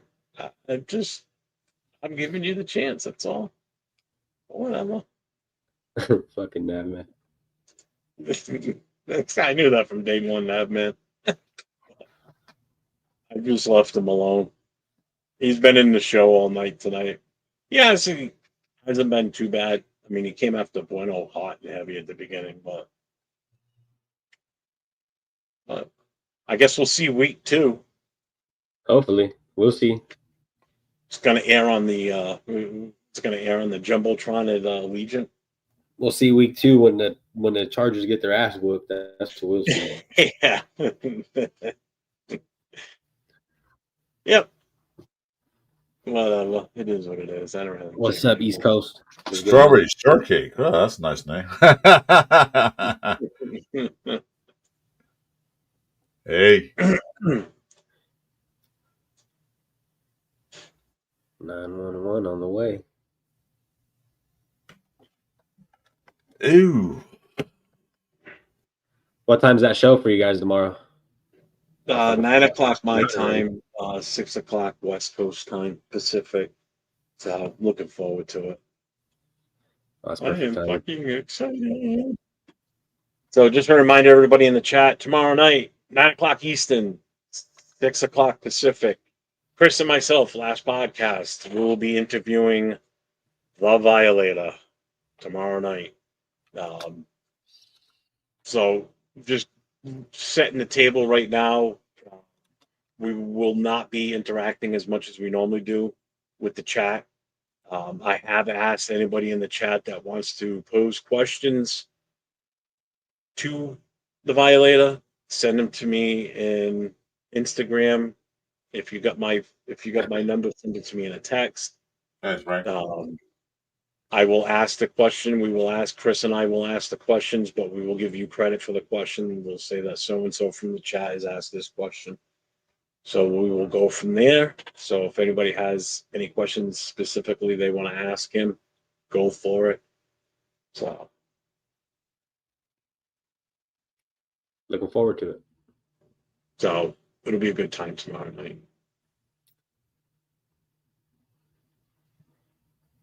1,200. At least. At least 12, bro. If he can't do that, then all that generational shit's out the window. Say that again. What did I miss? How many yards did you get? Give me 1,200 and just as much the following the next 3 years. Not just 1 year, like multiple years. First round pick 6 for sure, bro. Yeah, we can say that name. I just did. I won't say it again for it. Good name. That's a little. I think it's a doll's back in the 70s or 80s. Will he stay for his career? We don't know. Maybe. Shit, you never know.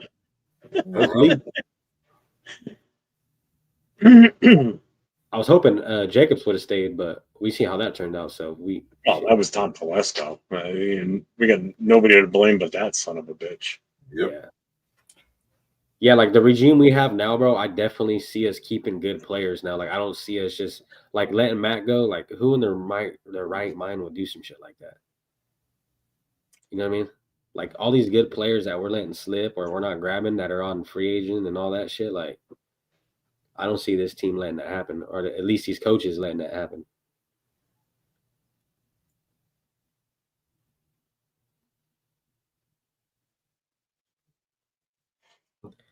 I was watching this practice that Max Crosby did at UNLV. Yeah. He's fucking out there catching balls with one hand and shit, like off the line. What, crazy. Today? Or just recently? Yeah, yesterday, I believe. Yeah. Like, oh, shit. That's cool. Yeah, he Max Crosby hosted the SAC Summit at UNLV for all the edge rushers. Yeah, I saw that. Yeah, it's that motherfucker better have 15 sacks this year. Yeah, he better have injured. like he's injured, bro. Last year, instead of like 40 QB pressures, I want sacks instead of QB pressures. QB pressures to me means shit. Are they turning into interceptions or sacks? That's what matters. Is he being forced? Is the quarterback being forced to throw an interception because he's got Max Crosby in his face with that pressure, or is he getting sacked? Because if you put pressure on him, the guy breaks out of it and runs for 15 yards. That QB pressure stat is worthless. That doesn't mean shit. Yeah. You know, is he throwing it out of bounds? Okay, I'll take that. You know, but I want results with those pressures, not just, he leads the league in QB pressures. That's great. Fucking awesome. But I want something with that. He's never led the league in sacks since he's been Okay, let me ask you this. Do you think with Max's pressure now, our linebackers that we have now are going to be able to get picks? Do I think the linebackers are going to be able to get interceptions? Okay, like you see how you said Max Crosby had a lot of pressures last year, but there was no picks. Yeah. Do you think the linebacker group we have now is able to do that for him? You know, if there's balls thrown that, you know, due to pressures from Max Crosby? I think this linebacker crew might be a little bit more athletic. Okay. I don't think it'll fall on linebackers get the picks. Linebackers basically there to stop those runs and in the middle passes. I think we have to safeties and cornerbacks. Safeties and cornerbacks probably get more picks if the pressure's there. The linebackers this should also be more tip balls too.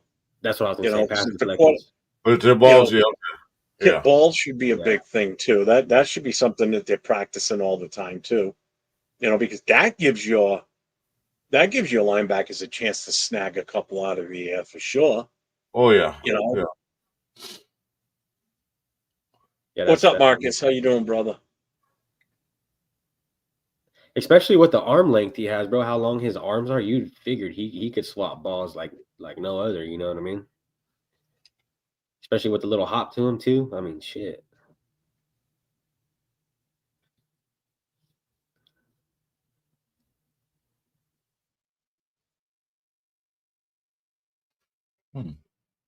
Marcus, salute, brother. Interesting. Yeah, I'm just super excited, dude, to finally watch some fucking Raider football for once. Yeah, that's what we need.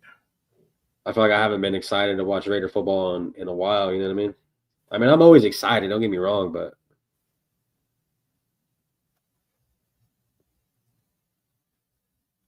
because I was checking out Pete Carroll shit, you know what I mean? When I was looking at all his coaching stats and years he had, dude, he had hella winning seasons, bro. Like, he didn't have that many much losing seasons as a head coach, you know what I mean? And hopefully it stays like that. I mean, because I can't stand another losing season. Yeah. Rafa in the building. Oh. Man, what do you use? Miracle Grow on your face? God damn, a couple of days ago there was nothing. For real, that shit was falling. Okay, to be honest, right now I just shaved my beard and, well, I can see right now the difference. But it's getting back right now. It's getting back. You growing it back out, or you're gonna keep it short? Well, let it keep it all back, but it's not gonna be like really easy at all. It takes like a lot of time, just like because the beard that I just got it just take like 8-9 months. Yeah, 8-9 months. I had to wait until longer. Yeah, fuck that. So how you been, Rob? How you doing, buddy? To be honest, right now I'm just doing good. I'm just just having like a good time. Tired. You always say you're tired. You always say I'm a little bit tired. No, I wasn't tired. I wasn't tired. I was saying I was having a good time. I was having a good time. Okay, so Tom. No, I was having a good time. I'm having time with the family and friends and researching something. Yeah, before the season coming up there because, well, during the time that I was like, before I had to go through the live stream, I had to do like the research and everything. What's real? What's fake? I mean, I'm not even lying about it. I'm not even lying. No need to lie, man. No chewy. Yeah, brother. Nope. What's up, Conan? I'm behind everyone. You might be ahead of me. I'm only on my. I'm literally just finished. I don't drink anymore. I haven't had a drink in 5 years, so I'm empty, bro. I'm sober Oh, for you health have reasons. is that I a know glass Chris of has water, been hitting Chewy? them. Nah, water, there wasn't water. Oh, there wasn't. Oh, I don't drink water. Still. No, I'm just fucking. I'm still on my first iced coffee. So, yep, plug time. Dunkin' Donuts, still looking for that sponsorship. This guy runs on Dunkin'. Oh, man.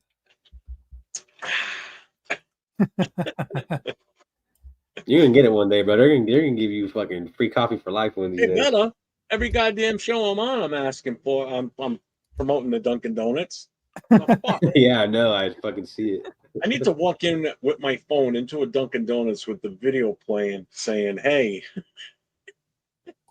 yeah, where's my free check shit this out?" You know, go to pay for it with like the app, and they're like, "Oh yeah, here's the app," and they're like, "Sir, that's a Dunkin', that's a YouTube thing." Oh really? Oh, while we're at it, check this out. You know, so the manager say, "Hey, you know, yeah, sponsor me, give me free coffee." I need to talk to corporate. What the hell? What's up, Raider Nation? What's up, brother? Hey. How's everybody doing tonight? I'm curious. How's everybody feeling? That's a bummer, man. As usual, seeing big guys go down like that. How about the chat? How's the chat feeling tonight? You guys, everybody's kind of probably all partying. That's why no one's in the fucking chat like that. Everybody's popping in now. Here's Angelo. Oh man! Hey, there he is. What's good, bro? Yeah, sorry, man. Angelo. Yeah, no, me, Papa Rundown, and Turf were all watching the boxing on ESPN. So what's good, dude? That's what I sent you, Chewy. It's all live, dude. And then right now is the Deontay Wilder fight, but you know I can kind of watch that. I know it's going to be over in like a round, dude. So that won't be hard. Ooh. Oh yeah, we got Angelo on the fantasy. Hey, what's up, Angelo? How you doing, brother? I was reading some over here. Yeah. No. Just want to say hi to you guys. I haven't seen you in a bit, so what's going on, bro? Not much Raider football to talk about, anyways. Yeah, yes it is. Wilkins' foot. Well, yeah, of course. I mean, again, man, like I think that, like I said on that the prediction show, right? Yeah. It would be amazing if we overperform, but truth of the matter is, Wilkins will. I was actually thinking this. I don't know if anyone said this, Jeff, but what do you guys think of to create a 53-man roster space? Do you think that they'll put Wilkins when the season starts at IR so that they can have one of the other people get into 53-man roster? Yeah, I don't see him playing. That sounds good. Because one thing, because they're gonna evaluate his foot. If he can't play after week 7 or 6, if they can evaluate that, then put him on IR, just let him sit for the whole year, let him get really healthy, and then you can have that roster spot open. That's what I would do. Exactly. I think so, Dix. I'm not too sure. Yeah, so, Dixon, was it a legs night tonight on that workout, or was it still just chest and arms? The picture? That's funny.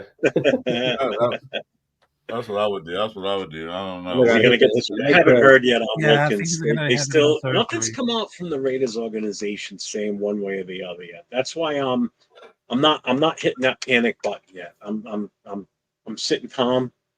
You know, am I a little nervous? Yeah, but I still think we're going to be okay.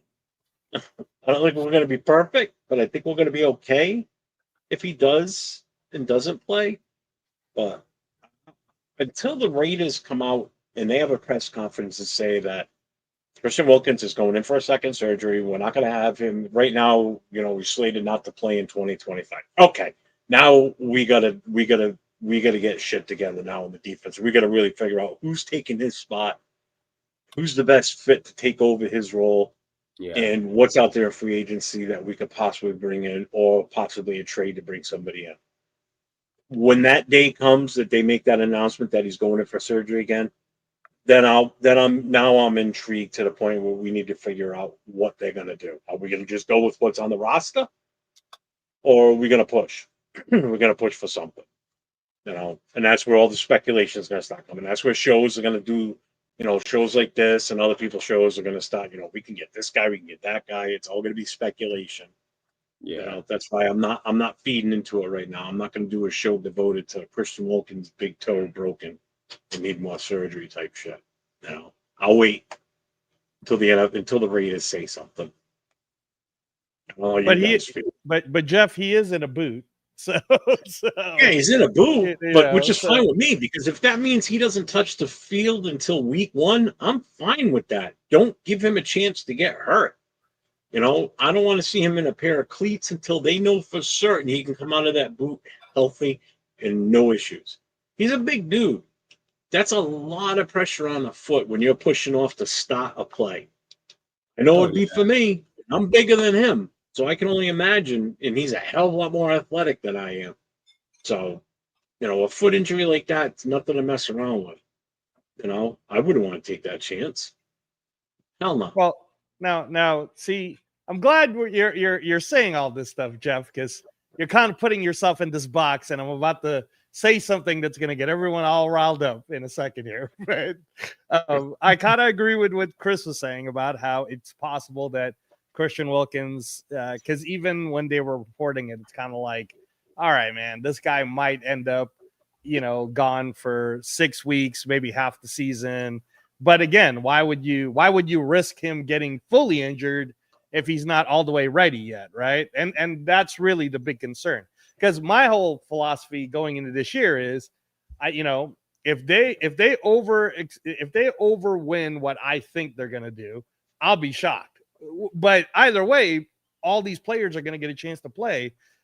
I just don't want people like Gino getting hurt, Max Crosby getting hurt, Ashton Genty getting hurt. Like, I don't want anyone getting hurt so that we can roll into the next season as a playoff team and possible, like, legit contenders at that point, right?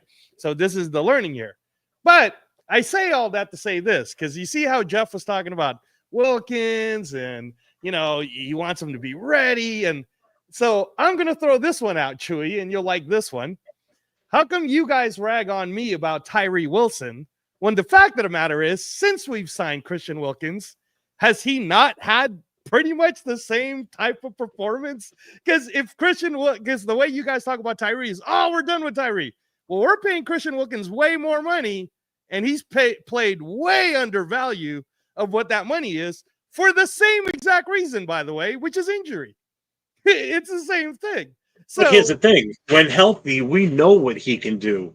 When healthy, Tyree still hasn't shown what he can do. That's the difference. But you have to base it off of Texas Tech, though. When healthy, he was pretty awesome at Texas Tech.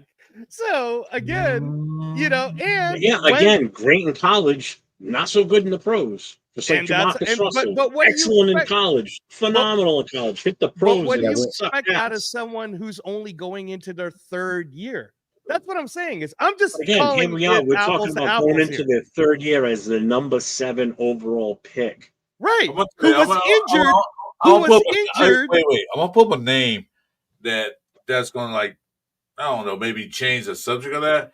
Javonian Clowney was one of the top picks from college.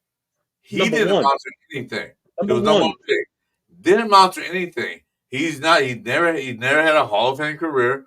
He's been to a couple of Pro Bowls, granted, but he only played well in his 5th year when he got to play with what's his name? One of the Watts brothers. So He didn't do anything for all those years. Number 1 pick. All right, and we talk about number 6 pick. What was he? 7? Tyree Wilson. This is 3rd year. No, I know. You haven't done. Wait. You haven't done anything to show us that. Are you gonna be that guy? This is year that he has to prove it. Wilkins proved it. It took Wilkins actually 2 years to do something. He came in from Clemson. Didn't do much in Miami. His second year, but 3rd year was phenomenal. Okay, it took him 3 years to get it. So okay, Tyree Wilson, it's your 3rd year. We tried defense tackle, that didn't work out too good. We're gonna put you back on defensive end. Now you the backup, or backup behind Kuntz or whatever. He has to do something now. Okay, we don't wait. Why we waste a 7th-round draft pick for you and you're not doing anything? Granted, he was hurt when he came out. That was a stupid pick. He was hurt. But now it's the time for him to do something. Chris, I gotta tell you, What between did you say about his first 3 years? You said he was bad his first 3 years, Wilkins? Wilkins, well, I didn't say it was bad. I said he didn't get better to his 3rd year. His 3rd year was a phenomenal year. He wasn't bad. Dude, but no, look at it again. I'm going to show you his stats right now. So I didn't say it was bad. I didn't say it was bad. I was saying, but he got better in his 3rd year. He got phenomenal. Yeah, but again, as a rookie, Wilkins started 14 games, played in 16. His 2nd year started 12, played in 14. 3rd year, 17 for 17. Then 17 for 17 again. Then 17 for 17. And then last year, five games started, 5 played. His best year, in all honesty, was the year before he came to us. He had 65 combined tackles, 38 solo, 9 sacks, 2 fumble recoveries, 1 forced fumble. He had a great year the year before we got him. I didn't say it was bad. I'm just saying, though, he got better. Kyrie here it is. He had 3 and hasn't started more than 2 games? I didn't say his 3rd year was like one of his better years. I was saying his 3rd year in the league, that was a better year. I didn't say he sucked when he came in. When he came in, he was pretty good. Yeah, but he started right away, though. That's the he was difference pretty good. between him. See, this is my thing about when you guys bring up the Wilkins and the Tyree thing is, with Tyree, we see what kind of skill set he got, which is he got no fucking skill set. What's you know what I mean? We seen him on end, bro. He can't finesse nobody on the end. You know what I mean? And I doubt, you know what I mean, if they play him on tackle this year, I mean, I hope he does do something, man, because I did like him at first, but just looking at it as I see it, if I look at Wilkins and Tyree, I just feel like Tyree lacks that he lacks that finesse he has in him. You know what I mean? I don't think he has it. I just don't think he compares anywhere near Wilkins. Yeah, I mean, Chewy, I think it's right now, but here's like the thing about Tyree Wilson. He's been cooked since the day one. I mean, they giving like to stop giving like the Clayton Farrell treatment of he was like never supposed to be good, and see what he actually showing us. I mean, 7 overall, and he doesn't like do anything to prove it this game. I mean, he doesn't even let the team their portion. He's really toast. I mean, there wasn't like it wasn't a reach. Some persons say that there's a hope for Tyree Wilson, but not that really much. He was really supposed to sit out that rookie year and rehab, but then Chandler Jones incident happened and he was rushed back. He made like improvements. Why are you going to draft a player in the 1st round for to sit for a year or 2? No, that makes sense. Or why are you going to draft? You think Gentry going to sell for a year or 2? Okay, learn the game. You're going to sit like they're drafting Corbin Jackson Sanders. Well, we're going to draft in the 1st round, but he's going to sit for 2 years. What the hell? Draft a player that can get 1st, 2nd, maybe 3rd round. You draft a player to come in and rotation and start. You don't draft a player to sit for 2 years, 3 years. No. I see the ideal. You can draft him in the 5th round, 4th round. Yeah, go ahead, bring him in and let him sit for a year or 2 by the nutcase. But that makes no sense. 7th round pick, we could have did better. Yeah, but Rock, to answer your question, he was a 1st round pick, number 13 overall. Who's that? 805 check back in. He goes, popping back in, just listening, beer in hand and breakdown film for Sunday's show. Appreciate the content. Adam Butler. Okay, back to the film.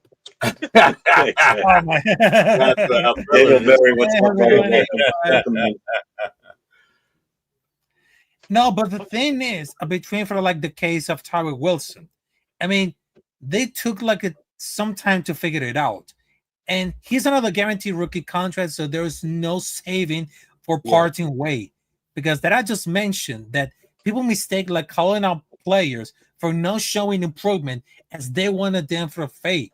Because they didn't want like underrated free agents to be like something else. There's no need to get upset for looking at a realistic lens. Because he's like watching someone that is not capable of building the birdhouse with the best workshop and greatest tools on the block. He put like things together, but I don't think it's gonna be like really interested in apprenticeship that he really needs, because it was like an experimental pick and second choice for the reasons after Henry Ruggs situation, and now is really up to make the choice. But he was like on this board because they show up in no other improvement during the 2024 season. But he would just record like 27 total tackles. He didn't count to pull him into stardom. He really showcased like meaningful development. He advanced in the run defense and increased like a quarterback pressures. He doesn't really adapt at the professional level. Okay, question, Rafi. Then why did they drop number 7 to be a defensive end if he has no skill set? I'm asking that question. The man has no bend. He has one move, and that's power move.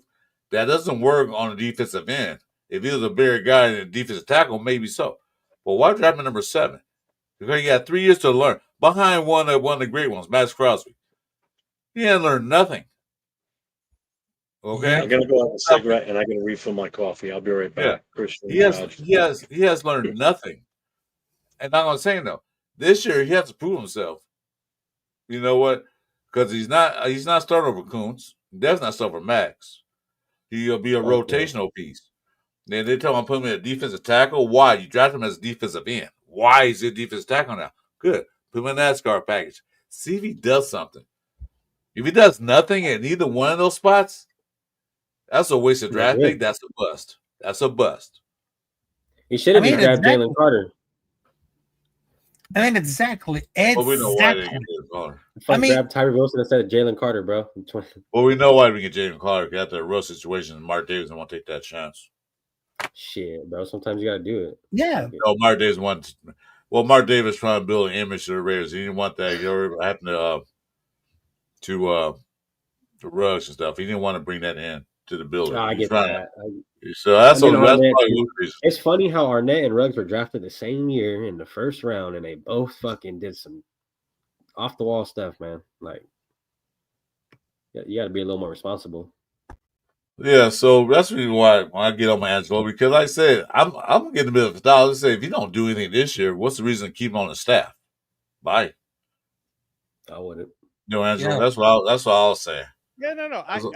Okay, so I was waiting for all of you guys to say all the things you're gonna say, because this is one of the reasons why everybody likes it when I've hosted Captain Jack's show. Because what I do is I just give you stats, man. Like, you can't get mad at me when all I do is give you actual stats and I give you a perspective. This was my entire argument when people were telling me, "Oh, Aiden O'Connell sucks," and I'm like, "No, he does not." And let me break down all the stats for you so that you can understand that what happened to Aiden O'Connell is they fucked him. And if you fuck a player, you're not going to get the best out of him.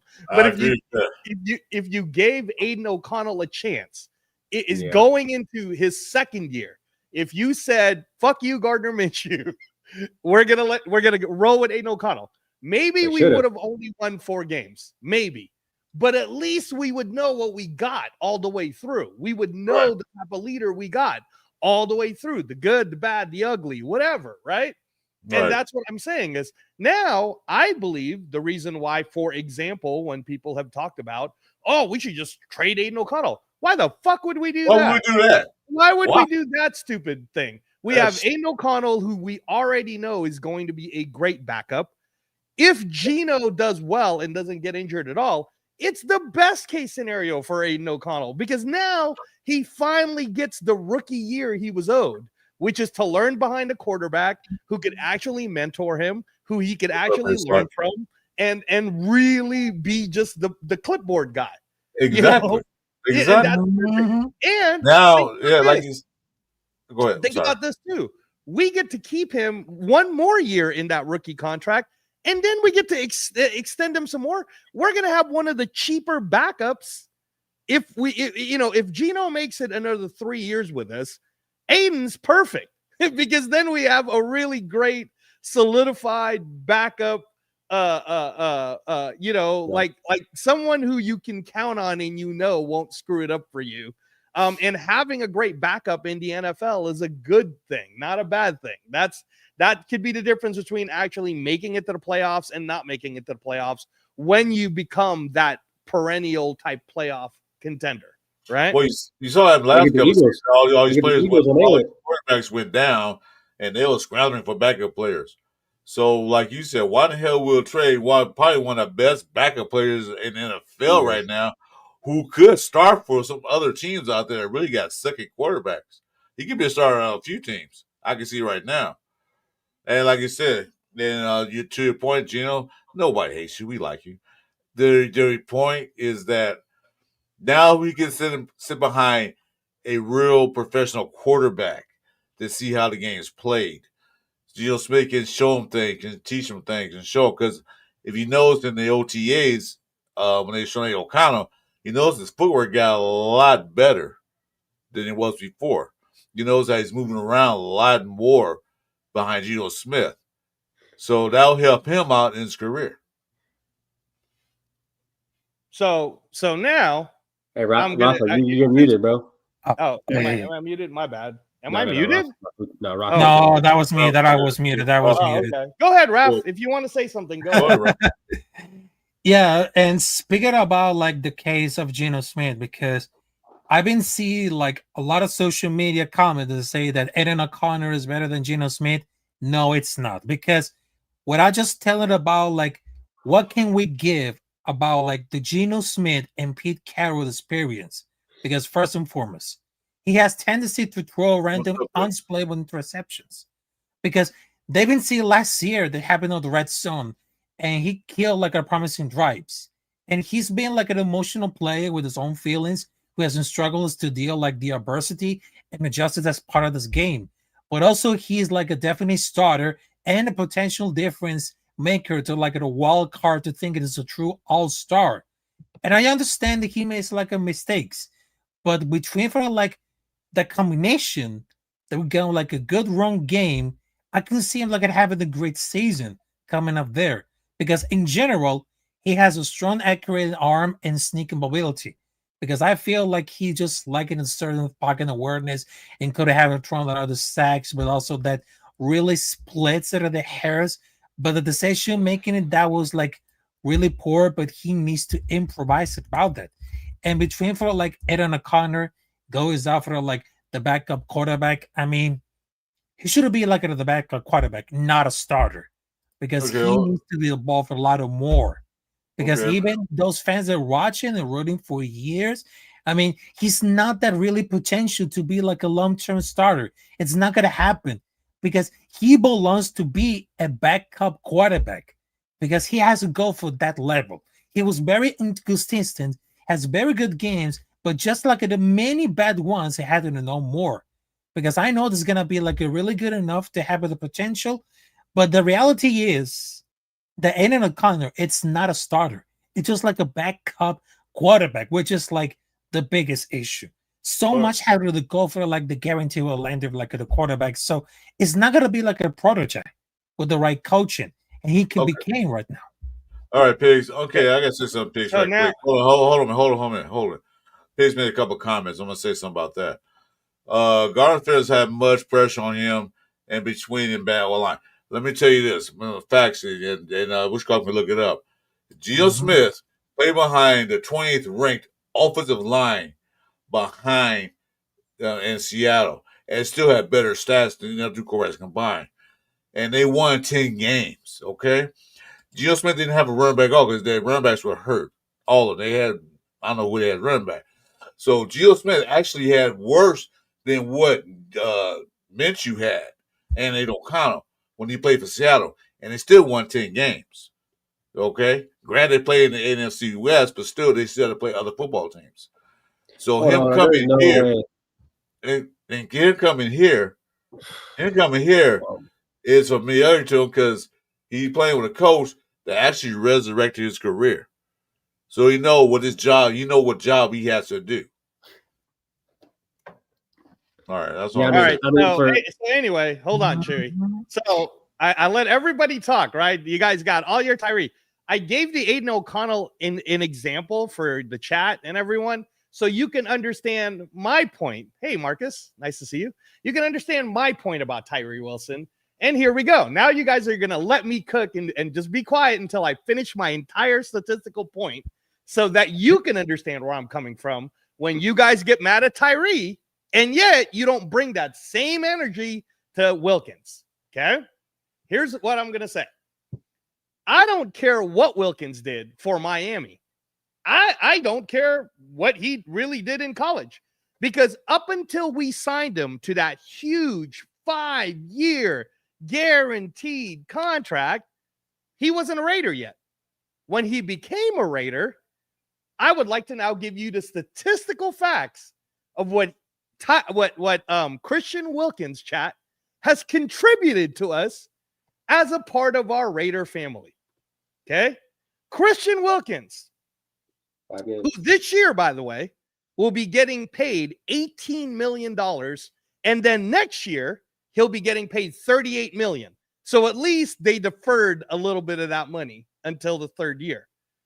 But okay. Let me cut you off. I'll just stop on it. Okay. So your point was that Gardner was I'm not saying I'm talking to Piz right quick. I'm gonna say I'm sorry. I knew to read your chat. I'm not saying Gardner Minshew and Jim Wood were pros. They weren't pros for us. They wasn't a right fit and right quarterback. That's what I meant when I said that. Okay, so don't get. I didn't mean to miss my sense wrong, but I'm not saying they were real pros. I'm just saying now that AOC has a chance playing a guy who was winning at the time of Seattle. And I don't mean because I'm sorry, Angelo, I just want to get this point across. No, it's okay. I just want to make sure that everybody. I'm gonna say now he's playing with his coach that got him to be a winning quarterback. I don't know if he sucked the years that he wasn't playing. I don't know if he's on bad teams or whatever it's not. But the point I'm making is that he's playing by a quarterback who won 3 games with the worst offense line in the NFL. That's all I'm saying. So that's the point I was trying to make. All right, so chat, catch up with us now, because I'm making my point about the Tyree. You got to have, I keep trying to defend Tyree Wilson in the sense of, if Christian Wilkins is going to be hurt and then he's going to miss, let's say, half the game, you got to have the energy the same, man. You can't put the whole world energy on this kid Tyree Wilson and then be all nice to Christian Wilkins when I'm just going to give you statistical facts across the board. And again, when Jeff earlier was talking about all that, he did great in Miami. I don't give a shit what he did in Miami, because I only care about what he did as a Raider. So as a Raider, Christian Wilkins, for the amount of $18 million last year, gave us 5 games that he started. He had 11 tackles, 6 assists, 8 solo tackles, 2 sacks, no forced fumbles. That's just them stats, man. You could go to Raiders.com and look at it. I'm just giving you the stats. All right. Tyree Wilson, on the other hand, who was also injured in the first year. We could all admit that, right? Because we're dealing with a Christian Wilkins injury now. So he's also injured, and Lord knows how long that was going to take. Goes into his second year, which cost us $3 million, not $18 million, cost us 3, right? Not knowing what we have yet, other than what he showed on Texas. Tyree Wilson started 4 games. In the 4 games he started, he was able to get 16 tackles, 11 assists. 14 of the tackles were solo tackles. So that's already 2 times more than Christian Wilkins. He had 4.5 sacks recorded, which is already 2 times more than Christian Wilkins, and 1 forced fumble. Now, you can argue with me about, garbage time, blah, blah. I'm just saying stats. I'm just saying that I paid a kid in his second year $3 million, and he had better stats than the guy that I paid $18 million to. who played actually one more game than him. Now, whatever, guys, right? I'm just giving you stats. So now what I'm talking about is when I'm keeping this energy, I'm positive about Christian Wilkins, just like I'm positive about Tyree Wilson. Jeff is absolutely right. If Christian Wilkins is healthy, it would be amazing to see what that looks like on the field. Given the fact that he has a Jones fracture, I think we're guessing, I don't know what that healthy is going to look like after. So I still need to find out what's that healthy going to look like. What is true, though, is whatever that healthy looks like, chat, it's $38 million next year. I just want to let you know, whatever that is. So if you guys are getting mad at Tyree, just understand how much Wilkins is going to cost us. If he comes out and he plays like the all-pro Christian Wilkins we all expect him to be, then we're all going to be happy. Sure. All I'm trying to say when I'm defending Tyree Wilson, everyone, is if Tyree Wilson does what I think he will do this year for $4 million, that's not a bad. I mean, like, he already did better than Christian Wilkins last year. Well, that's fine. If he does better this year, which, by the way, hold on, let me finish, Chris. Which, by the way, I actually think what they will do is they probably will have him play some of that Christian Wilkins position. I like that page. While Christian Wilkins is trying to get better, because he did show that he could play well on the inside. He did show that, right? So, and if you guys want to say, well, all he's got is that bull rush move. Well, whatever you want to say about the one move Tyree Wilson got, his actual stats on Raiders.com is better back, if you compare it stat to stat, than Christian Wilkins when we're talking about what they've done to be a Raider. They both played 1 year as a Raider because of injuries. And in that 1 year, in the 4 and the 5 games, I gave you the straight up stats. The difference and why I would want to keep Tyree Wilson is Tyree Wilson's not going to cost us an arm and a leg. Even if we take him to after the 4th year and he's even better. The 5th year option ain't going to cost us no 18 million or 38 million. And then we have a 6th year option too. Like, come on, guys. It's good budget as long as he can play good. As long as he can play good. I don't need him. I mean, I would love for him to live up to the 7th round pick. I would love for him to be the next Will Anderson. I would love that. But if he's better than Christian Wilkins for far less, I'll take that. All right. I'm done. Talking about trading Wilkins? Hell no. I did not say that, Jeff. No, not you, Rock. Rock. Okay. All right, no. But as Leo said earlier, you got to remember, Wilson was a defensive end. Wilkins a defensive tackle. 2 different positions. They do two different things. No, we get so that. You can compare the stats all you want, but the bottom line is that they drafted him to be a defensive end. Defensive ends are more likely known to stop the outside run, secure the edge, and get to the quarterback. The defensive tackle is supposed to stop the run up the middle, and if they can, get to the quarterback. So you can compare the stats, it's fine, but that's like comparing a number 1 receiver to a slot receiver. They both do different things. Okay? So the comparison is fine, but you got to make sure you compare the right positions. Chris Wilkins, which was a defensive tackle. Tyree Wilson was brought in to be a defensive end. Got me? Tyree Wilson. You're right. Go ahead, Jeff. You wanted to say something. Jess was trying to say something earlier. Oh, go ahead, Jess. Sorry. What the fuck was I going to say? Oh, no. Yeah, I was saying, he was saying about extending Tyree, but it's like if Tyree ain't cooking like that, Pete's trying to come in here and win now. Pete, I mean, I don't really see Pete going 6-7 years. I mean, I don't. That's just me. And Chewy, I totally agree with you. But the same. All I was trying to say was you got to keep the same exact energy for Christian Wilkins too, because if Christian Wilkins comes back and he doesn't cook, I just told you he's costing us $38 million next year. If Wilkins comes back and doesn't do shit, then I don't even want him on the fucking team. Exactly. So I just want everybody to have the same energy because it's actually parallel to each other. And I get what you're saying. I got, Detroit God put out there that whole comment about, well, how are you supposed to blah, blah, when somebody hasn't. What is it? He said something about when you haven't shown up to work. Detroit God. That's if that whole statement that you said is about Tyree Wilson, you have to also then say that about Christian Wilkins, because I just told you what Christian Wilkins did for us as a Raider. I just told you that Christian Wilkins played 5 games and he had less stats than Tyree, who played 4 games. So again, man, this is what would happen in a Cap Jack show when I'm hosting. I'm gonna throw out stats, and then people start chiming in. But stats are just stats, man. You can believe it, not believe it. I'm just saying. I didn't fucking write it. I didn't make it up. It's on Raiders.com. You guys can look it up. When you throw stats and you compare players to other players, compare the players that play the exact same position. If you're gonna compare Adam Butler to Christian Wilkins, I'm down with that. You see, I'm misinterpreting what you're talking about. We can't compare 2 different positions to the same thing. Like I said, each have different jobs to do. Okay, but wasn't the complaint? Okay, Chris, but wasn't part of the complaint that last year, what did they do with Tyree Wilson? They played him sometimes on the inside, then they played him sometimes on the outside. True or false? Did they not do that last year? Yeah, they did, right? So now they fucking confused this kid who was supposed to be a defensive end. They put him in as a defensive tackle. So he's actually doing more work. He fucking went in as a cashier, and then they told him to go work at the meat department.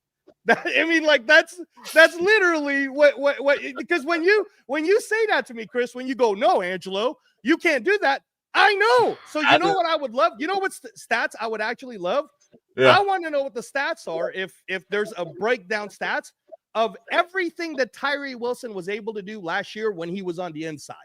Okay, and if that even comes a little bit close to what Wilkins did, then this is a bullshit conversation. Exactly. Yeah, exactly. If you get the stats of what Tyree did while he's a defensive tackle compared to Wilkins, I'm going with that. But so. No, like I said, I get. I know what you're saying. I get you guys. And all I'm trying to ask is, if you're gonna have this energy for Tyree, which you have every right to do, I get it. Have the same fucking energy for Christian Wilkins, who's about to cost us $38 million. That's all I'm saying. Don't go hugging his nuts right now, Jeff. He hasn't done shit for us as a Raider. All right. He's played 5 fucking games. He had 11 tackles, 6 assists, 8 solo tackles, and 2 sacks. That's ball sack compared to what Tyree Wilson has done. So I'm just saying, man, if you're going to be all on his nuts right now, then have the same energy for Tyree. Otherwise, don't be on either guy's nuts, because then you're just on their nuts for their potential. All right. Did Angelo come here to chew us out, Jeff? No. Angelo came here to cook it down. I'm just trying to have fun with you guys. Oh shit! Oh man, Angelo came here to set that record straight, boy. Oh my god. Hey, I have the same exact energy, bro, when I was defending Detroit God, because that's like going to a strip bar and comparing the fat chick to the other fatter chick. Hey, Detroit God, if you're getting hard, then you got the same result, bro. The result's the same, Detroit God. The result's the same. He said, "Don't hug his nuts, Jeffy." Oh man. Hero, you're getting blocked, bro. Don't be talking like that. Yeah, be careful, Hero. Oh my god. Oh, you cool, Hero, but you still get blocked, bro. Quick. Yeah. Okay. I thought you saying that. So I see what you're saying.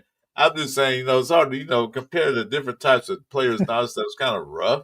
But like I said, if they're giving stats when he played defensive tackle compared to Wilkins, yeah, we have an argument. But they have inside and outside. If he goes, okay, now wait. Just drinking the Kool-Aid. He has your 30 minutes to talk. If they go and have a special package plan for where you play a defense tackle or defensive end in the NASCAR package or what you want to call it, then let's talk about it. Okay? Now they might have some special plan. I was just saying, Wilson. I hate Wilson that he didn't do anything for us with the pick we picked him at. There are a lot of picks out that busted out. I'm just saying, this is a year. He's in a better situation now than he has been for the past 2 years. He's been with us. This third year, he needs to step up and show what he can do. Okay. And Chris, I 100% agree with you, dude. Everything that you just said right now, I 100% agree. all I'm asking for the chat and everyone else is to have that same exact energy for Christian Wilkins. Because aren't you a little pissed that we paid a lot of money for Christian Wilkins and he's only produced what he's produced? So if we're gonna pay him, wait. Last my check didn't cost me a damn dime. It didn't come out of my pocket. No, I'm just talking about team wise. All right, talking about team wise. But I'm just saying, like, I want you guys to keep the same energy. I don't want a bunch of the potential on Wilkins. I could say the same shit about Tyree. Oh man, the potential on Tyree. I'm not talking about potential. I'm talking about what you're doing for me right now. Right now, Tyree Wilson ain't in no boot, and his ass ain't getting paid $20 million. So I'm just saying, this year he's getting paid $3 million. He's making $17 million less than Christian Wilkins. So Chewy, if a trade package comes from Christian Wilkins because Tyree Wilson is doing good, then now we'll have a conversation, right? Like this year I wouldn't trade Wilkins, but like if I could see him coming back in the future and him not progressing at all due to the injury, then yeah, bro, like you gotta go. You know what I mean? I'm not gonna sit here and waste a bag on you when we go get somebody else. But yeah, waste of a pick at 7. I get that too. You know what I mean? But I get what Angela's just talking about, the overall productivity out of each player. You know what I mean, on the defensive line. I get that. But I was saying though, the fact is that if the doctors say he won't be ready to week 8 or week 7, hell with that. Why put him in there? Send him out, put him on the IR, like we said earlier. IR, get another player in there that might be needed at the time. I don't know who they might get. Put him on the IR, let him see a year. Take his contract and say, look, motherfucker, you ain't played for us the whole year. You only played 7 games since you've been. We pay you $30 million. We're gonna restructure your contract. We're gonna redo this contract. We're not gonna pay you all this money because you ain't been playing. That's all I'm saying. Let him sit out. Let him rest. That'd be good too. I agree. I think if he does get it, bro, he needs to sit out the whole year instead of prolonging his injuries. And you know what I mean? I just get 100% healthy. We need to get as much as we can. The man's a big dude, man. Like just earlier, he's a big dude, man. All that weight and pressure and the push off. You need that ankle, whatever was broken. I know I'm big, but Jesus Christ, calm down. You don't have to call me big. I didn't call you big. I said you said he's a big guy. Like you said earlier, I said you're big. We know you're big. I'm just saying that earlier what you said. Restructure and sign Ramsey, yeah. Get Ramsey. We need him. Yeah, exactly. Yeah. Somebody finally agrees with me. Okay, you think Wilkins will restructure like that though? To take a pay cut? If he can't play by week 7 or 8, yeah, sit out for the year. And they should. In all honesty, he should. Yeah, restructure his contract. They can like, you know what? We paying you for nothing. We're gonna restructure. I get it. You know how people get all sour though when you try to take money from them, and you know how that goes. Yep, Chewy's right. Next thing you know, he's giving us the bird, and he's got a guaranteed. If the rate, you know how sometimes like Jalen Ramsey's an exact example right now. What the fuck are you guys talking about? Yeah, exactly. Jalen Ramsey's the exact example, right? He no matter who he gets traded to, they got to pay him that money. So if Christian Wilkins goes on IR, fully knowing year 3 for his contract says $38 million guaranteed. All right. You really think he's going to be sitting there going, oh, sure, guys, I'll do you a favor. Ain't no favors, man. He ain't doing that shit. He's going to expect every bit of that $38 million, whether he plays for the Raiders or if we trade him. So, again, I'm just saying, keep the same energy, man. I hope Christian Wilkins is amazing, just like I hope Tyree Wilson is amazing. That's it. Well, I'm sure you know what. Some of these guys are smart. They probably put a clause in that contract say, you know what, if you don't play this year, you're not getting paid that much. I don't know. I'm not in the office with them. I'm not GM, none of that stuff. But I'm sure there's something in that contract stating that, hey, you know what? You're guaranteed next year. It's guaranteed that you're playing for us, not sitting on a damn bench with a boot on. Yeah. But I mean, at this point, I'm kind of frustrated with both Tyree and Wilkins at this point. You know what I mean? Just based on we drafted Tyree first round, expecting him to come out and ball.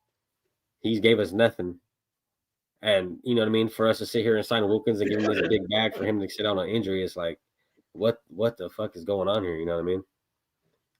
Well, that's what you do when you pick in the first 2 rounds. You expect those guys to come out, start, Yeah, for or sure. at least be in their rotational, like doing something, doing things.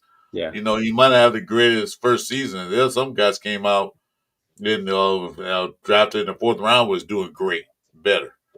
But you expect your first round pick, if you're a smart GM also, which we didn't have, you expect them to come out and play, contribute to the team. You ain't got the great stats, you ain't got to be all pro, all rookie, whatever. But you expect them to come out and do something.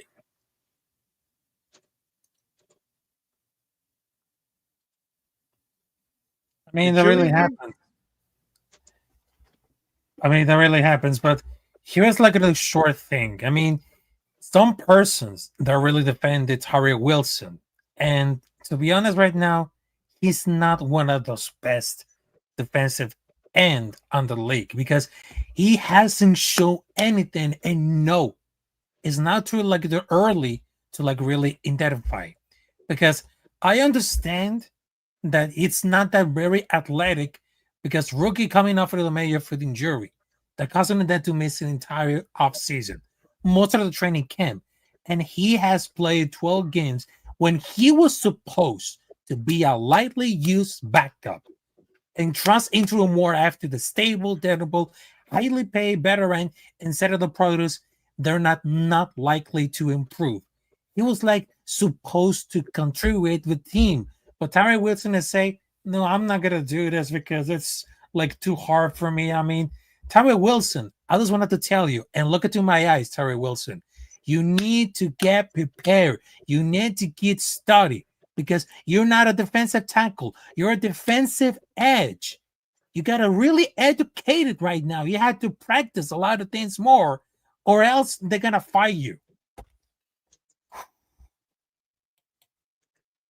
Hey, I just want to comment with the person on the chat. I don't know who it is who talked about contracts aren't guaranteed.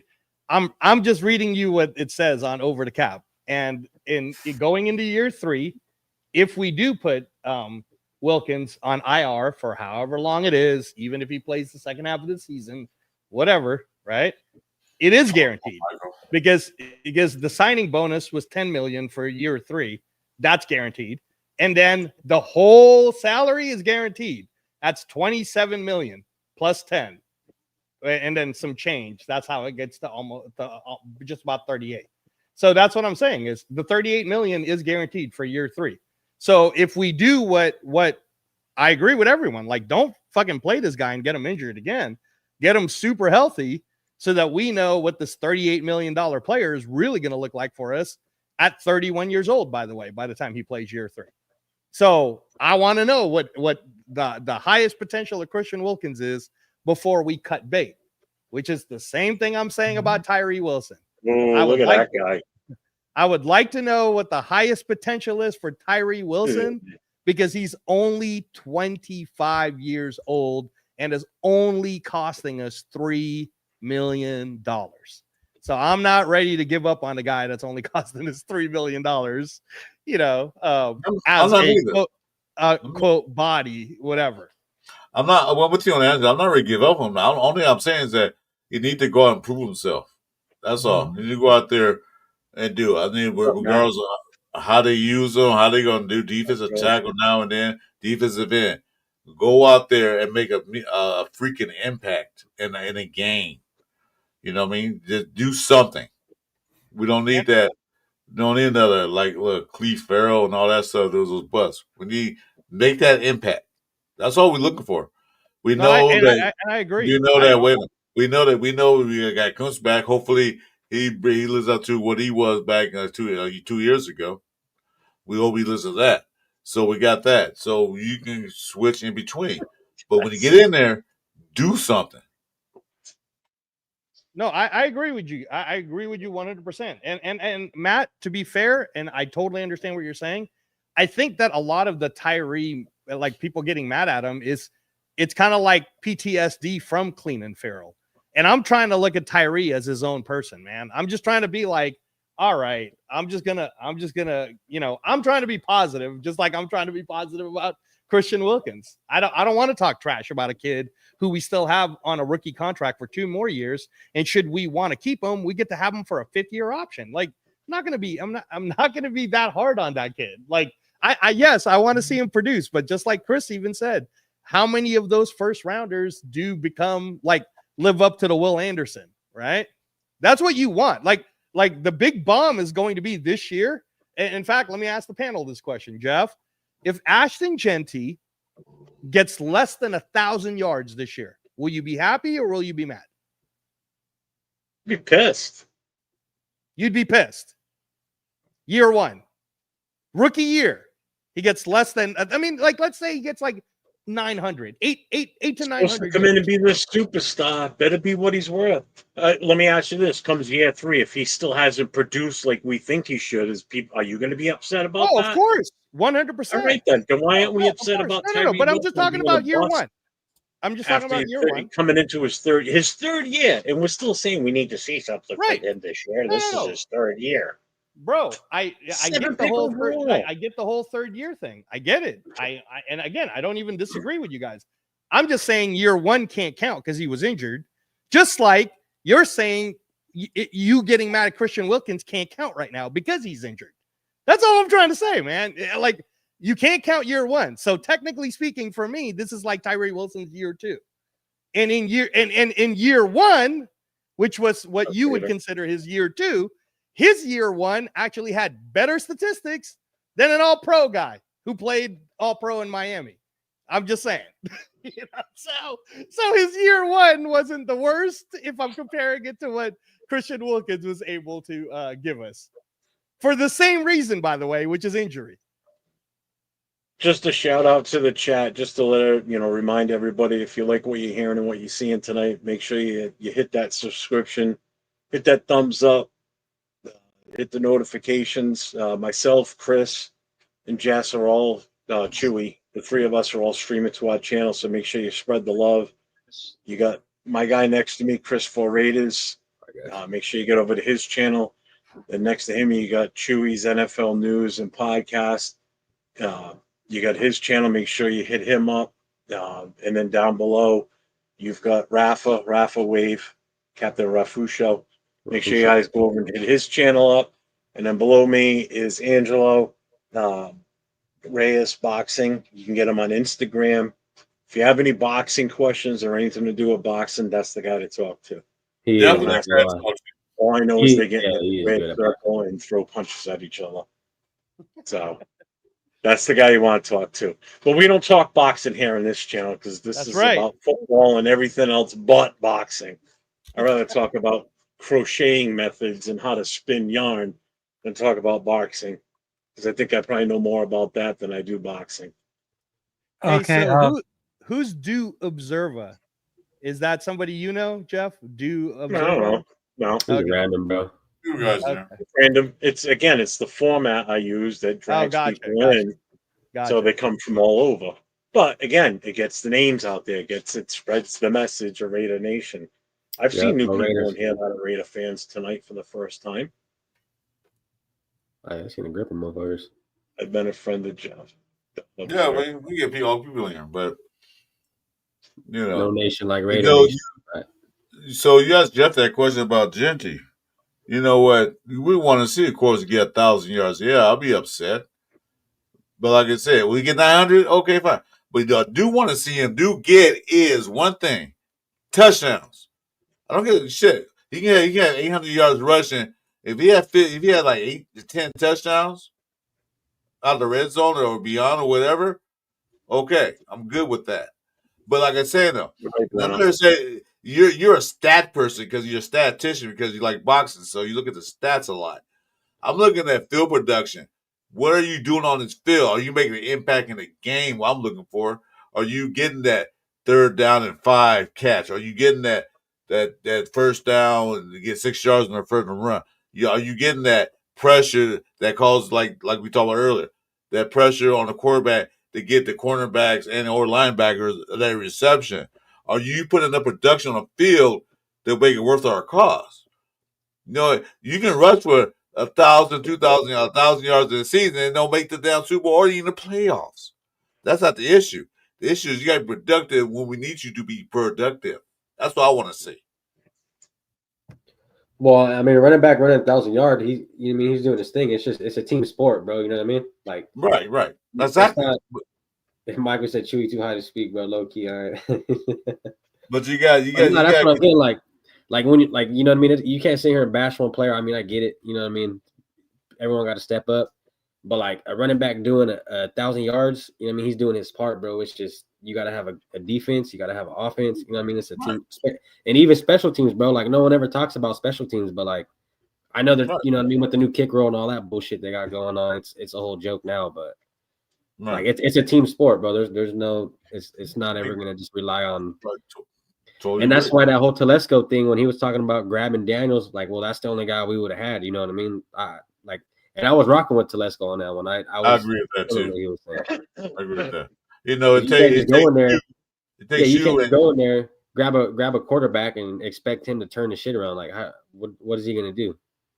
Yeah, it takes you and 21 other players on the field to help the team win. But like I said, while you're on the field, you can't be sitting there with your thumb with your ass like I ain't doing nothing. You got to do something, contribute. Like I said, I want to see contribution. 1,000 yards, fine. You get 1,000 yards, but that don't mean the team is going to win. If the rest of the team sucks, if the receivers can catch the ball down the field, if the defense can't stop the other, there's one year that the Raiders were averaging 27 points a game, but they still lost games. You know why? Because the defense sucked. See, what Matt says is what I've been saying all along. Drafting in the first round means producing and starting. And I know Leo's been saying that too. And that's what Tyree was drafted at the number 7. Yeah, he was injured, whatever. But he still hasn't produced enough yet. Not for the number 7 pick. And just like he said, Tyree is not doing that. You know, Wilkinson's done that. Yeah, not with us. He only lasted 5 games before he got hurt. But that could be with any player. I mean, Bo Jackson got hurt, including a rookie. People want to get rid of him after that? No, you know, exactly. I mean, guys get hurt. What are you going to do? No, Jeff, and I don't disagree with everything that you guys are saying. I 100% agree with it. Again, I keep saying I agree with what you guys are saying. Yes, you expect a first round number 7 pick to do more, but just like you also said, injuries can happen to anyone. That's what happened to Tyree Wilson. So if everybody could just maybe not count year 1 or count it, but then also count the fact that we're paying a shitload of money for Christian Wilkins, who's not going to see the field for possibly half the year this year. You know, I'm just saying. So, but that's it. That's all I'm saying is keep the energy the same for both guys. Keep the energy the same for both guys, whether you don't like what's happening or do like what's happening, you keep the energy for both guys because it's kind of the same thing. Oh, and the reason why, Jeff, I said the statistic. So Bijan Robinson didn't get 900 yards in year 1. He was the number 8 overall pick as a running back, and they were expecting him to be a superstar, and they totally used him the whole bit, but he did not get to the 1,000 yards. So I was just saying that they didn't use him enough is the problem. That was the problem with Atlanta. They didn't use him the right way. I'm sorry. He didn't. If you're going to draft a guy like that with his capability, let's put it this way. If he were to play at Boise the same year that Genti played, he probably would have had well over 2,000 yards, right? Way over. I think he would have blown that record out of the water because he's that much more talented. He's that better of a running back.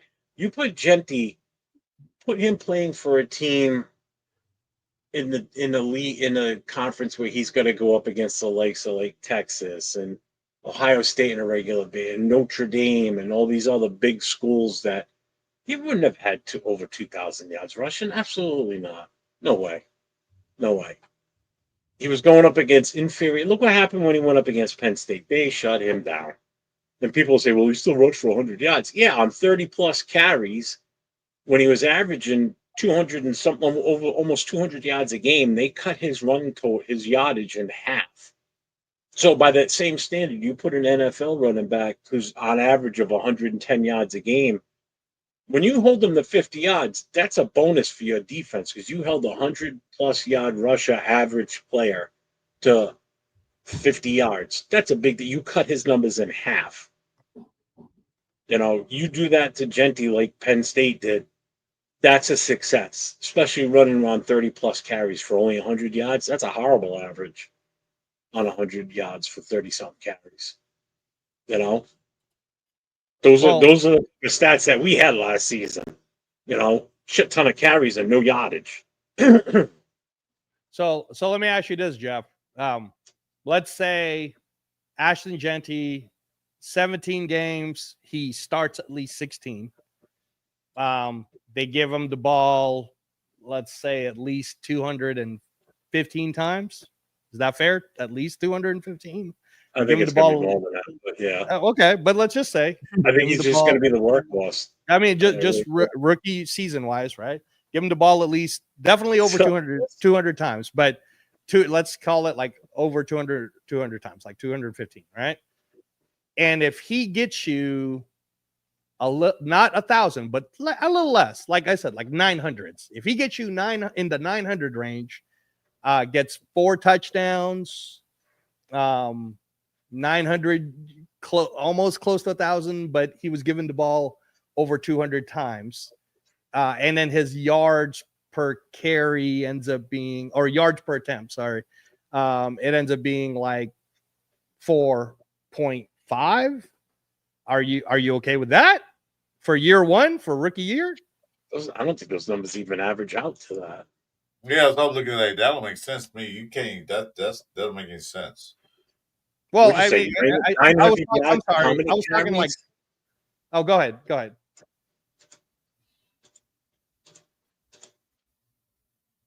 How many yards did you say?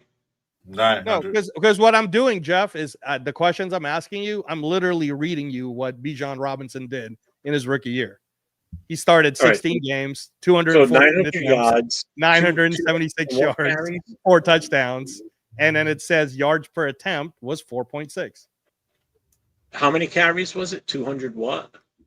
And then it says 214 yards, 976 was the, or 214 attempts, 214 attempts through 16 games at 976 yards and 4 touchdowns. That's 4.2 average. Okay, so it was even less than what this thing is saying. This stats thing is saying 4.6 yards / attempt. So now you take that 900 divided by 17 games. That's a 52-yard average. That's not enough. Okay, I'm just telling you that's what Bijan Robinson did, and he was the number 8 pick overall. Because now here's the thing, right? You would say that by year 2, they definitely used Bijan Robinson. Would you agree, Jeff, that they definitely used Bijan Robinson? He was pretty good for fantasy, right? Yeah, but I don't think he was that great, though. I think he has so much more potential, and they're just not using him right. Right. And again, I think a lot of it was the offensive scheme. Right. So I'm talking about, again, his year 2 is he actually was able to start all 17 games. He attempted 304. So he carried the ball 304 times, out of which he got 1,456 yards with 14 touchdowns. Now, what I'm getting from you is that what I just said is what you expect Genty to do this year. You expect them to get over 300 carries, over 1,400 yards, 14 touchdowns, and start every game. That's what you expect them to do, right? That's what you want them to do. As the number 6 pick overall, that's what you want them to do, correct? Yeah. Okay, that's Bijan Robinson's year 2, is all I'm trying to say. That's why I asked, would you be disappointed? And you're right.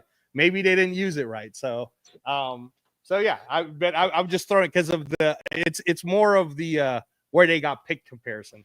Because Bijan got taken 8, and everybody thought he was the shit when he got taken. Well, you compare his 2 seasons, right? Because if we're going to compare Bijan to him, right? Because that's the closest comparison to. In terms of where they got picked. Yeah. So in 2023, he had 214 attempts. 2024, he had 304. So he had almost 100 more carries. His average went up because he had more yardage, too. So he had 1,400 yards rushing. His average was 4.8. which is great. His receiving was about the same. He had 61 catches for 431 2024. In 2023, he had 58 for 487. He only had 1 touchdown last season versus 4 his rookie year. So obviously, his rookie year, he had a few more touchdowns on the receiving side, but he made up for it with what he ran in. You know, I would expect more than 4 touchdowns from, because you got to remember he's been touted as untackleable for a running back. Like he's supposed to be able to get out of anything. Basically, is how he's being, perceived as the Silver Surfer, as they say. I'm not down on him. I'm not saying he's going to suck. I'm just saying the expectation for people, especially like me, who really didn't want him, is going to be up there because we could have gone a different route, is what I was getting at, which is why I wasn't happy with the pick at first. But by the end of night 2 on Friday night of the draft, I felt better because we finally addressed the offensive line. I wish we would have done it earlier, like in the first round, and traded back out of that spot. Right. And moved further back into the first round, and we still could have got a running back in the second because we would have had an extra pick in the second round, more than likely. So we could have still gone an offensive, could have gone a receiver, and we could have gone a running back in that second. We could have solidified that offense with an offensive lineman in the first round, running back in the second, and whatever wide receiver at that point, because normally it might not have been Betch. So we still could have addressed the major needs, and the major needs were offensive line and running back and wide receiver. We still could have addressed all 3 in the first 2 rounds. Instead, we didn't address it until the end of the 4th round, third round, right? Third round, yeah. Yeah. That's why I wasn't so high on Genty to begin with. No, and by the way, Jeff, you're preaching to the choir, man. You already know who I wanted, and just like this year, we had a chance to get him, and then we passed on him, and the next guy got him. Same thing with last year. I wanted Fuaga, but I get it, and I'm not gonna cry over the fact that Bowers was awesome. So I hope Genty is that good. So I'm gonna go a different way for you, Jeff. All right, because this is also a close comparison. What you would like Genty to do is live up to the expectation of being the guy, right? So if in his rookie year he starts 16 games, carries the ball 261 times, he gets 1,300 yards, 11 touchdowns, yards per attempt is 5. Would you be happy with that as his rookie year? I don't know. What were the numbers again? 16 starts, 261 attempts, 1,307 yards total, 11 touchdowns. So his yards per attempt is 5. So in his rookie year, saying total. Well, you're talking combined yardage, rushing, and I'm receiving? talking about that's how many rushing yards he got. 1,307 yards at 261 attempts. And he got 11 touchdowns. If Ashton Genty does that for you in his rookie year, you would 100% be happy, right? Oh, God, yeah. Okay. That was Saquon Barkley, who was picked number 4 overall. That was his rookie year. That was his rookie year. Now, here's all I'm going to say. Remember how I kept saying that my biggest fear is if you overuse them too much early, McFadden, Cadillac Williams, I'm just, again, man, I don't want to curse the kid, but if you use him too early without protecting him the same way you protect a quarterback, then what ends up happening is what also happened to Saquon Barkley. His second year, he only played 13 games. He got to the 1,000-yard mark, got 6 touchdowns, but year 3 and year 4, bro, were no bueno. So it wasn't until year 5 that he got to play 16 games again. And that I don't want to happen to Genty. So I would rather. He's a generational talent. He's supposed to be that guy. No, I agree with you. We're comparing it, right? Number 4 overall pick versus number 8 overall pick versus number 6 overall pick. What the expectations are based on where they were picked. So I gave you the 4th, Genty's the 6th. Bijan was the 8th. If there was a trajectory I will pick, I'd rather go with the Bijan trajectory, if I'm being honest, because the reason why we got Raheem Mostert is because that motherfucker can score touchdowns. He's awesome in the red zone, totally knows how to get in there. And you guys remember, if you played fantasy that year, when it was Raheem Mostert and Devon Achane, they were crazy, dude. And Raheem Mostert was the guy that was getting all the touchdowns.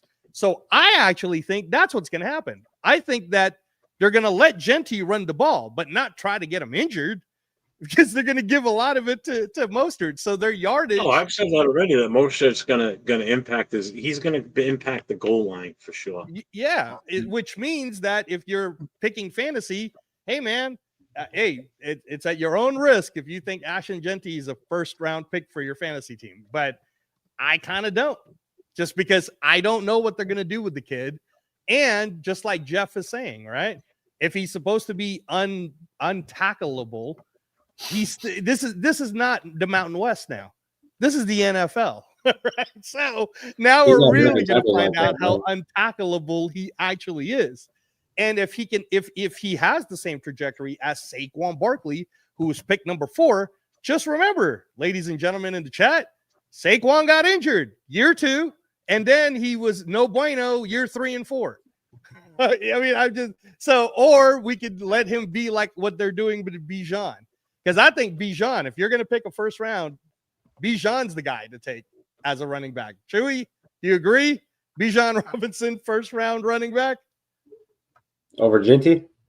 For fantasy. Oh, Bijan's a killer in fantasy. Exactly. Mostert was killing it too, though. I can agree with that. Mostert was killing it when it came to fantasy. And Mostert was killing it when it came to prize picks, bro. He won me some money last year.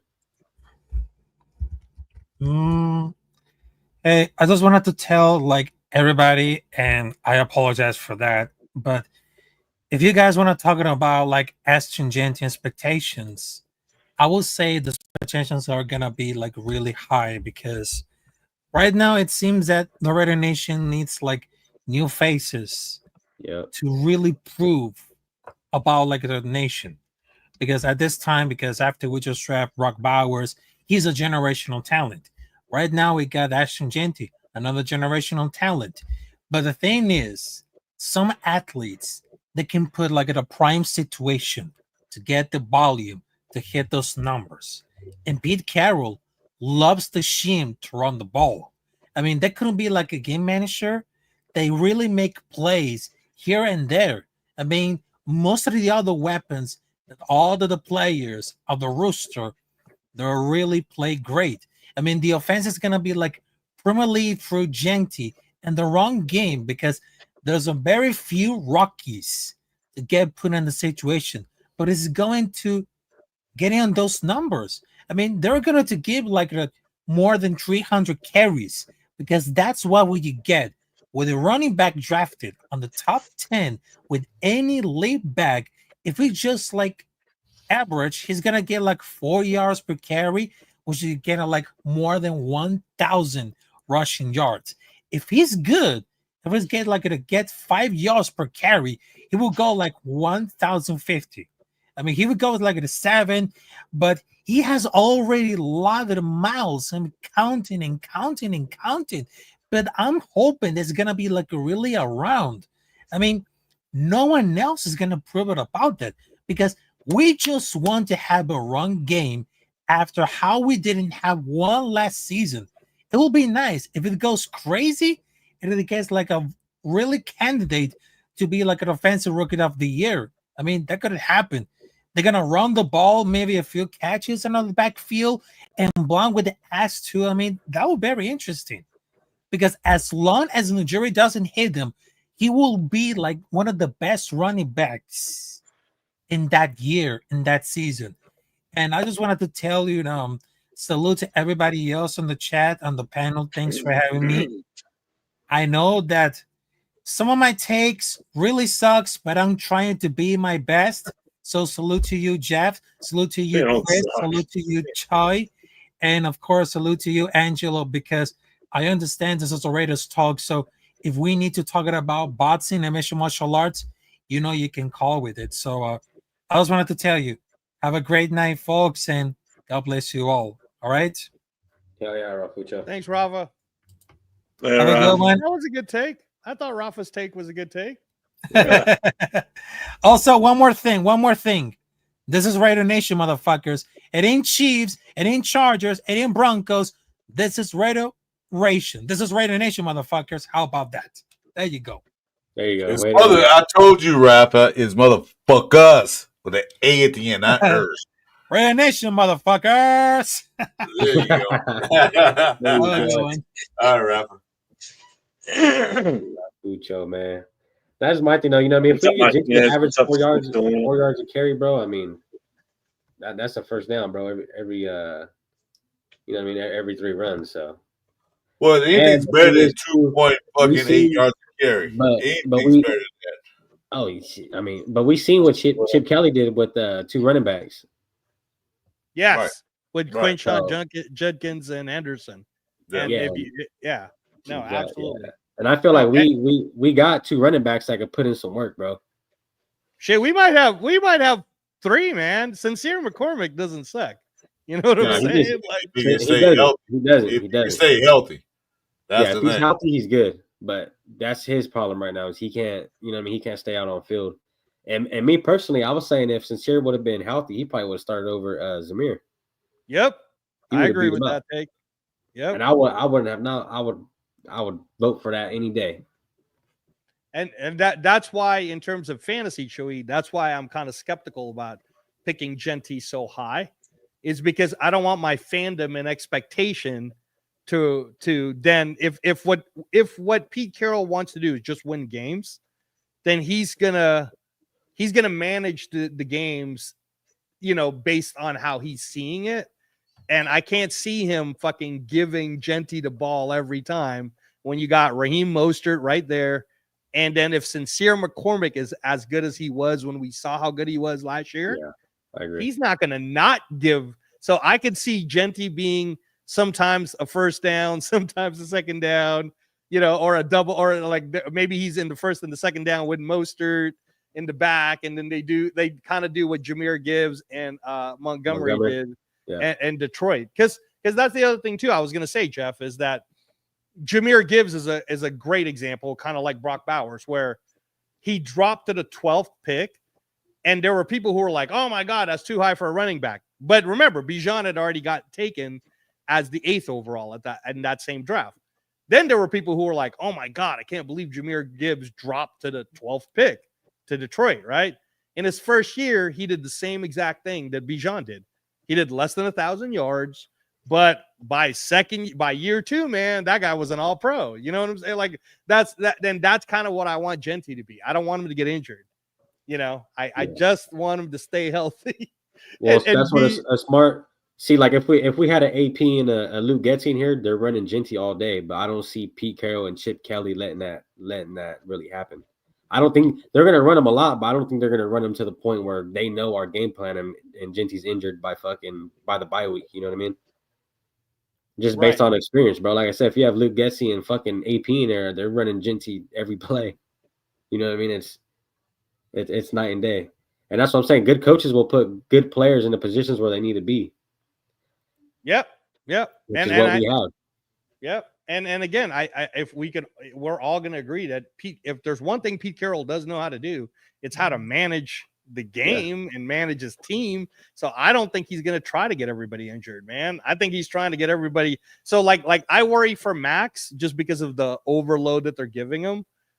So I'm glad that he's at that healthy stage, but that's why I was also saying about the whole, my whole Malcolm Kuntz take was, we're not going to know anything about Malcolm Kuntz until we see him this year. That's $12 million guaranteed, 1-year contract. But Jeff, if Tyree does better, I'm just saying, man, it's $3 million. $3 million. Not going to happen. 12, you know, so, not going to happen. Well, I think what they're going to do, I'm telling you, is I think that with the Christian Wilkins injury, if they do put him in IR, I think you're going to see Adam Butler and Tyree Wilson together in the middle. And then you'll have Kuntz and Crosby at the edges.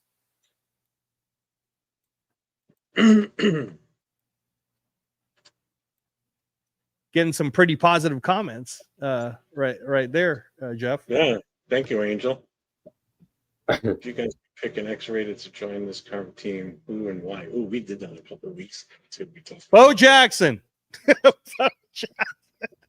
Charles Woodson. I would want Bo Jackson. We did, Randy N's in the chat too. We did that a couple of weeks ago on this show. We did it on a Saturday night show. We brought up if you could bring back a former player, Bo Jackson. Any era, who would you bring back? Bo Jackson. Yeah, it took us 3 weeks to get Jack Kenna's answer, but he eventually said Bo Jackson. 3 whole weeks. 3 Friday nights later. Yeah. Yeah, I'll say bring back Gallery. Wow. See, I would say it like this: what old school player would you bring back that we need to fill the spot in right now? You know what I mean? I said okay. I'll say Lincoln Kennedy then. I was saying Charles Woodson. How about Gene Upshaw? I'll take Gene Upshaw. I need a guard. Gene Upshaw. Upshaw's Howie Long's great too, bro. Yeah, actually, no. I think I said Upshaw because I was thinking guard. You did. Yeah, I think you did say Upshaw. Yeah, he did. You did. Yeah, Howie Long was another popular one that people brought up. I would actually take Charles Woodson. Charles Woodson did come up. Tim Brown was another one that came up. Yeah. I said Charles okay. Yeah, we need. Yeah, that's true. Wide receiver. Yeah, because we were looking at guys that also, we also included guys that could still kind of fill, like Woodson could still go out there and be effective. You know what I mean? Even in his later years, could still go out there and be effective on this team and be a huge help. I know someone said Jack Tatum, but I said that you couldn't bring Jack Tatum back in this era. He wouldn't last. I said Jack Tatum. Yeah, he wouldn't Tatum last. Would be fun, Chris. Tatum would be fun, but he wouldn't make it. He wouldn't last because of the type of gameplay. Neither would Romanowski. That was another one that came up. Neither one of those two, based on how the rules are now, would be able to play in this era of NFL football. They're too used to playing in that old school era where you could get away with shit. Otis Sistrunk, yes, he could fit in. Greg Townsend could. Howie Long. Alzado couldn't. No way. No, I would have said Alzado, not at all. I would want Wisniewski as a guard. He was awesome. Wisniewski could, but he wouldn't be able to be as dirty as he used to because he wouldn't be able to get away with that. Well, he might be suspended for the season. He'll be pretty awesome though. Next to JPJ, he'd be pretty awesome. What made it difficult for Jack that night was we told him you can pick any former Raider player except Jim Otto because he would have said Otto. Yeah, without a doubt. So we made him think about it. We didn't know it was going to be 3 weeks. Well, we don't need a center though. We got JPJ. Although I wouldn't mind Dave Dalby back. But you misunderstand what we're saying. Misunderstand. We said pick the players, and we specifically told Jack you can't pick Otto. His brain was fried. He had to take 3 weeks to think about another player. He just started rattling off players and why this one would be good. But no, this one would be good. But we don't want you to analyze it, Jack. Just pick a name, say this player because we need this position. That's it. Yeah, I'd also want Chad. Check this one out. I'd want Bob Brown. Remember Bob Brown, Jeff? Right tackle. Yeah. He'd be badass. I'd move Glaze over to the guard position and let Brown be that because he was a monster even back then. So I'd want that. Rod Martin would be good. I know that's Chris's guy. I'd love Mike. I'd love Mike Haynes. I mean, Mike Haynes was the bomb. You said Rod. I said Rod Martin would be happy for Chris. Boy. Somebody said Bolitnikov, and I said no to Bolitnikov. He's too slow in this era. He wouldn't. He'd be a good possession receiver, though, Jeff. He'd be good in the slot. He's too slow. No, he'll get cracked. Even Lester Hayes. I don't think Lester Hayes would be a good fit in this era. I really don't. He would if his sticking was still illegal.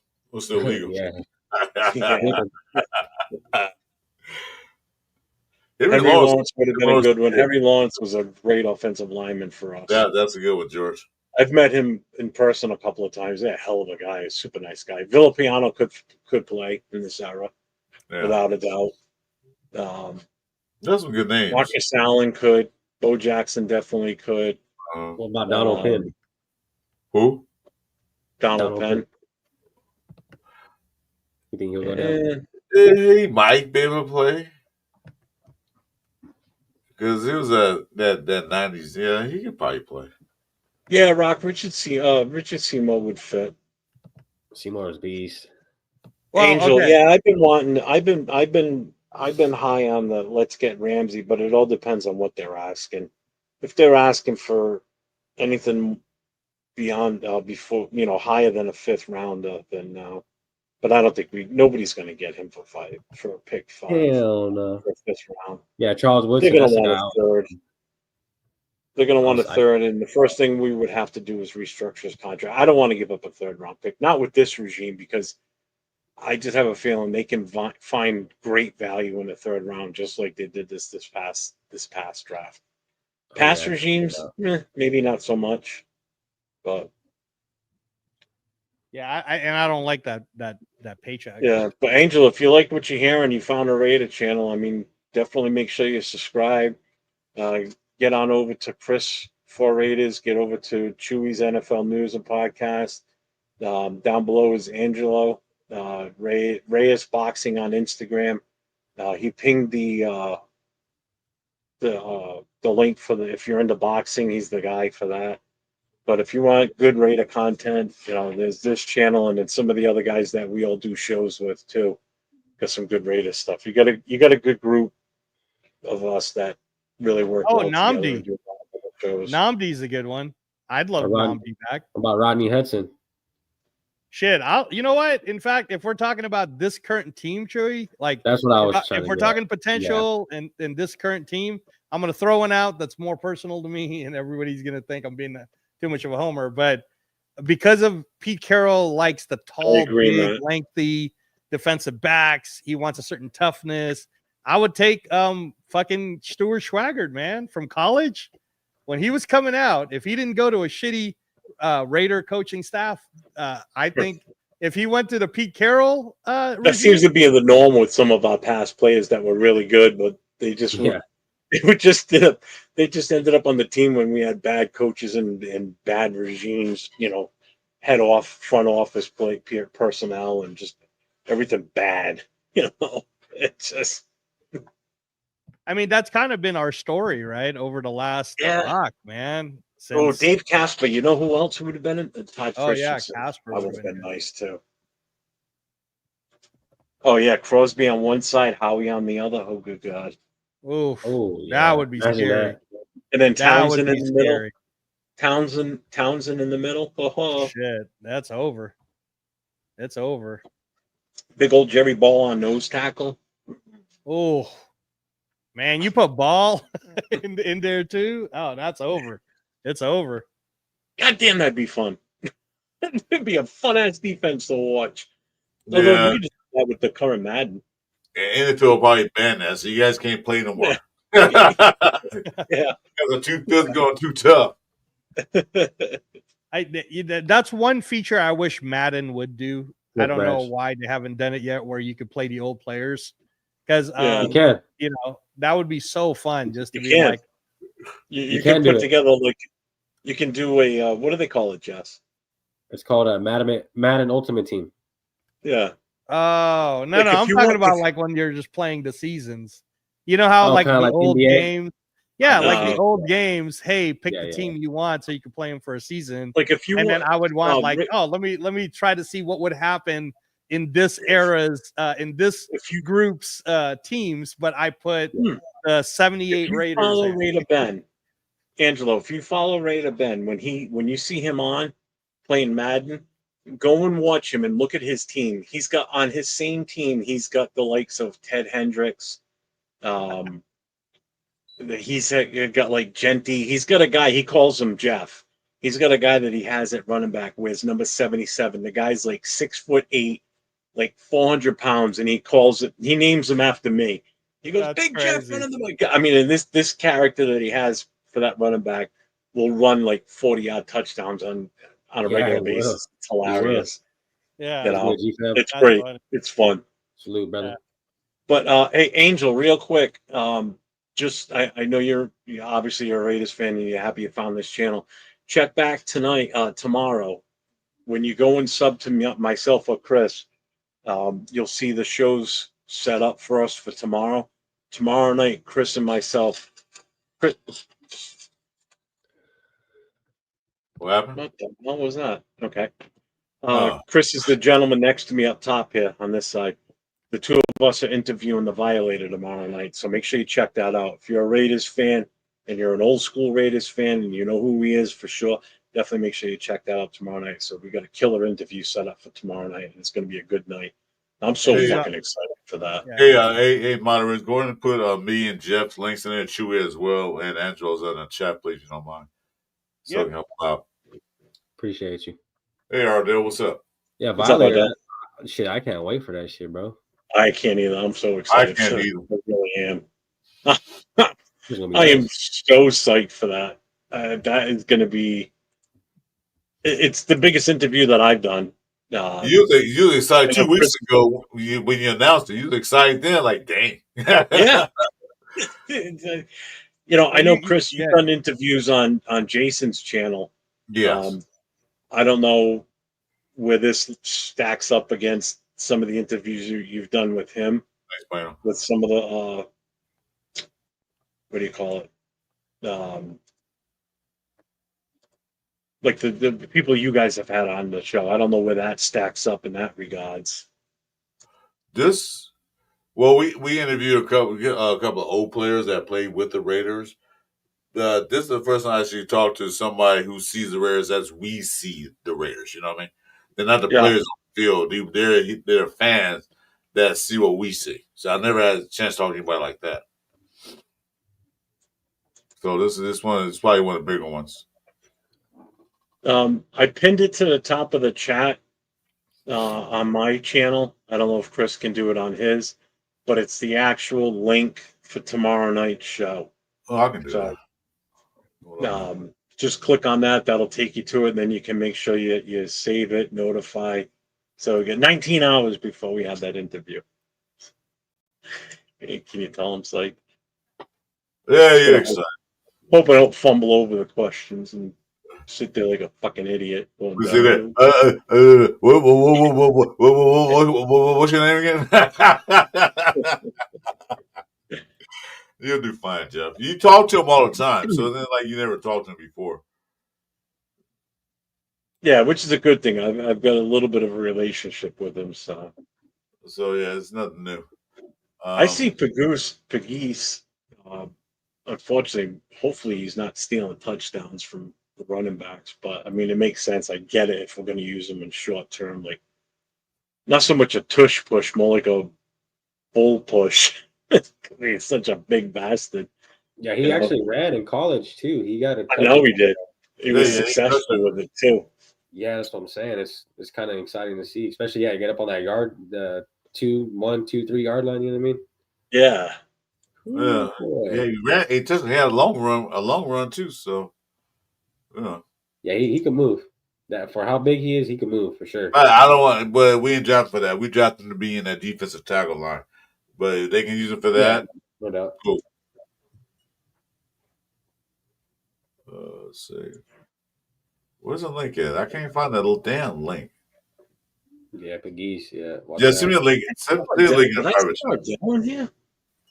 What the hell? Oh yeah, there he is. What's up, Ardell? Rose Town. For a while. What had Navman done already for the night? He's working. I guess so. They're popping over here. Yeah. All right. I would have thought they were still going. Oh man. Hey, GFAB got a question. He said, "When's the fantasy draft?" We haven't set a date yet for it. When we do it, GFAM, we're gonna do it live. We're gonna do a live show for it. So anybody that wants to get on camera can. If you don't want to be on camera, but you want to have your voice in, you can just do this. If you don't want to be seen, at least you can still be in the chat, basically, like on voice. So it'll be fun. It'll be fun. So we'll figure something out. Yeah, I know we got Andrew. What's up, Stephen Love? What's up, brother? I'm wondering what Raider fans gonna fucking get Ginty. Won't be me, bro. Well, not in the first round. If he falls to definitely not the first round. I'd do it. I know there's gonna be somebody who grabs him though. G-Fam, we're gonna do a live show here on YouTube. Yep. I got it. We'll do a Raiders fantasy live draft, and we can stream it to Chewy's channel, mine, whoever else is in it that's got a channel. We'll stream it to whatever. I don't care. So is this one for your league, Jeff, or for Chewy's league? Well, it's the one that Chewy set up. Got it. Only fantasies I do is Vanessa Williams when she was 30 years old, 25 years old. Only fantasies I do. That's fair, Chris. That is fair. You gotta have some kind of fantasies, bro. Yeah, that's my fantasy. Doing that one? Huh? I thought you were gonna say Halle Berry. Hell no. Vanessa Williams, dude. Shit, back when she was 20. Oh, Angel, I never addressed your question earlier. He wanted to know what we were looking at for next year's draft. I haven't even given it a thought right now, to be honest with you. Yeah, I'm not even there yet, bro. Drew Aller. You talking about the real draft? The real draft? Yeah. The NFL draft. Hey, we're not gonna have a high pick. We're gonna be picking back and down in the lower 26s because we're gonna make the playoffs. So all right, you don't have to be mad at the guy. Yes. I'm pissed off. You're gonna be aggressive. I don't want to. I don't have the number one pick. I'm not mad at the guy. I don't have number one. No, Drew Allard's going to fall in the top 15. That's a legit question. Well, don't be mad at the poor guy. I'm just talking about a new follower, you jerk. I'm not mad at him. I'm just saying. Angel. I don't want a top pick. I hopefully Rare's pick in the bottom half. I'm not mad at him. Angel's right though. Jeremiah Smith would be amazing. Yeah, that would be the draft until your season. You know what I mean? You got to see what you're lacking on. Off. Oh my god, I love her. Vanessa. Rock. Rock I take Vanessa down right now. Dude, Susanna Huff. You know who Susanna Huff is, right? Dude, the tight end. Chris probably never listened to the band. I know he's never listened to them. He might have heard the songs, but probably doesn't know who they are. Oh, I know that. That's a tight end from the Saints. I know this. Who? Susanna Huff? Get the tight end for the Saints. Oh, she's got a tight end. I'll tell you what. Even now that she's much older, she still looks amazing. What's her name? Susanna Huff. We'll look her up. No, I better not because I don't trust you. Look her up from the 80s, though, first, before you look at any current pictures of her. I don't trust you.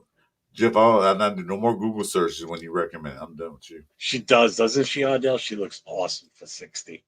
Well, put a picture up there. Jeff, put a picture up. Let's see. He said Susanna Muff. What's up, Gord? What's up, bro? Oh, shit. Put a picture up. Let's see what she look like. All right, calm down. Jesus. Well, I don't know if you heard me or not, man. You're talking. Chris will not pass. Hey, Ardell, my age, I don't pass on nothing. That's right. You fucking take anything with 2 legs, shit. Fuck it. She been all her teeth. Damn, that's rude.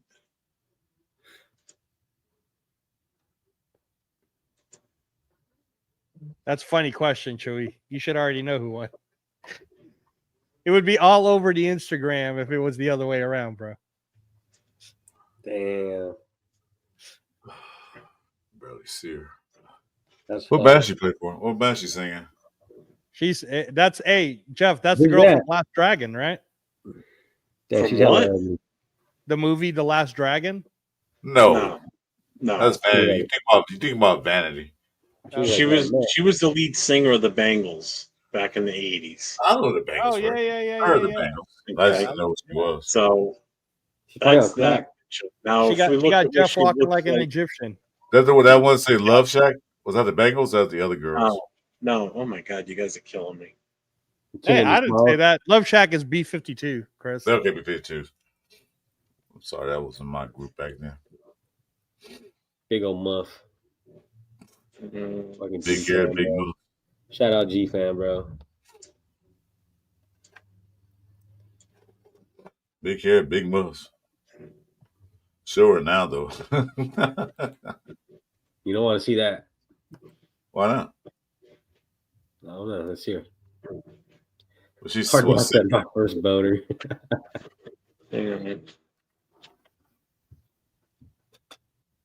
NTV. That's funny. And that's what she looks like now at like 60. Still look good. Yeah, she does. Yeah. Someone aged gracefully. My crush back in the day. Let me pull it up on screen. Right there. There you go. Fine. Oh, I didn't see it. What was that?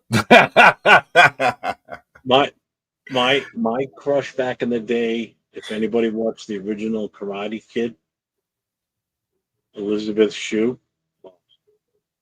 And then if you watched her a few years later, actually many years later, in a movie, actually no, a few years later, in a movie with Nicolas Cage leaving Las Vegas, and the scene at the pool with them big old titties on the screen, a big ass screen, and the titty about the size of a Buick on the screen going, oh my God, I love that boob.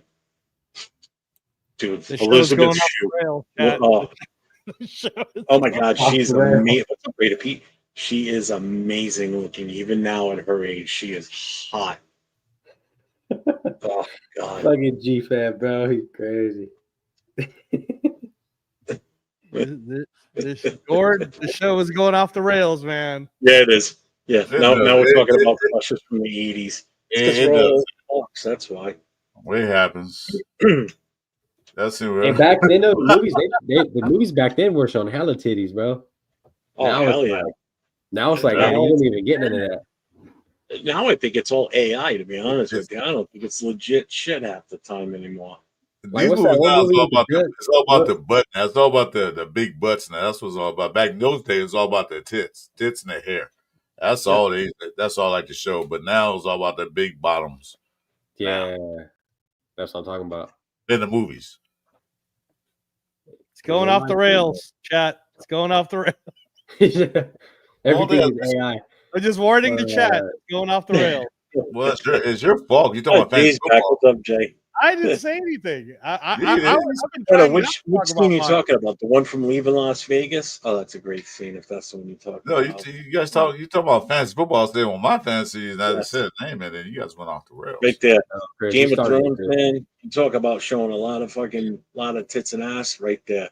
Oh yeah, I love Game of Thrones, except for the last season sucked. Yeah, I remember when Cinemax used to be called Skinemax because they used to just show. Dude, remember all those softcore porns back in the day? After 11 o'clock? Yeah. I gotta look this up. Shit, let me see. That shit was fucking great back in After the day. 11 o'clock? Emmanuel was one of my favorite ones. They used to come on after 1 o'clock in the morning. Yep. Sit there and watch these. You never saw anything big happen, but it was still the women were being bare ass all the time. It's fucking great. Yeah, you saw T's and A's all the time, man. You saw the motion, but you can see exactly what they were doing. Yeah. Skinemax. I remember that. Skinemax. Fucking dick skinners while you're watching it. Yeah. That was before. That was before Pornhub came around, or Bang Bros with the buses and shit. Oh, that shit, yeah. It's going off the rails, chat. Warning. It's after 1:30, so who cares? Angel, if you're still here to talk Raider football, I just want to let you know it's going off the rails. Hey, Sharon? Yes. Actually, we're at the 4th hour, so usually go off the rails around the 4th hour. It usually start changing. Okay. Yeah. Hey, freaks come out at night, bro. Don't forget it. Dude, it's after 1:30 in the morning, so on the East Coast, so shit's allowed. Jeff's getting horny. Yeah, Angela's being a fucking cock blocker. You can get out of here. Go pound a bag or something. Oh shit. Go hit the heavy bag. This Raiders baby was asking, how does Jeff know all these things? That's what Rosetown said too. He said, "You've been on there before." Because I'm seasoned enough, I know these things. Exactly. Seasoned, vintage, ancient, what do you want to call it? We probably lost a follower. That Angel, I don't think they're still in there. I know, man. He was trying to talk Raider football, and you start talking about, leaving. You guys start talking about it. Only I say didn't do it. I didn't. No, I say you guys saw offensive. Was the only offense I have is Vanessa Williams was just 22 years old, 25 years old, and then everybody went off the rails from there. That's all I said. So. Man, we were. Hey, Chris, you and I were drinking Shirley Temples, bro, and then fucking Jeff went right to the bottle of whiskey. Let's get it. Shirley Temple, yeah, that's in a long time. I remember those. Yeah, shit, you man. thought you were drinking a real drink. You go there, and your dad, your mom, whoever, they drinking cocktails, and you say, and then Shirley Temple, the kid, you thought you was like, yes. Okay, wait a minute. Hold on. Time out. Hold on. Martinez, who are you talking about? He goes, he installed her TV the other day, and Jenny McCarthy. No, Jay, you were wrong. It's not a family show. Not anymore. At 9 o'clock at night when we started is, but not now. What's up, Ben? What's going on, brother? Hey, Raider Ben. Yeah, no, just Raiders, baby. I promise you, dude. It was all really great Raiders intellectual contact. And then Jeff decided to easy on the intellectual. There were some things said some that challenge people around here. Yeah. Yeah. We don't play so games. I got a better one. Anybody that remembers this, Ardell, you might remember it. Chris, I'm sure you do.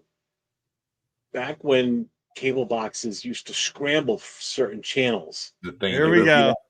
That fuzzy zigzaggy line going through. In the middle. You would go to that channel because you could hear what was on the channel, but you couldn't see it. Yeah, and you sat there and you waited because at some point it would kind of clear up a little bit where the lines would still be off, but it would just be enough where you could pinpoint what was going on. Remember those? It was those times. This guy's going off the rails. Yeah. Those were my Chewy's not even old enough to know what that is. Chewy's saying, what was a cable box? Like, what are you guys talking about? That was the first part of watch because you sit there and then sometimes you can move the horizontal lines and just up and wiggle out the way. This shit right here, bro, is great, dog. I'll tell you guys that. This shit works instantly. Right there. What he just said. He goes, I said Susanna Hoffs and Jeff stared it right into the ditch. Yes, I did.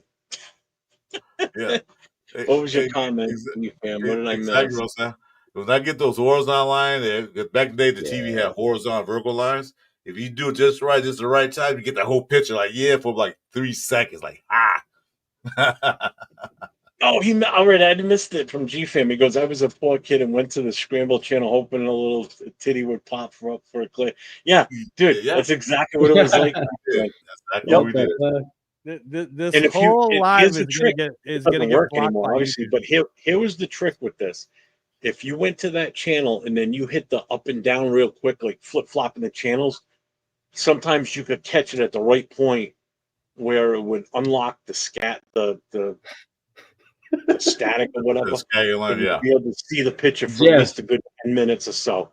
So you'd be able to watch whatever was on for like 10 minutes, and then it would start to slowly go back. But if you did it quick enough a few different times, you could get it to work. Jeff got all the insights to this shit, bro. When they had a wide scene, like a big scene, it was scrambled in for like a split second. So it's kind of tricks and trades to that thing. I was a master of it. For all you guys on the chat right now, pretty good. For all you guys on the chat right now, who's not the same age of Jess or younger, shout out to Raider Pete, man. I can't believe you pulled that one. Exactly. You have to be Generation X to know that one. Right exactly. There. Damn, my last I was getting good. Yep, exactly. I was like that too. Like before it was climax. It was climax.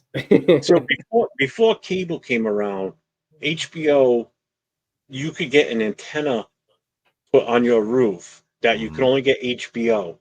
This was before cable. So the only other thing you had was a regular antenna on your house, and you could get your local like ABC, CBS, NBC, and then the UHF channels. Some people don't even know what the fuck UHF channels.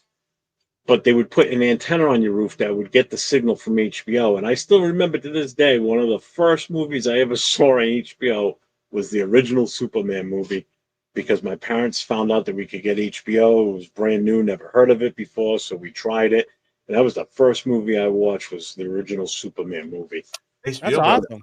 HBO been on for a long ass time. People realize HBO is actually one of the first. It's been on for a long. Yeah, it was. It was. Yeah. And it wasn't until like maybe, I don't know, with Ted Turner later cable finally popped up. That was the when next Ted Turner did when Ted Turner started doing that cable thing, that's when it started getting bigger. No, he bought that. All right, so Martinez, you've got my interest peak now. So he goes, I work in Sherman Oaks, Geek Squad home theater. I install smart shit for celebrities. Damn. All right. So I guess he's in the Bay Area then. Martinez 209 in the Bay. He installed who were the two people? You said the name. I forget who it was. One of them, Jenny McCarthy. That's it, Jenny McCarthy, and I think it was Gene Simmons' wife. Yeah. Gene Simmons. Yeah. Oh my, yeah, no. I know Sherman Oaks is in Southern California. Martinez 209. I meant because it says 209. I figure you must come from. Angela, you know who I put windows for at their house? Dixon Violate is going to cancel tomorrow on us. He might, man. With you going off the rails. Yeah, you gotta chill, dog. You gotta chill, dog. You're gonna get the YouTube canceled. What the fuck? You guys, my father? No, my father's not here. Hey, I'm just saying till tomorrow, but after tomorrow, you do your thing, bro. You know what I mean? We'll start talking about this tomorrow when he's on the show. Yeah, you should bring it up. He's got an image to uphold. You should ask him, hey, what's the first porn you ever watched, Violator? Yeah, the screen will go black. Boom, he'll be gone. I'm out of here. You probably say Raider porn or some shit. Yeah, I think Adele's right too. Oh, I would do her in a heartbeat. Oh my god, it's about how long it would last too. Damn. Being Al Pacino tonight. Well, again, you can see the different phases of Jeff throughout the night. First, the hat comes off, and then the baseball jersey comes off. Now I'm in complete relax mode. Usually, when I get to this mode, all bets are off what I'm going to talk about. Hey, I remember that. I don't drink anymore because you think this is going off the rails. If I was drinking still, oh good god, this show I wouldn't be monetized. I like that right now. Hey, Raider Pete, shout out, man. Because I don't think Just knows those, but Creep Show and Fraggle Rock, bro. I know Fraggle Rock. Oh my god! My gosh, that was the jam. Show, man. Fraggle Rock, bro. The theme song was awesome, dude. Like you give a dance your words away. Hell, man, I just love that show. No, I watched Creep Show actually. I watched Creep Show too. It was good. Yeah, Creep Show was the shit. But you don't know what Fraggle Rock is, though, huh? No, I had older cousins, bro. So like they, you know what I mean, they put me up on game, but yeah, I never watched Fraggle Rock.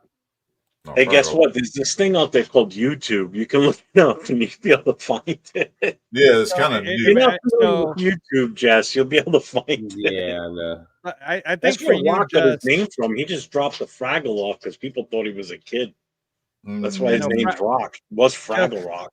Fraggle Rock was kind of like no, because I think the Smurfs wouldn't. Do you remember the Smurfs, Jess? Smurfs? Yeah, come on, bro. Okay, I just want to know, dude. I don't know. Like, so imagine if the Smurfs. Basically, Fraggle Rock was like the Muppets but underground. Yeah, they were. Well, Fraggle Rock was the Smurfs, but they were puppets instead of a cartoon. Well, like the Muppets underground. The little dozers. I used to love when they would include stuff with the little dozer dudes. Oh, the guys, construction guys. Yeah, they had just the round head, but no face on them.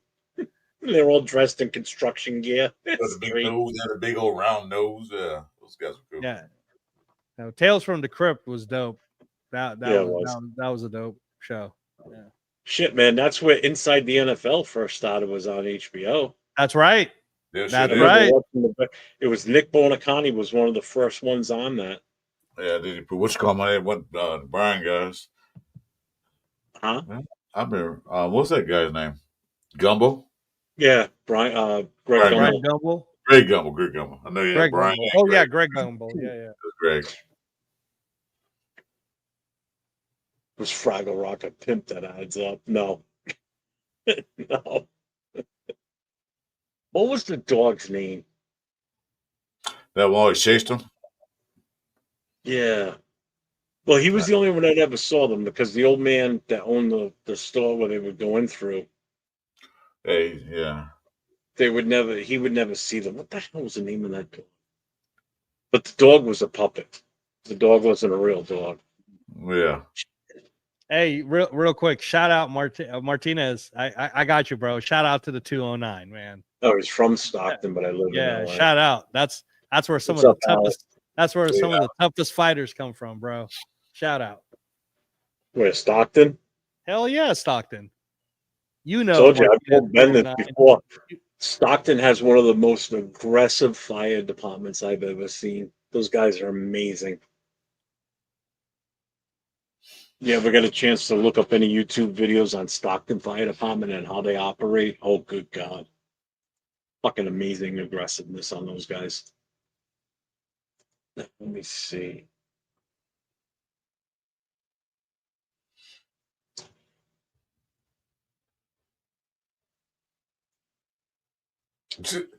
HBO original series from the 80s. I got to look these all up now.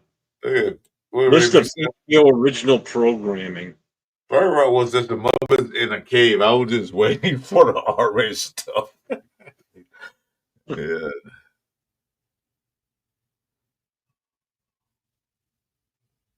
Oz was another great series from back in the day. Oh my God, do you remember this? Not necessarily the news from the 80s. Oh my God, yeah, I do remember that. That's right. The original Kids from the Hall, Kids in the Hall was on there. That was awesome too. I didn't watch Kids in the Hall, but Kids yeah. in the Hall, those guys were great. I thought they were funny as shit. Hey, so the dog in Fraggle Rock was Sprocket. Sprocket. He was a sheepdog. That's right, Sprocket. Thank you. Let's see. Wasn't I'm trying to think if maybe not. What was that? Trying to find it again. Remember oh my God, it used to be a Dave. He was a stunt man, but he always fucked up and did dumb shit. Dave. You call it Dave. Yeah, I know his name was Dave, but he had Danger. He had a show. I remember you talking about he had a show. Yeah. You never get the shit right. He always fucks up. The one time he was riding on top of the bus playing a piano and it hits a bridge and just clears everything.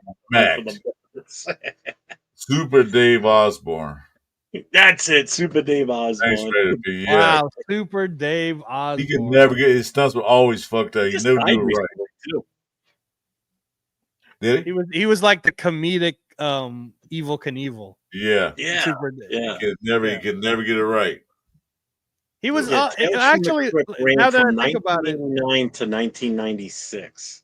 Now that I think about it, Super Dave was kind of like what Jess would consider Will Ferrell now, right? No, even more than that. He was just he was funny. I forget what show he was part of, because it wasn't the Super Dave show. He was something else. Might have been on a different series. It might not have been on HBO. Well, that show, he wasn't really acting. He was pretending he was an actor, but he wasn't acting like he was an actor. He was like acting like a regular guy doing these stunts. So he wasn't like acting like Will Ferrell would do. Hey, I was going to say Frank Weber, man. Put that one up right there. What Frank Weber put up? That's crazy, dude. That's funny to me because that's what TikTok is now. but that, you see it, Jeff? What Frank Weber put up? What this one here? No, keep going down. Let me keep going down. Or there. That's what I'm just gonna say. That's what I'm just looking. I said I got some good ones. You have these are the original ones. You've got America Undercover, which ran from 83 to 2006. Real Sex ran from 92 to 09. That's what TikTok is now. Remember Taxi Cab Confessions? Those were awesome. Those were some great ones. Those were good. Yeah. Then you had the G-String Divas. Cat House, the series ran for 4 years. They were actually at the Bunny Ranches where they did that one. Mm-hmm. That was a good one. Man, Jeff is just popping it up. This is his entire childhood, everybody. Yeah, mine too. Shit, I watched them all the time. Like shit. And VCRs were out. You record them shows and watch them over again. Yeah. No, Alec, that's true though. Yeah. HBO definitely helped Lennox Lewis to be that guy. So yeah. First broadcast HBO World Championship Boxing, 1973. Inside the NFL started in 1977. Yep. Yeah, no, we were talking about this on the Knockout Canvas, me and Turf's new boxing MMA show, where people, when they hear that Monday Night Football theme, they think that was originally built for football. The very first time you hear the Monday Night Football theme was when ABC was doing boxing. Then they used that music for football. So when you hear that, I could send you the video of the very first time they used it, and it was for boxing. Was it? Yep, it was a boxing theme for ABC because ABC Sports would always do. Yeah, that's why I used to watch because they had boxing on like every weekend. You can watch it like and good fights too, not just little. No, they were the best fights. Yeah, they were the best fights, Chris. They were amazing. Yeah, ABC's Fight Night. Yep, so watch that all the time.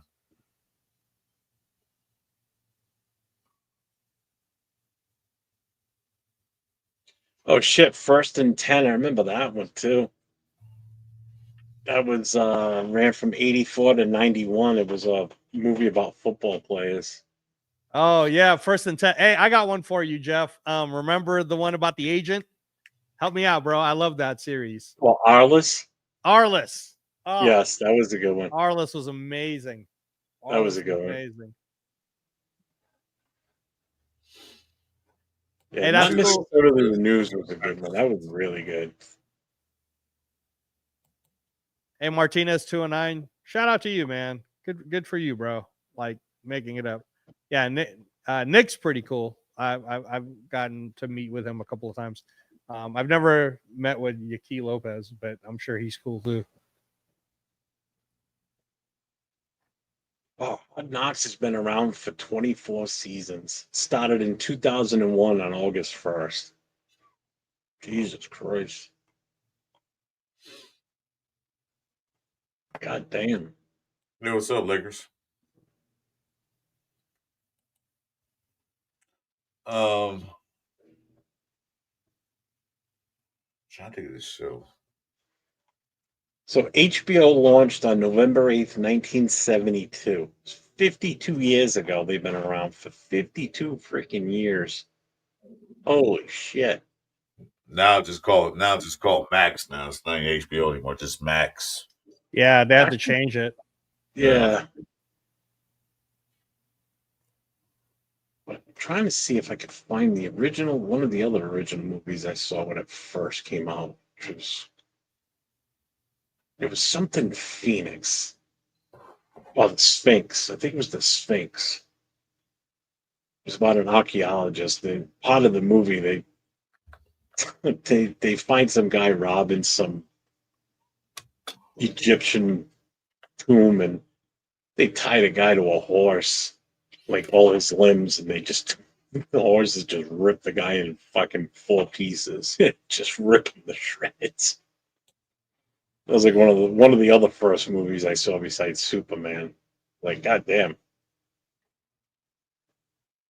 Yeah, it's not. I'm not gonna be able to find it. What is the name of this shit? I'm just addressing the people on the chat that are asking about the boxing, guys. Yeah, that's fine. Emptying out this spank tank. Jesus Christ. I can't believe we've still got this many people in the chat right now. It's 2 o'clock. We've been on for 5 hours. Still got 33 strong in here. Appreciate everybody for sticking around with us tonight. What was that? Jeff is our Superman, that whole guy. You guys check the bio in my channel and in Chris's for the link for the GoFundMe for Little Raider.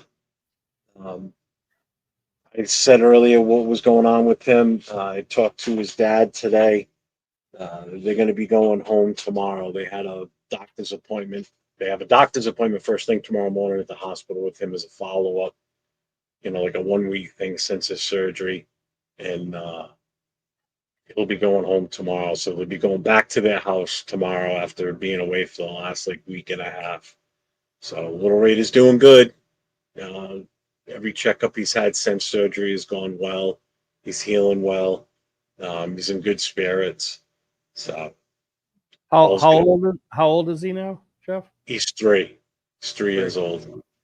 So if you go to my channel, you'll see a video I put together. I did it last Saturday night in the middle of the show. I threw a video together of parents gave me a bunch of his pictures and wanted me to do something with them to show Raider Nation, what's going on with the little guy. And so I put a video together and then I played it on the show Saturday night. And then I posted it on my channel. You'll see it in there. It's about a 2.5 minute long video of the stages from him the day before surgery and then after surgery. 3. Okay. Yeah. Hey, Jeff, real quick, can you put up Gravy's? Salute to Gravy. He's all the way in the bottom. There we go. Cool. Gravy, man. Hope the recovery's going well, bro. It's remember, it's a marathon, brother. It's a marathon. That's good news. Good. Yeah, I'm getting Gravy. I'm getting up next month or in just a few weeks. Will be officially 3 years for me. It's been 3 years since your transplant. Not until July 16th, but yeah, it'll be 3 years on July 16th. That's what I mean, though. It's still going to be 3 years. Yeah. And it's still, I mean, even still now, I was talking to Gravy and a lot of the other transplant people. It's an up and down journey. It's like you can't get hung up on too much of a goal. Just live day to day, man. Because there's going to be the ups, there's going to be the downs. I mean, I get the last few weeks, Jeff, I told you part of the reason why I've been so busy is all the different tests. I've been back and forth. And, I'm doing MRI again in about 10 days. I'm doing blood work again next week. So just par for the course, man. Par for the course. I was going to say, though, about your the person that you're helping out, Jeff. So if they ever need to talk to another parent who knows what they're dealing with, you could give them my number. So I think I told you this when you were in the Captain Jack show, Jeff, but my son was born with a congenital heart defect called tricuspid atresia. I remember you saying that. Yeah, it's called tricuspid atresia hypoplastic right ventricle. So essentially, for everybody in the chat who doesn't understand, my son right now is currently 21 years old. He's living with only half of his heart. He only has the left ventricle of his heart. He does not have the right ventricle of his heart. Oh, wow. And the entire journey to it, kind of like what your friends are going through right now, Jeff, was a long one because it was 10 heart surgeries. The 10th one was in 2021. But in the first 2 weeks, from the time he was born, within the first few days, we were trying to stabilize him. And then before the first 2 weeks, he had to do what they call the shunt procedure, which I'm sure the people you're talking to right now, you got to go through a certain protocol of procedures. And the first one, which was supposed to be the easiest one, Jeff. Well, this was his 5th surgery. He had surgery a week ago today. He's got a scar right down the center of his chest. Yeah, my son's got the thing. Well, they had this surgery here repaired the holes in his aorta. Yeah, because he had a series of holes and busted valves on his heart. So this was his 5th surgery. He still has to definitely go in for one more to remove the G tube. Right. But once that's done, he may not need any more. But it all depends on how he grows and how his body develops going forward. If there's going to be more involved in the future. But as of right now, should only be one more surgery, and that's right. to remove G2. Yeah. That's what I was going to tell you, Jeff. This before my son was even 3, he had already had 7 surgeries, open hearts. So that's what I'm saying is I know exactly what they're going through because the first surgery, which was within a few days from his birth, was supposed to be the easiest of all of them. Supposed to be the one that's like, don't even worry about this one. Everything's going to work great. And that's the one, Jeff, where he ended up, my son flatlined. Then they had to put him on a ECMO machine, which is a life support machine. I think my son still to this day holds the record in Michigan where they invented the machine where it says he's the fastest infant to ever get on the ECMO machine and off the ECMO machine without major complications. He was able to do it in less than 24 hours. But yeah, those are scary times, man. Laker for Life, I put it in the chat, but I also pinned it to the top of the chat on my channel. So, because sometimes the link doesn't work in this vertical version. So yeah, he's 3 years old, and this was his fifth surgery. Yeah, yeah. So what I would want to tell them, Jeff, is that again, they just got to look at it day to day and continue to pray, obviously. Yeah.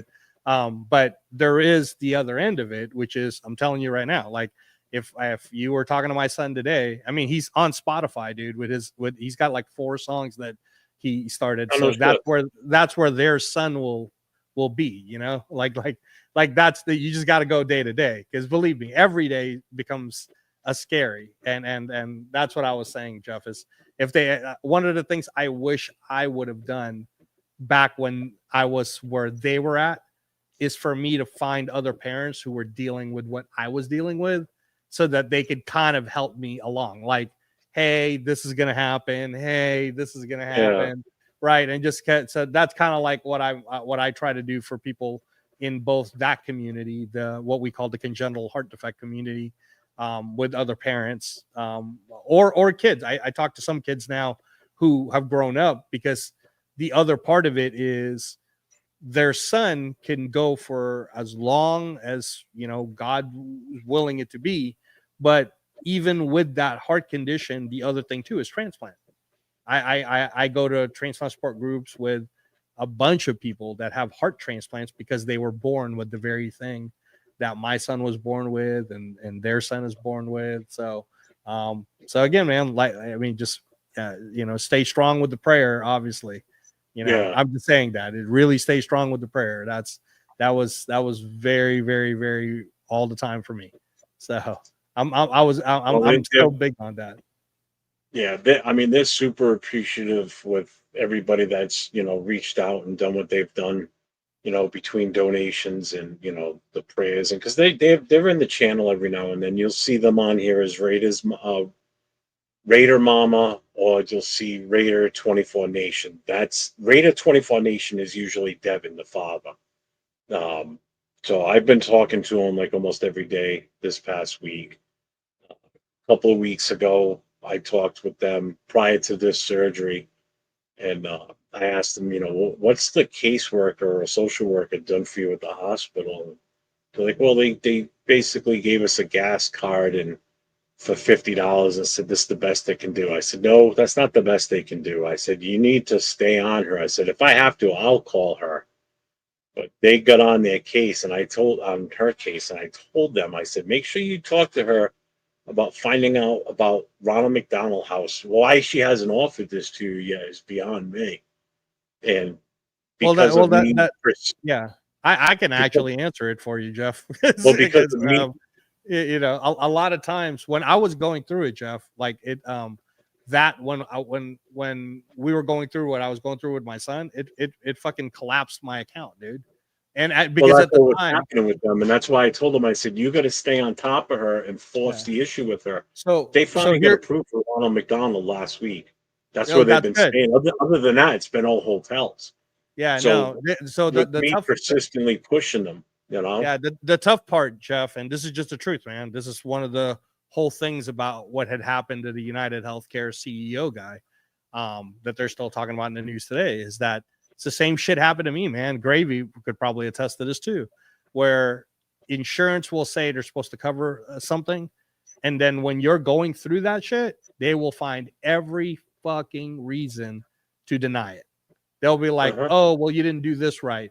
Oh, well, had you called blank, then we would have. But since you didn't, then blank. And in the meantime, Jeff, and especially during that time, I'm not even talking about my current scenario with the transplant, but when I was going through it with my son, dude, I don't have fucking time for that shit. I have time for prayer, and I have time for making sure I could be a strong enough father for the family to deal with it. And so I'm sure your friend's feeling that, like, you know, he can only do so much, like in terms of calling and talking. And the social workers, I'm sure, are all so overworked. They're not like just focusing on his case. They got a whole caseload that they're dealing with. So one of the things I would suggest to him, like I said, the next time you talk to him is, depending on where he lives, there are other organizations that doesn't necessarily have to do with congenital heart defect, but like chronic illnesses and everything else that might be able to step in and also help. There's a bunch of like little nonprofits here and there. I wish I knew about that, Jeff, because I didn't use any of it. I just got destroyed financially. But again, that's man, why I'm trying to do what I can to promote them and push this initiative, to get them what I can to help out. Laker girls in here. What's up, Laker girl? Nothing. How you doing? Just came by to say hi. Lewis told me to. Lewis was like, go by and say hi. Hi. Hello. You could stay. You could stay. I just came by for a minute. I'm not feeling good. I'm under the weather. So I seen you guys live. So I was like, let me come on and say hi. Hey, what's going on, Laker girl? Appreciate you popping in. Huh? Oh, I said what's going on, Laker girl? Nothing much. Just chilling, kind of not feeling well. About to call it a night. I've been under the weather for 3 days. Oh, get better. I'm sorry to hear that. Yeah. Get better. Yeah. Hey, Laker girl, before you go, were you happy with the NBA draft or not really? Honestly, I didn't get a chance to see it. I did not get a chance to see the NBA draft. Okay. All right. But well, all you know is that Luka Doncic keeps getting thinner. So yeah, that's a good thing. But I heard my Lakers picked up Angel Reeves' brother. Right. Yes. Yeah. No, you guys will be in a good position next year. I mean, barring LeBron doesn't get injured or anything like that. But you guys will you guys will be a playoff team next year. Well, hopefully, because like I said, LeBron has to be signed by the 29th to see what he's going to do. Oh, he's playing that game with you guys? Jesus.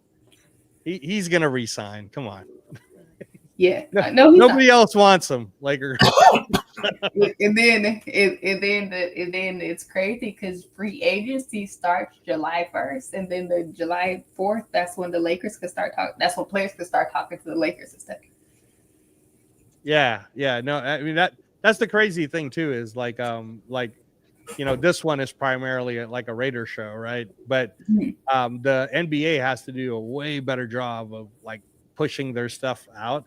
Because even right now, while it's dead in the NBA, and they're still getting it's dead in the NFL, but they're still getting drowned out.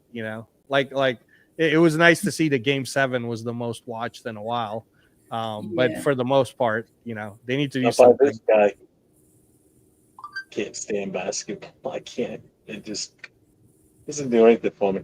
Jay, what do you mean you're Lakers? Aren't you you should be a Phoenix Suns fan. Don't you live in Arizona? Oh, no, you're right. You're in New Mexico. Never mind. I know you're from LA.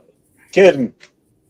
The Lakers are kind of like the Raiders, though, Jeff. Like, there's a lot of people all over the world. Like the first, I know. Yeah, and I mean the Philippines. When I was growing up there, the Lakers it was Lakers Celtics. Like that's what was being pushed. Who cares? That's funny. Celtics, I don't know if you baby. could read I don't know if you could read the comments, Laker girl. Yeah, I see. I see. Hero was asking, "Am I a journalist?" No, I just have a sports podcast. No, ignore him. Don't even read into him. Hey, what else do you cover on the sports podcast, Laker Girl? Basically Lakers. So if there's any Lakers breaking news, I will go live and I do like a live show. Okay. Just like this, I do live shows. If you want to follow my channel is Laker Girl 36. Okay, guys, you heard that. Chat Laker Girl 36. Yeah, it's not like her first time in there. do, She's been in there a few different times in the past. Yeah, She like came I said, in. I do interviews. I did interview with Clay's dad, Michael Thompson. Oh, that's awesome. Yeah. She came in like a year ago. I wasn't even on YouTube a year ago doing this. She came in about a month ago with Twan and Detroit God, Lakers for Life 50. They all were in the chat, and then she jumped on with us. And now, whenever we go on a show, whether Twan's here or not, Detroit God's in here all the time. Laker for Life pops in every now and then. Laker Girl comes in, she gets on the show with us. So it's like we've found a whole new group of people to follow us and interact with us. So they've been awesome. All from just one night of Twan coming on the show with us, and they all followed him in, and we've all hit it off since then. So good people, real good people. Yeah, actually, me and Chris podcast is supposed to be doing our show soon. I'm trying to figure out a date because me and Chris was supposed to do our podcast the other day, but but Chris, definitely this coming week we're gonna definitely do. You could be on the interview that I was telling you about. Yeah. With my it'll be my cousin. He's a basketball coach. Appreciate that. And then I'm gonna have two more people. They're big football fans / basketball fans, and then. But you're gonna have a basketball guest then? Yeah. Usually I do have basketball guests. Like sometimes if I have like interviews, I'll have like a Lakers legend come on. Like if I get like Michael Cooper to come on and stuff. That's awesome. Just let me know. Then just hit me up. I'm open all day, all night. So I have no fire. What was that? I'm on fire, baby. Is that true? Is that Jess? Jess. Jess is losing his mind. So Dixon Sider, thank you for putting that up. That's Laker Girl 36, guys, right there. Yeah, YouTube. Definitely subscribe, please. Just let me know, Laker Girl. I'm ready anytime you're ready. Yeah, get off screen to go get fucked up and then come back rolling in all hot and heavy until we had singing behind the screen. That's what Jess was doing, everybody.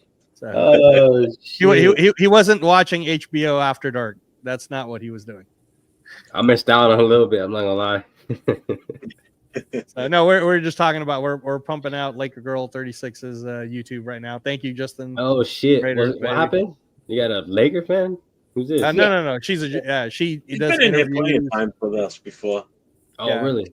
She does interviews. I do. I have my own podcast, Laker Girl 36. I've done the interview with Michael Cooper and Michael Thompson, Clay Thompson's dad. I do interviews with like people from ESPN Los Angeles. Oh shit, you big time then. Yeah, you got it going on. That's right. No, see, like this is how you know when people are really good at what they do. You got to constantly be talking in the trenches. You know what I'm talking about, right? Laker Girl 36. You want to keep your pulse in with the people. Like you don't want to be like Stephen A. Smith. Like nothing against Stephen A. Smith, but I haven't. It's not like I've talked to him on a one-on-one personal basis or anything like that. But for example, for me, Chewy, this is what we'll talk with Turf and Papa Rundown. I get annoyed with Stephen A. Smith because he has a channel that can push out a big narrative, but if he doesn't know the information, he oftentimes says the wrong things. I mean, his basketball takes are probably pretty good. I don't know. Laker Girl 36. Do you think Stephen A. Smith's basketball takes are pretty good? Not really. I've met him in person. Okay. I met him in person for my 34th birthday in Los Angeles. I went on First Take, and he told me personally he does not like Lakers fan. And unfortunately, I'm sorry, but I'm a Cowboys fan. But he told me he don't like Lakers or Cowboys fan. And I told him, and I was like, I'm a diehard Lakers fan. And then he didn't even want to And then like he didn't even want to sign my shirt. Oh, that's terrible. Come on, man. Come on. Wow. Yeah, that day I met Molly from First Take. I met Karan Butler, Marshawn Lynch. Okay. I bet Marshawn was cool, wasn't he? Yeah, Marshawn was telling me that he's a big time Lakers fan. Okay. All right. That's cool. Not a Cowboys fan though. See the one in the comments, Lakers for Life 50. He also has a Lakers podcast. His name is Lewis. Okay. That's my friend Lewis. Okay, so Lewis also has Lakers for Life 50. Also has a podcast, guys. Yeah, he has a podcast too. For sure. All Lakers stuff for you, Lewis.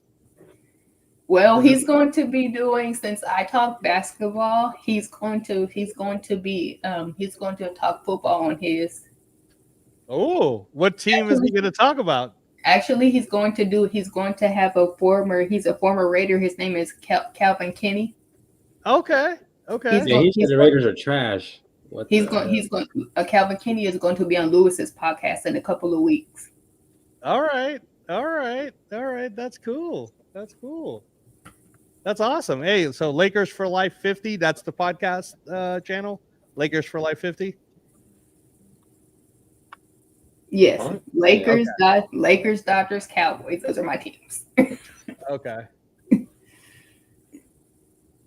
So Dodgers, Cowboys, and Lakers. Wow, you're really. How did you become a Cowboys fan? Is it because the Cowboys were always coming to Victorville?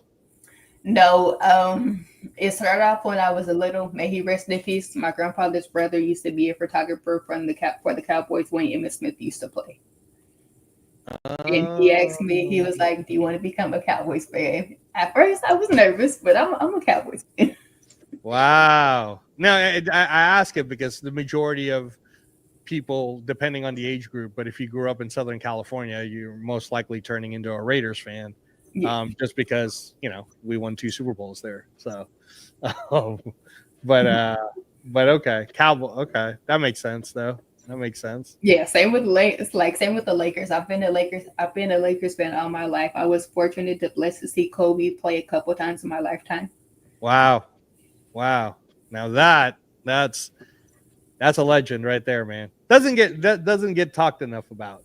I mean, like he gets his due respect, but whenever you hear like all the top 5s, he always gets that whole he was so much like Michael Jordan. That's why they don't include him. Blah blah blah. But I think Kobe was an animal.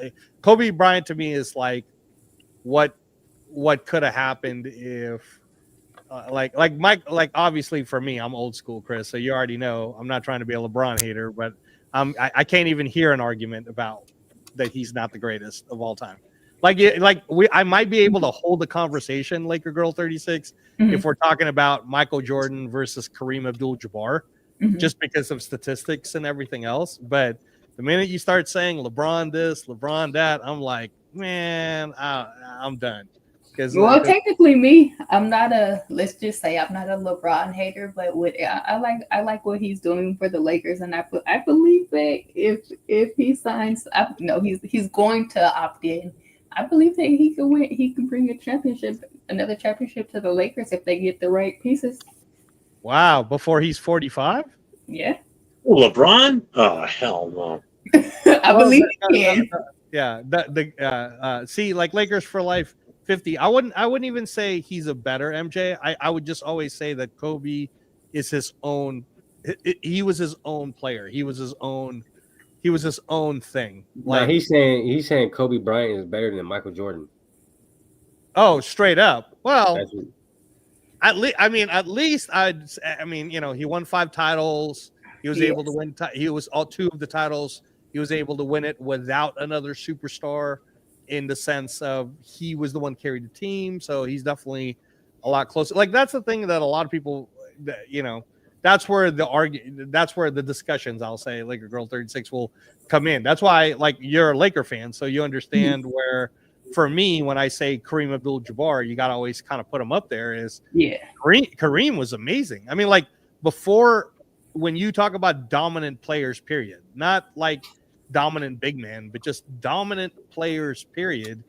He kind of wrote the book of it, like from college to high school to college and then to the NBA. And then he did, like, I get that LeBron's playing old, right? But LeBron also has the luxury of flopping. But Kareem Abdul-Jabbar did not have that luxury. He was getting pounded all the time, and he had to go through civil rights issues. I mean, like that's a guy who I can have a discussion on. You want to talk about someone who's into Mount Rushmore, then you got to put Kareem Abdul-Jabbar. I want to thank everybody for coming to the Angelo show tonight. Thanks. I was going to say, what are you watching? Angelo podcast. Hey, Laker Girl 36. Laker Girl 36. I just want you to know that this is what Angelo. She's not feeling well. She's under the weather. Let her go get some rest so you can join her show. Then we can talk to Lakers. Angelo, boy, he can ramble on for days. Angelo, he does it. He will motherfucker be live till 6 in the morning. You let him keep on. Remember earlier? Hey, chat. Remember earlier when they were saying I was blocking them and they were derailing the show like way off? I'm at least actually talking about sports content, not craziness. And we're fine. You're fine with that. But she said she's feeling nowhere. She stopped in to say hi. Not to have a full-on conversation. Well, honestly, Chris, he's not bugging me at all. Yeah. Okay. If you say so, I'm just saying. He's not. No, what's happening, Laker Girl 36, is I'm bugging them because this is what they do, right? I'm like an enigma. I'll show up to the show every once in a while. When I do Laker Girl 36, I'm in it, right? I'm on it. So yeah. You're on it, all right. Yeah, you sure are. A pleasant conversation with any Laker fans, including you, by the way, Chris. You're a Laker fan.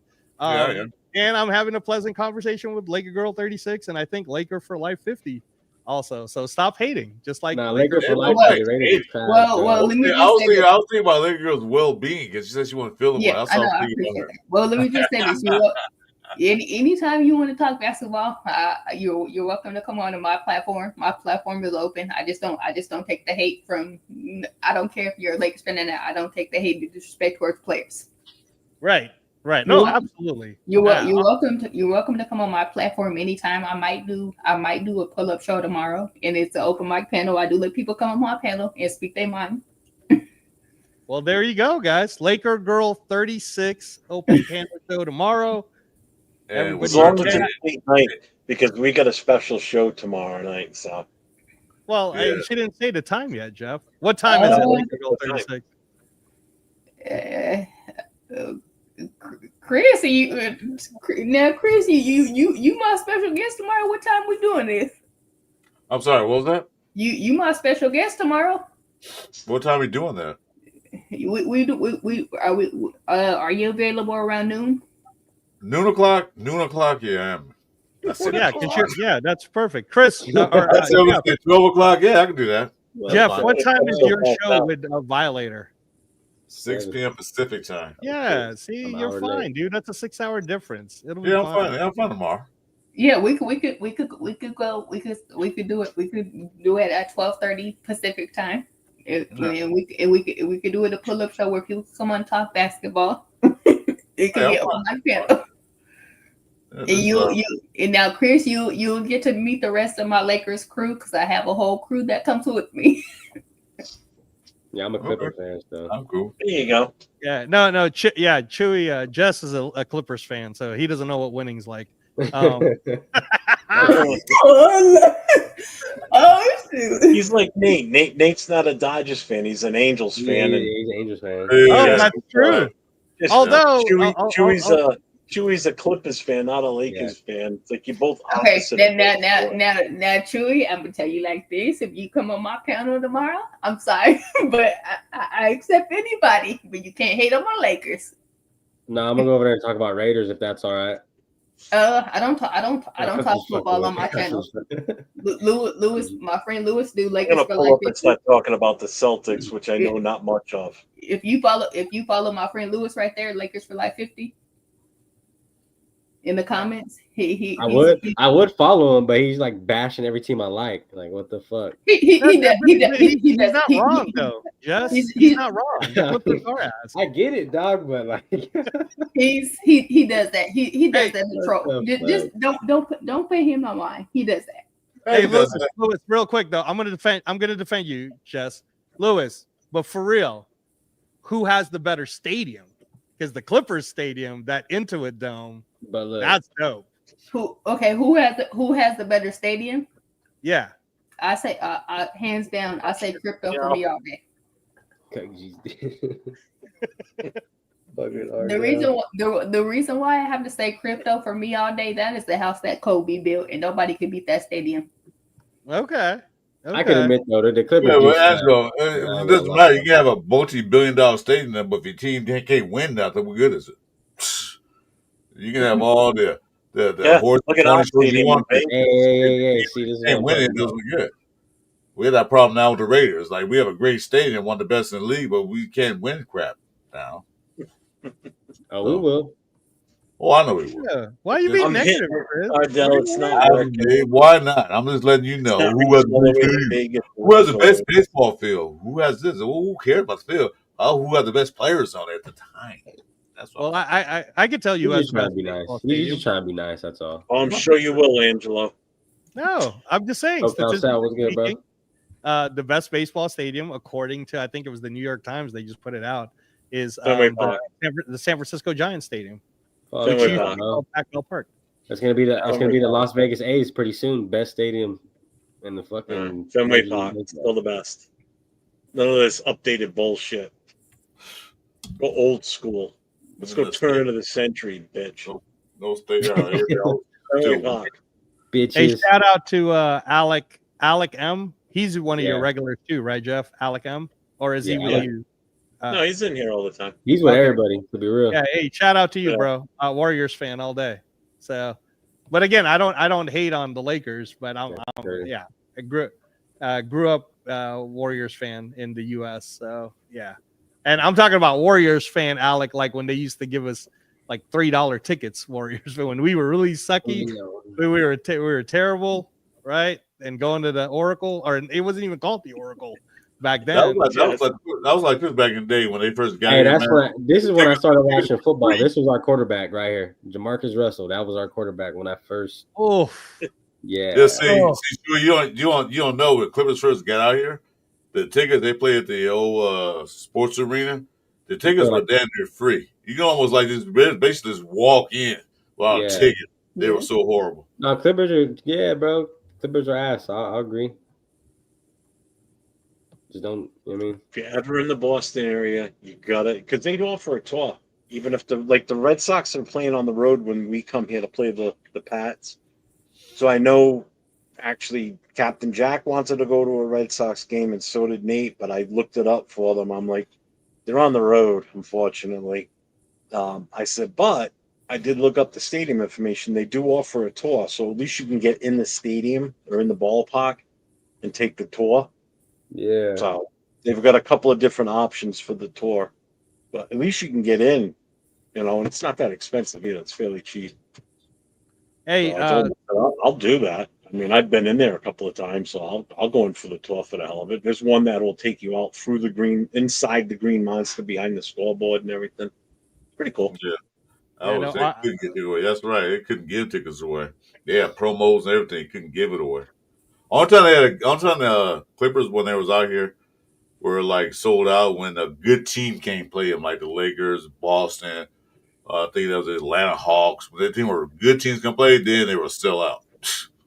If LeBron keeps playing for the Lakers, they're gonna have to give tickets away because nobody's gonna want. Stop it, dude! Stop. See, that's the kind of Laker hate that you don't want, Laker Girl 36. Oh, stop it, bro. It's okay. I could take. I mean, if he keeps playing at his age, I mean, he's going to be out there playing like the Paralympics in a wheelchair out there with his legs strapped to the thing, wheeling around, throwing the ball. No, part of the reason why LeBron's been able to play for as long as he has, obviously, on top of grandkids pretty soon, all the money that he's been able to invest in his own body and everything, is because the rules are different. I don't think LeBron would have made it this far if he was playing in the 90s or in the 80s. because it was just a rougher hell basketball. no. Dude, if he was playing in the 80s, one game against Bird and he would have been done. Or Robert Parrish, he would have been done, dude. Yeah, Robert Parrish was done. Former Warrior, Robert Parrish. No, I was just going to say, by the way, to Ardell. Or Bill Walton, done. Yeah. He wouldn't have lasted 2 seconds out there. I was going to say to Ardell, JB Carroll and, Sleepy Floyd was definitely a legend. So I was just going to say, for most people who don't know this, but I'm sure you know this, like your girl 30 say, is that JB Carroll trade at the time, though hindsight is 2020 and it looks bad now for the Warriors, during that time, it looked pretty like it was a good idea during that time. Hindsight being 2020 again, it ended up not being a great idea, but yeah. So, and then Steve, Steve, I would always walk to the A's games, just if you're around that Alameda area, A's. Although ironically though, A's and Giants, I would actually watch them both because I wanted to have a National League team and an American League team, which was weird. I'm one of the few people that have that split. Remember when they had the split hats? I have one. I have those, the split hats, the A's. You know what? This is another one. This is another one of those Angelo takeover shows. I'm sorry. I'm just trying to talk to the chat. You guys are talking to the chat. Look at what the chat's putting out. You're just talking. No, say something then, Chris. Say something. Go ahead. I can't get the word agile. So I can't say something. Oh. Go ahead. Alec M just said Ewing played on bad knees for 20 years. What's your take? He did. So you got nothing. Nothing. He did. So what? I didn't like the New York Knicks. This is a Raider channel, bro. What do I care about the New York Knicks and Patrick Ewing? I don't care about them. Yeah, let's go back to Susanna Hoffs. All right, I'll bring it back then, Jess. Martinez 209 says, I still remember when the Raiders, A's, and Warriors were all on the same parking lot. So who remembers that? Those days. Yeah. The parking lot. But what about that new stadium they're building for the A's? That's just gonna be hard, bro. Green glass. I don't want to break your heart, bro, just because me being here in Vegas, but it's not for sure that that's going to happen because they're still trying to figure out the funding. Oh no, they're broke ground, but I mean they got Tom Brady out there. Green grass or green glass? Glass. The glass is gonna be green, like it's gonna be like it's called SB90, but it's like green glass. You know. I don't like that. I think that sounds dumb. No, like there's like actual buildings here in California that the glass is green because it reflects the sun, like the UV rays from the sun. Yeah. So like it has like a natural tint to it that's green that they like coat on it in a factory, and it reflects the UV rays from coming in, so it keeps like buildings cooler and shit like that. How do you know all of this, Jess? Is that what you do, dude? You know about the glass? Yeah, I'm a glazer, dog. That's dope. Glass. Hell yeah. That's awesome. That's what I do, bro. No, you don't, do you? Yeah, I could send you some videos and some pictures and shit.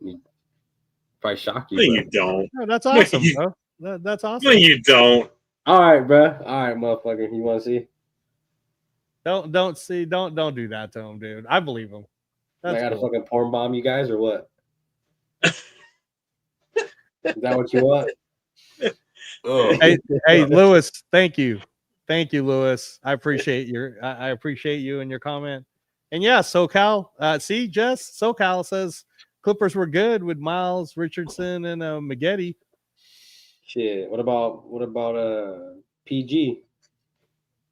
Kawhi Leonard.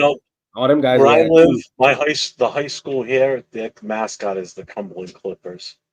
So that's probably the best competition the LA Clippers could get is this high school team that's in my town. Shit, yeah. Like I said, brother, they were trash. What's up, B? Hey, Nate, welcome to the Info Show, man. Thanks for joining us. See, Nate, Chris is he's just hating. He has nothing to say about Ewing. I care about Patrick Ewing. This is. They're actually talking about doing a UFL team for Oakland now. Did the Angels win, Nate?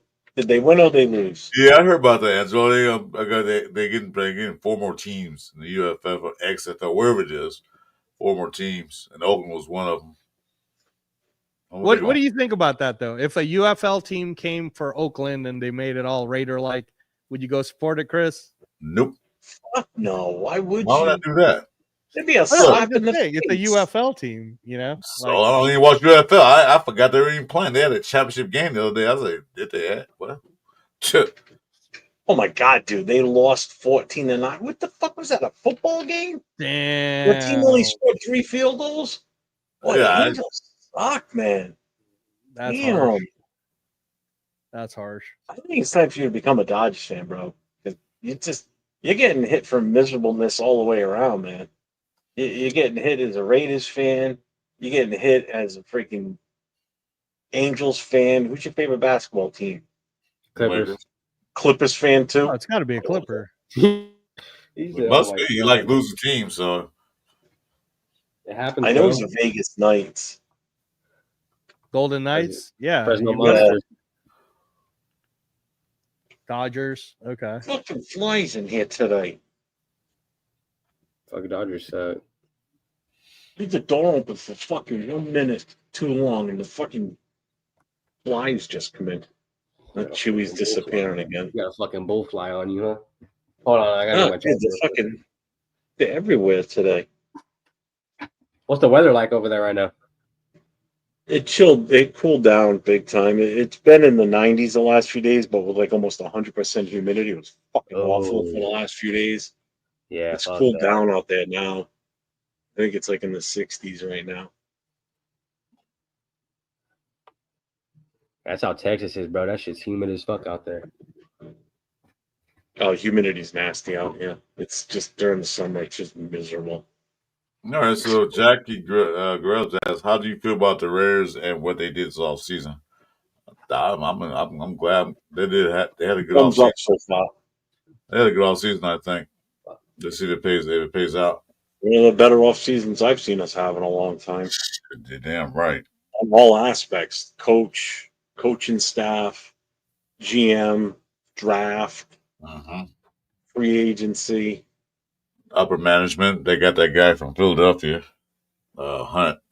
See how he works out. It's 93 degrees here in Vegas. That somebody was putting the Texas 93.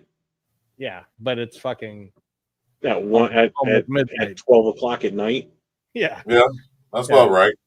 Yeah, no, I mean that's why we kind of laugh about it, like because the other day we got windows open now. The ACs are off. The central air has been on for the last like 5 days. We shut that off yesterday. It's been nice now. It's comfortable. My tip to you guys when you guys do come here to Vegas is don't assume that it's hot, because it's hot on the outside, but when you go inside a lot of these casinos, it's super cold. Yeah. So you have to just be prepared to have a jacket of some sort, or just wear regular clothes. Have you ever gone to Florida in the middle of the summer, like in August? Yes. Okay. I was in Kissimmee, actually. It was terrible. It sucks, right? Yeah. Now that's hot. That's where you go from the car blasting the AC to wherever you're going into the building. You get the hell out. You jump in that building fast because you'll sweat your balls off from the car to the door. Now I'll do you one even better than that though, Jeff, because you're talking to a kid who grew up in the Philippines. So have you ever been to the Philippines? So you want to talk about hot? That's hot, bro. That's hotter than Florida. The humidity, it's insane. Oh, it's brutal. It's brutal. When the humidity hits up here, man, it's just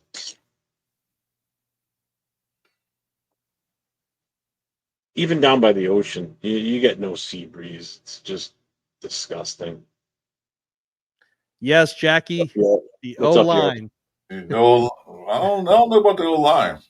As much as worry about well, can I say something, Angelo? Go ahead, Chris. Jesus, I was about to say something. He's coming off. That's what I was talking about. I don't think much O line, Jackie, as much as I think it's linebackers. I think we're pretty good at it, but I think they probably need a little bit of work, I think, as well as the cornerbacks. We got to see these cornerbacks too. O line might be good if they move pieces around. All right, Angelo, now you can talk. Well, I was going to say, see, that's where I disagree with him, Jackie, because I think the linebackers are pretty good, especially when we just signed a new guy, Pratt. So our linebackers are actually solid now, but he's right about the defensive backs. That might be the iffy. We'll see, though. I don't know.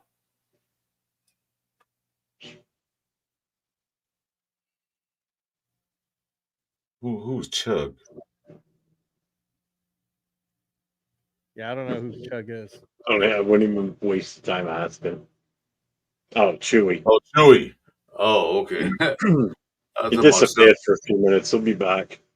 I thought you were about Chug from Mitchell Wrench show. See, Ardell was thinking the same thing I was thinking too. Yeah. Money Chuck. He's your cousin? Oh, I feel so bad for you to be related to him. Wow. That sucks. Casey Hernandez. Man, Nate, so lucky. He was like, it was 80 at game time tonight. You're so lucky, bro. 80. It's like winter. There's 77 here right now. Wow. What is it? 87? 77. He said 77, but that's nice though. 77. Wow. It's 79 where I'm at. I'm in Northern California. Oh, really? We're at in the Central Valley. Central Valley. Okay. Yeah. Oh, wow. That's nice. 79. Man, that's like winter in Vegas. No, I'm just kidding. Mm-hmm. So that's nice. Yo, I don't know. Can you hear me? See, Nate wearing his Angels hat. It's popular with the Angels hat. I don't know why you got that hat on. I'd be embarrassed to wear that hat. Yeah, at least you're not wearing that stupid trout hat. Don't mess with Nate, guys. Do not mess with him. I can toss that one. We can Nate, mess with you all we want to. Nate, to be fair to you, bro, you killed my Giants back in 2002. So 2002, he was barely born. Yeah, right. World Series. Hey man, those are we still talk about Barry Bonds to this day. You know what I'm talking about, Chris. Barry Bonds. No, who's that? No, you know who Barry Bonds is. Barry Bonds, who's that? One of the best baseball players of all time. The guy who didn't need steroids. The one the steroids? Stop, dude. He didn't need steroids. He didn't need them. Okay, so are you going to throw McGuire out too? Are you throwing Roger Clemens out too? Are you throwing out Sammy Sosa? Like, are you throwing out everybody? Because everybody was doing it, bro. I love the steroid era. I think they should take steroids now. Oh, don't take it personal, man. Jesus Christ. Dude. No,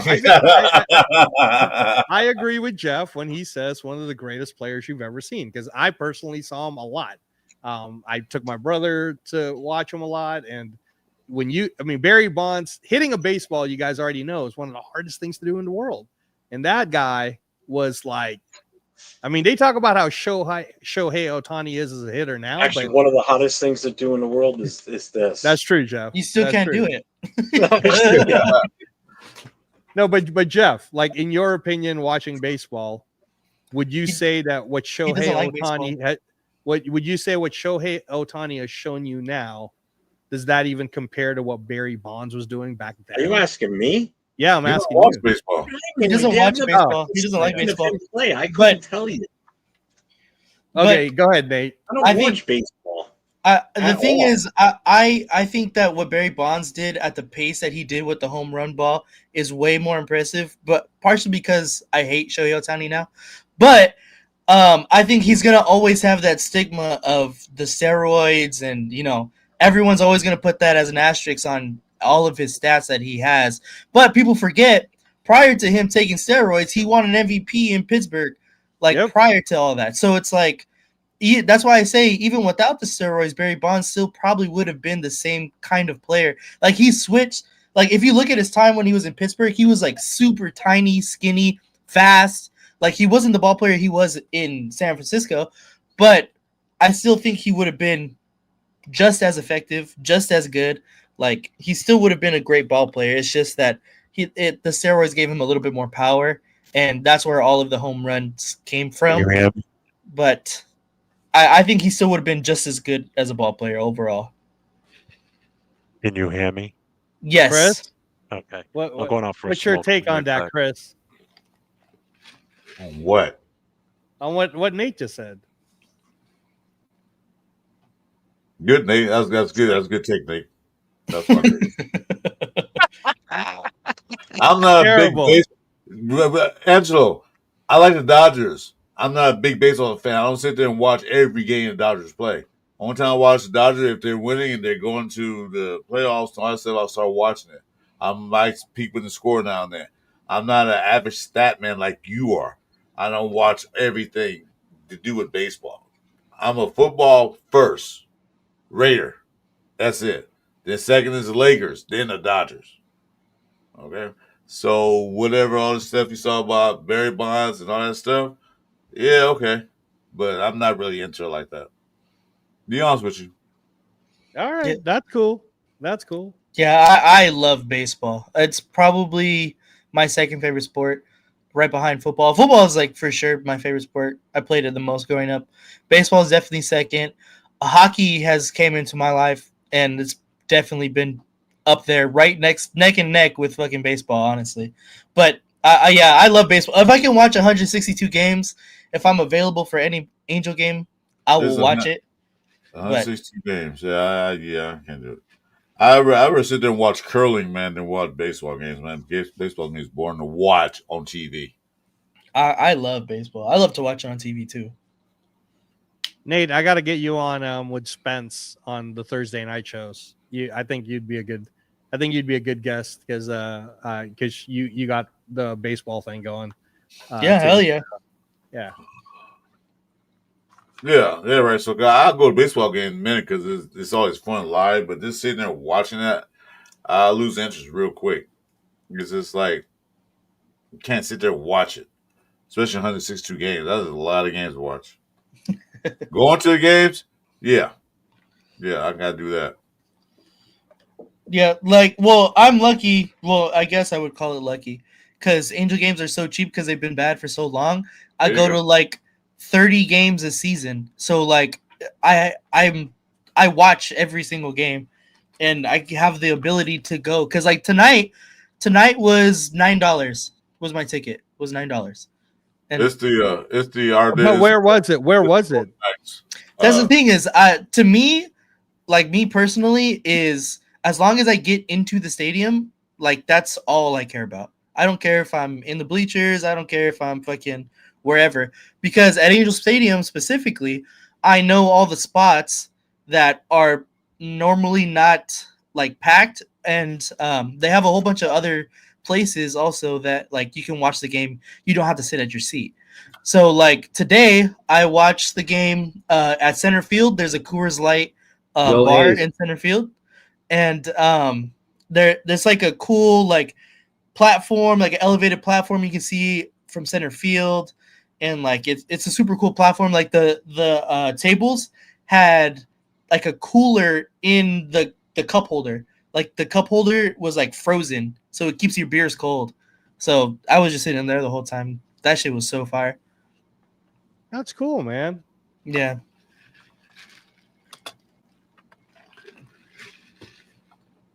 So Jeff said always lots of open seats in the Angels games, I guess. He's just trying to rib you again, bro. It's pretty much right. Jeff doesn't even know about baseball, so I don't want to hear it from him. You could say it to him, Nate. Just say you don't know shit about baseball, Jeff. He doesn't. He does. He admitted he said it a few times before. I know. Were you listening? Yeah. He lives right next to a baseball mecca, and he's like does not care. Yeah, no, I mean, yeah, the great that Boston, wow, that's like a museum. I don't even like really think of it like a baseball stadium. It's pretty cool. Really? Yeah, it's like a museum. You know, like wow, all the amazing things that happened there. It's crazy. Exactly. Yeah, that's why I'm so excited when I go. Like, I'm gonna get a tour. We're gonna try to get a tour of the stadium because when I went to Cincinnati last year, I got a tour of the Great American Ballpark. That was amazing. Like, obviously, I'm a big baseball fan, so like that was just awesome. Like, because Pete Rose did so much shit in that stadium, like they have their own Hall of Fame, like their own museum as well. So that was awesome. Yep, it is that time of night, everybody. I was just gonna say before I let you guys go, Chris, thank you for letting me on your show for tonight. Angelo, you always welcome, dude. I always mess with you, man. You always welcome. I like talking to you. Laker Girl 36. I already subscribed, and I'll definitely check you out tomorrow. Nate, I'm gonna try to get you on Spence and Turf show on Thursdays for the for that stuff. And then guys, tomorrow night on Jeff's channel or on Christopher Raiders, make sure you check out 6 p.m. Pacific. The Violators coming. That's I've spoken to him a few times. I'm kind of spoiled because through the Captain Jack show and stuff, but he's awesome to have, and he's an awesome interview. Just don't talk to him about Showtime After Dark and nothing, Jeff, or nothing like that. Just hey, keep it about the Raiders, bro. Angelo, since you giving us our show back, so who do you got? Who, Canelo or Crawford? Yeah, Canelo or Crawford. I don't know, chat. That because I'm asking you, Angelo. I'm asking you. Who do you personally? Have? Okay, so me personally, from what I know of both, and I know both very well. Terrence Crawford, I used to actually be in the same. When he was just starting out in Top Rank, I was with Top Rank, and I watched them during that time, like when he beat Bryce Prescott and everything. He's such a good kid too, like really good. Simple question: who do you have? Yeah, come on, Jack. It's tough because 2 weeks later, we'll get an answer. Yeah, no, we'll get an answer. Like, here's the thing, though, guys. It's tough because when you're talking about boxing, like they're not like teams, right? I hate this team and I hate that team. If you know the people and you know the type of characters they have or how hard they work, like it's hard to just say because anything can happen, man. Like right now, Chris, what I'll say to you is if you want bets, I've been saying this to everybody who's asking me about bets. Whoever you see as the plus money, bet on that, and definitely bet on plus money. If you want the most bang, you can do plus money on a knockout. There's a lot of things I regret in life. I do, and this is a question I regret asking you. I just asked you a simple question: who do you like in the fight? I don't care about the bets. I don't care about none of that stuff. Who do you like in the fight? You don't care about money, really? Really? I don't care about the bets. I don't care about the bets because we're about to call a show in about a couple minutes. I just asked you one quick question: who do you like in the fight? That's all I asked you. All right. Well, all right. One, two sentences, then. All right, guys, check out the knockout canvas with me and Turf. Turf picks Crawford, and I'm sorry, I told him I'm picking Canelo. Nice. What's up, Savage? After 15 minutes, that's all I asked. That's fire. Earth, Wind, and Fire. That's dope. Yeah, that's awesome. All right, Chris. Yeah, got that. I'm ready to go. I'm ready to go. Thanks, guys. Angelo, thanks for coming in, bro. I appreciate it. Later, Angelo. Peace out, Angelo. Oh my God. Where are we here?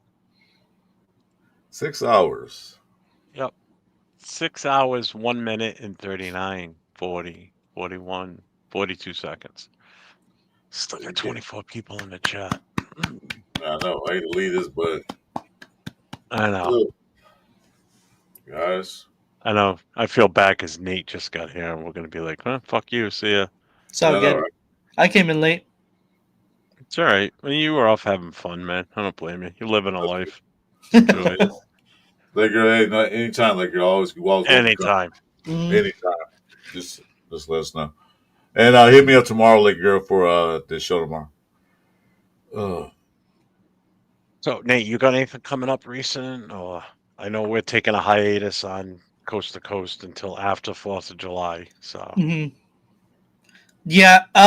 Next week I'm gonna be in San Diego with my girl. It's her birthday, so I don't really got nothing going on next week. Yeah, because Next week is her birthday, and then it's 4th of July, so it's like I'm double booked. Cool, man. Oh, so you're going to be 14, 15? Damn. Fuck. No, I hope not. No, she's going to be 25. No, she looks really young. That's what I was saying. No, she's not 14, 15. She looks really young. Yeah, 25. She'll be 20 and 25. Okay. Chewy, you still there? Chewy, come in, Chewy. Hello. Chewy. I think Chewy probably passed out. It's probably. I want to give him a chance to see if he's got anything coming up before we bail, but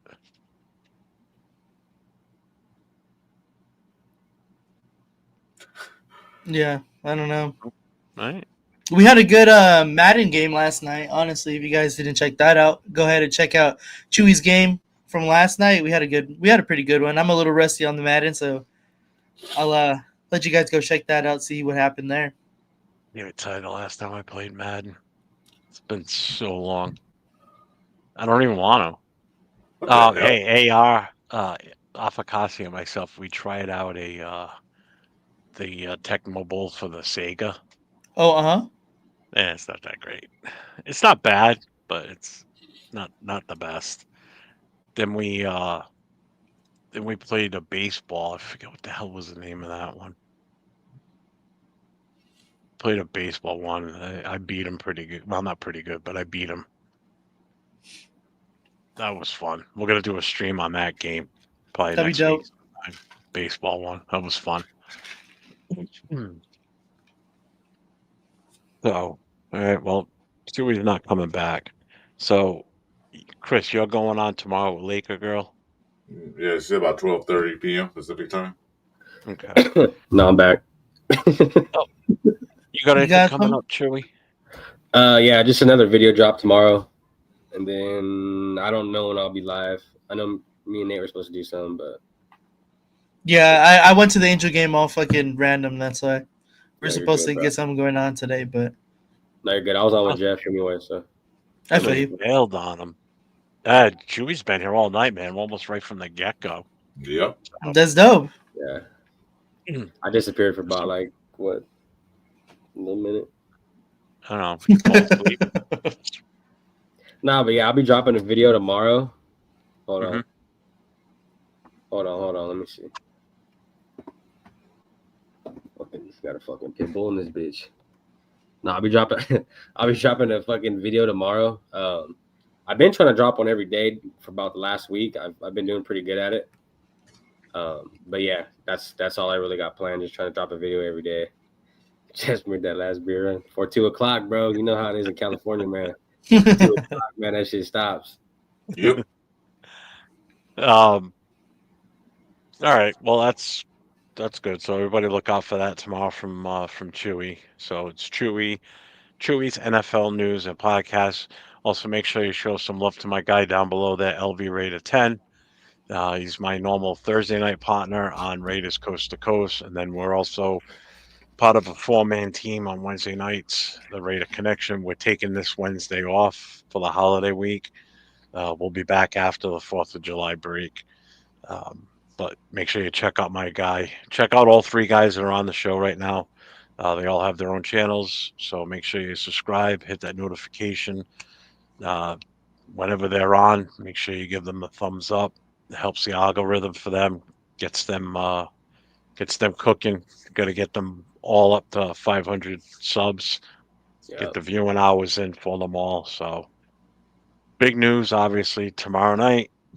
Chris and I have a special guest. We've got the Violator on with us starting at 9:00 Eastern time, 6:00 Pacific time.